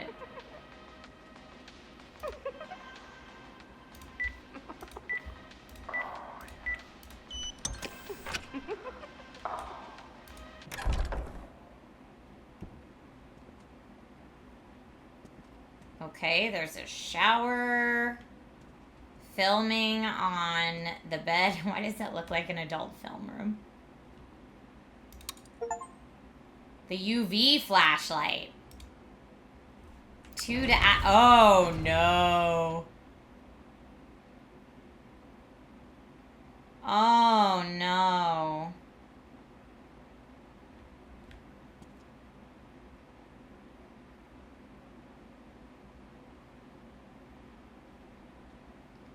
So this person's been in... This maybe kid's been in here the whole time?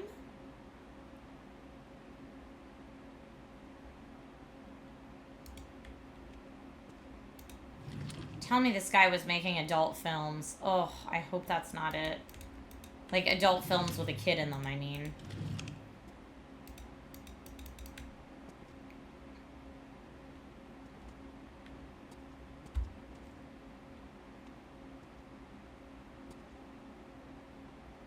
I guess we're following the steps. NDA for guests, for private residence guests. Everybody signed. Oh, and now the elevator's open.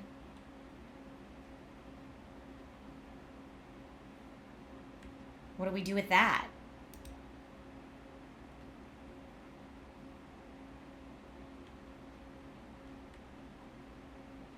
What? Are there more floors? I guess I can't hit any of the buttons. They said there'd be a gift waiting for you in that room. Failure, boring, loser, not good enough, pathetic, worthless. There's still a lot of rooms we get. He who wears the ears belongs to the house.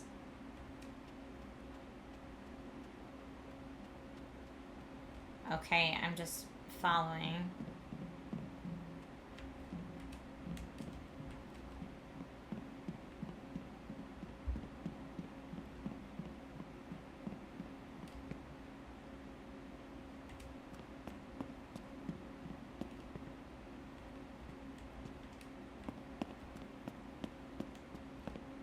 The fire burns, but never for you.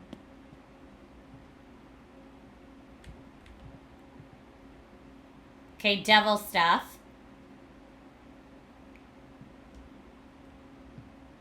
The lullaby. More symbols.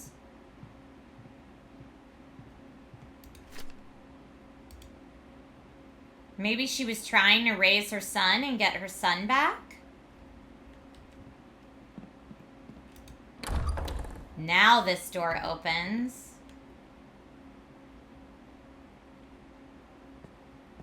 Okay, but there's nothing in here.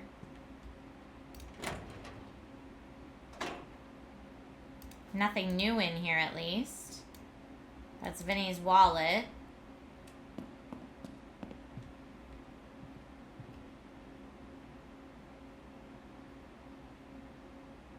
So we've got all these symbols.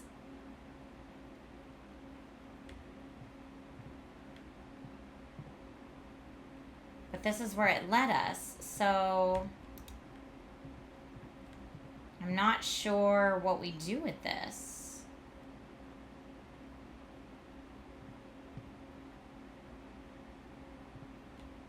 We can click on the poster. I have no clicking on that poster. Maybe there's this poster we can click on. Oh, yeah.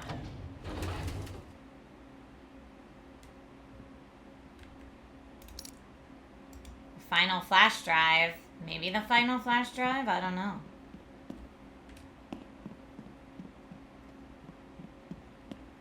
Is there anywhere else that... Yeah. Ha ha ha ha. Ha ha. Ha.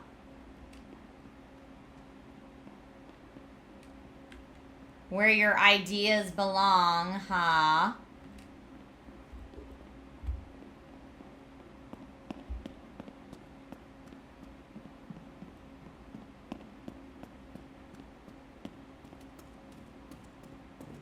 Okay, I'm going back down in the projection room for the last flash drive. Maybe the last flash drive, I don't know.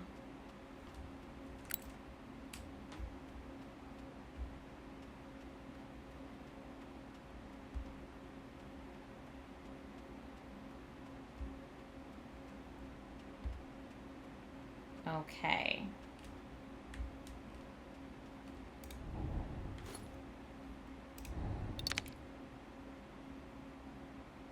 Dying of hunger.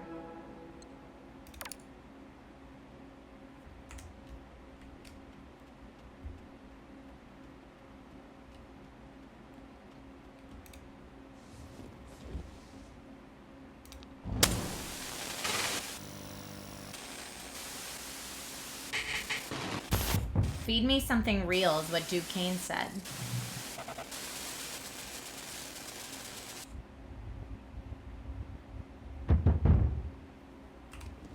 Okay.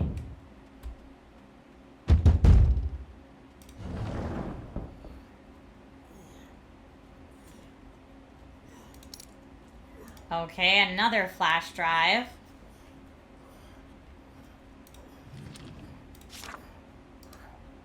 And the Bible. See, look, if you do view note, it just tells you what.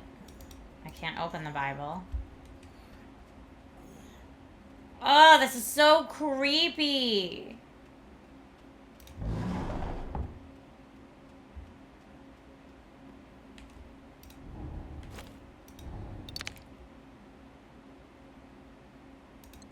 All devouring death.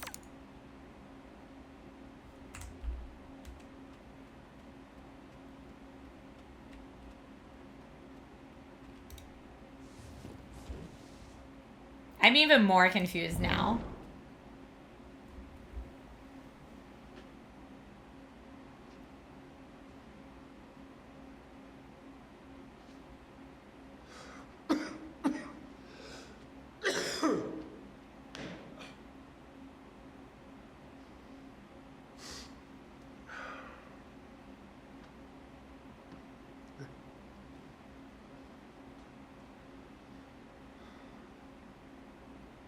Hi, my name is Chase Lowry, 6'3", Los Angeles. Just want to say I'm really excited to get to audition for the part of Willie in your upcoming project. One thing, Mr. Kane, if you're watching this, I just want to say I'm a huge admirer of your work. I get Willie. You know, I really do. No distractions. Total sacrifice. He'll do anything he can to get what he wants, in the same way that I'll do anything to further my craft. Because no one tells you how fucking hard this is. No one tells you what you have to personally sacrifice to put your art first, before you, to honor these stories. No one fucking tells you how hard it is. And I promise you this, I will do anything for this role, this project, for you, anything.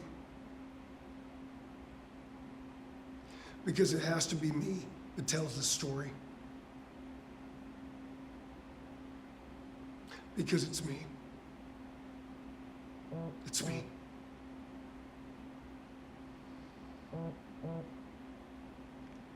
I am Willie.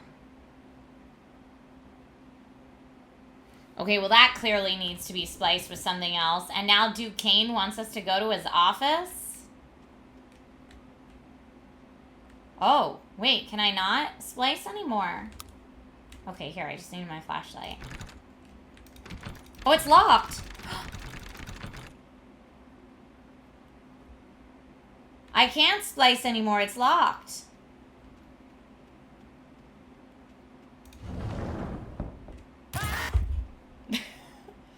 Okay, this is the party.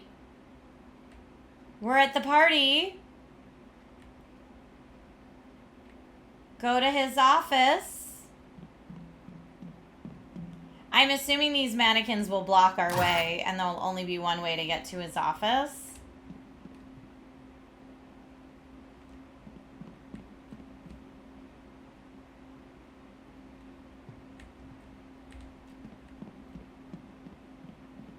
Okay, it's a maze of mannequins.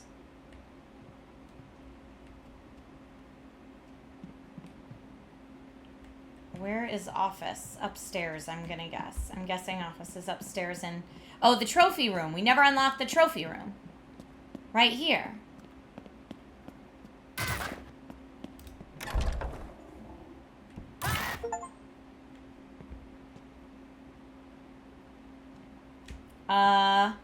Duquesne?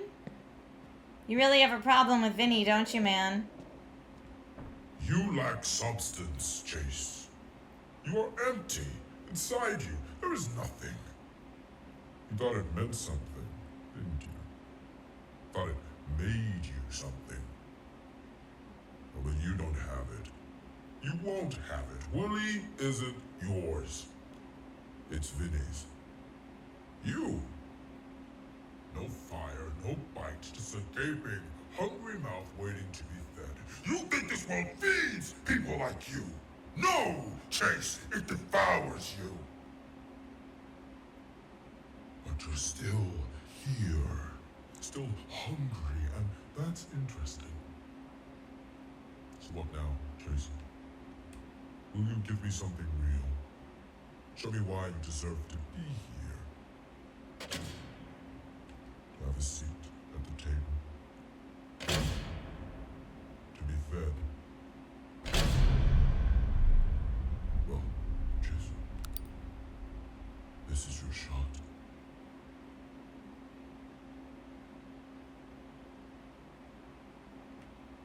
Okay, no, he wants us to eat. from whatever's there, but I would like to examine all options before we make that call. Okay, doesn't look like we can do anything there. What about the UV flashlight? Anything weird? Nope, I guess the only thing we can do is see what horrific thing this guy's trying to feed us. Ah. Your shot. I assume it ourself. What are we taking a shot at, man?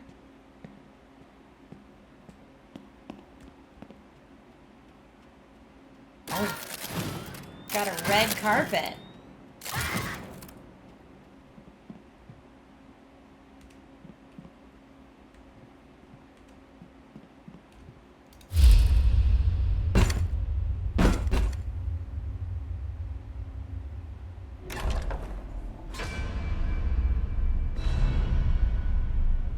Take your shot.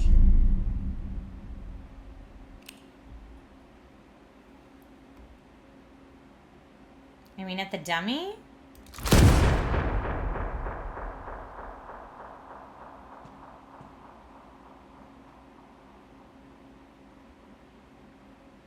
Okay. I can't pick up the picture.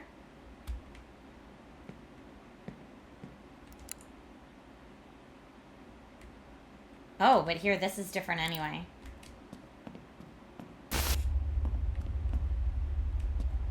Hi. I'm Vinny Monroe. Los Angeles. To honor these stories, no one fucking tells you how hard it is. Or tells you what you have to personally sacrifice. This is my Because it has to be me. It's me. This is my shot. This is so weird.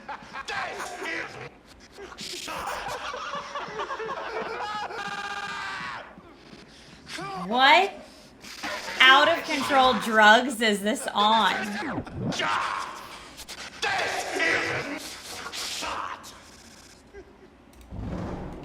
There's something funny about it. You think you always knew what was going to happen? You don't know. One day you blink, then it's all over. And you think, where did it go? And you spend the rest of your life trying to stretch those moments out. Trying to grab at something that isn't there. So you act. You pretend. Try to wear a face that isn't yours. And you just hope to God that someone, anyone believes it.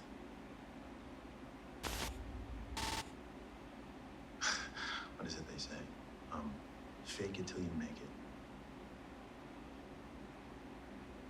Or till you don't. Yeah. That's the joke. Making something real. Nobody tells you how long you're gonna wait. Nobody tells you that you're running out of time.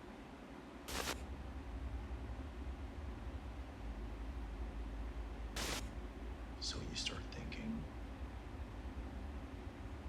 what if I stopped waiting? What if I took it instead? What if?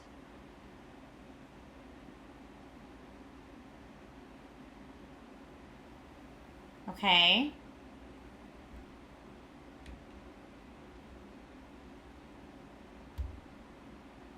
Yeah, the last voyage has the dead face on it now. It still says Vinny's name on it, though.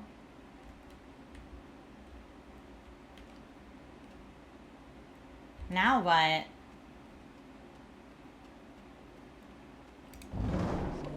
Oh. You always thought you knew what was coming. You don't know. One day you blink and then the ride's over and that's it. And you think, wait, That's it. You spend the rest of your life trying to stretch these moments out. I turned him up. He's a little Grab quiet. Something that isn't there anymore. So you act, you pretend, you wear a fake face that isn't yours, and you pray to God that someone, anyone, believes you. Yeah, I mean, what do they say? Fake it till you make it, or don't. And that's the joke, isn't it? I mean, you're making something real in a fictitious circumstance.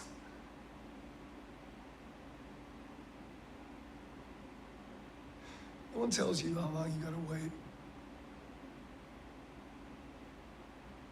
No one tells you how fucking hard it is. Things you'll have to sacrifice.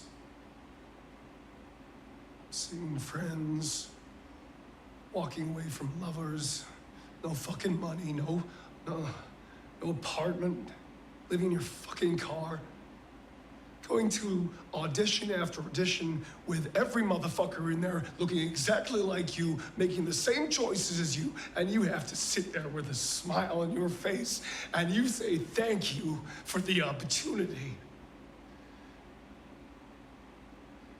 Day after day, you have to do this, and you have to be fucking grateful.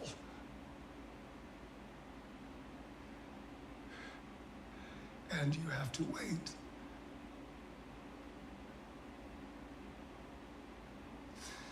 Until one day, you just say no. Corgi, I'm actually supposed to be in a meeting right now, but I want to finish this. So yes, I would say I'm enjoying it. I am gonna take what is owed to me. And you do. And you think, what if? What if I just take a bit more?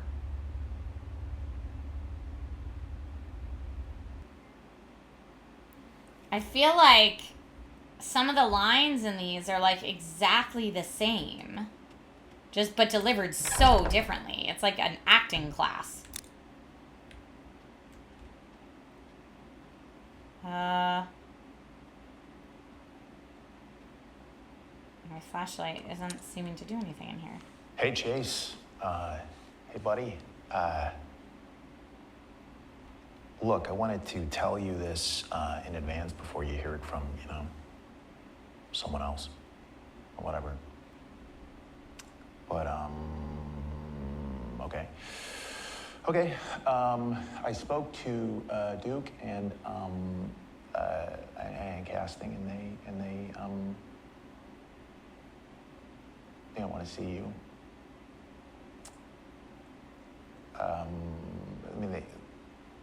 I think you're an amazing actor. I think you're an amazing actor. But they think you've had your time.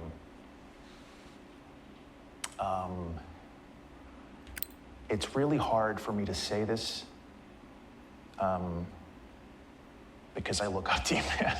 I really do. I think you are an inspiration to me, but they said no.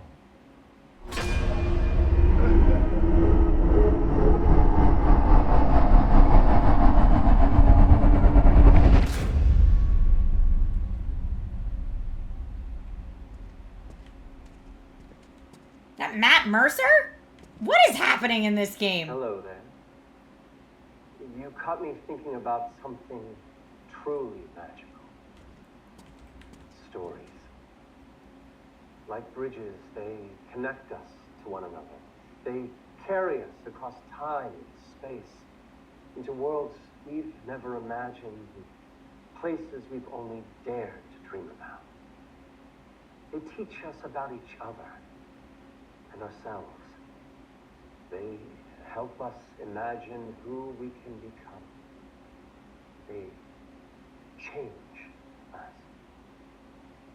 And movies, well, That's the greatest form of storytelling there is. A craft where ideas, no matter how small, can grow into something so tangible that they can touch the hearts of people. And that's the magic of it, isn't it? To take someone by the hand and lead them into a dream. To give them a story that stays with them. A secret treasure they can carry with them forever.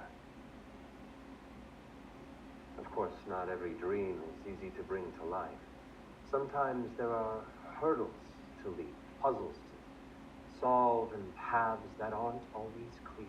But the reward of seeing that finished story, or knowing the effect it will have, it's worth every step. So to you, I say this. Don't wait for permission to tell your story. The world needs your voice, your vision. Tell the stories that burn the brightest in your heart. The ones that scare you because they matter so deeply. Imagine what you could conjure.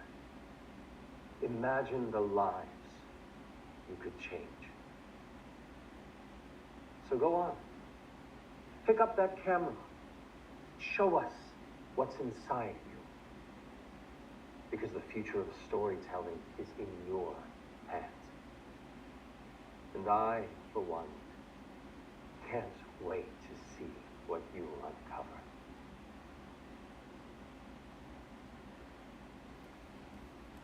Okay, now Matt Mercer is asking us to tell stories.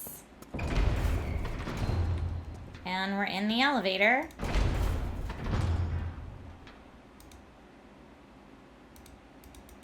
Is there anything we should be... Yeah. Oh, wow. What?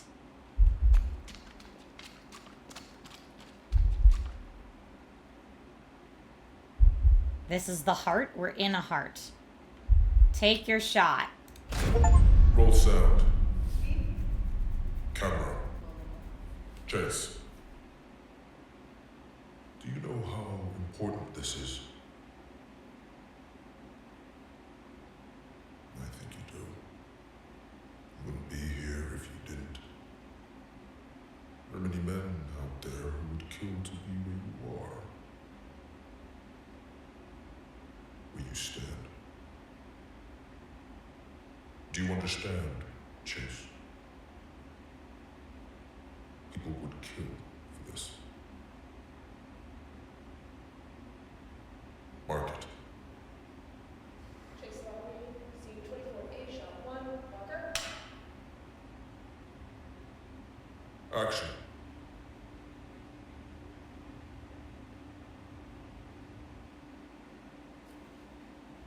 That was his dead take. I guess. He did kill to be there? I don't know. I legitimately... Starcat was right. When Starcat was like, trust me, it's not going to answer any questions. That did not answer any questions. And now I feel like I need to, like, look up people's theories on what the heck happened there. It's a very kind of... mind screw of an experience, if you will. You think we killed Ben Starr. Well, then what happened with the kid?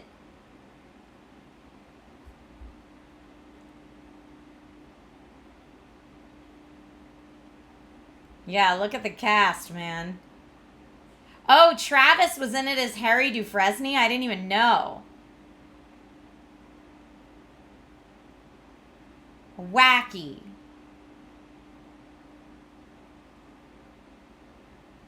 DT2? What's DT2?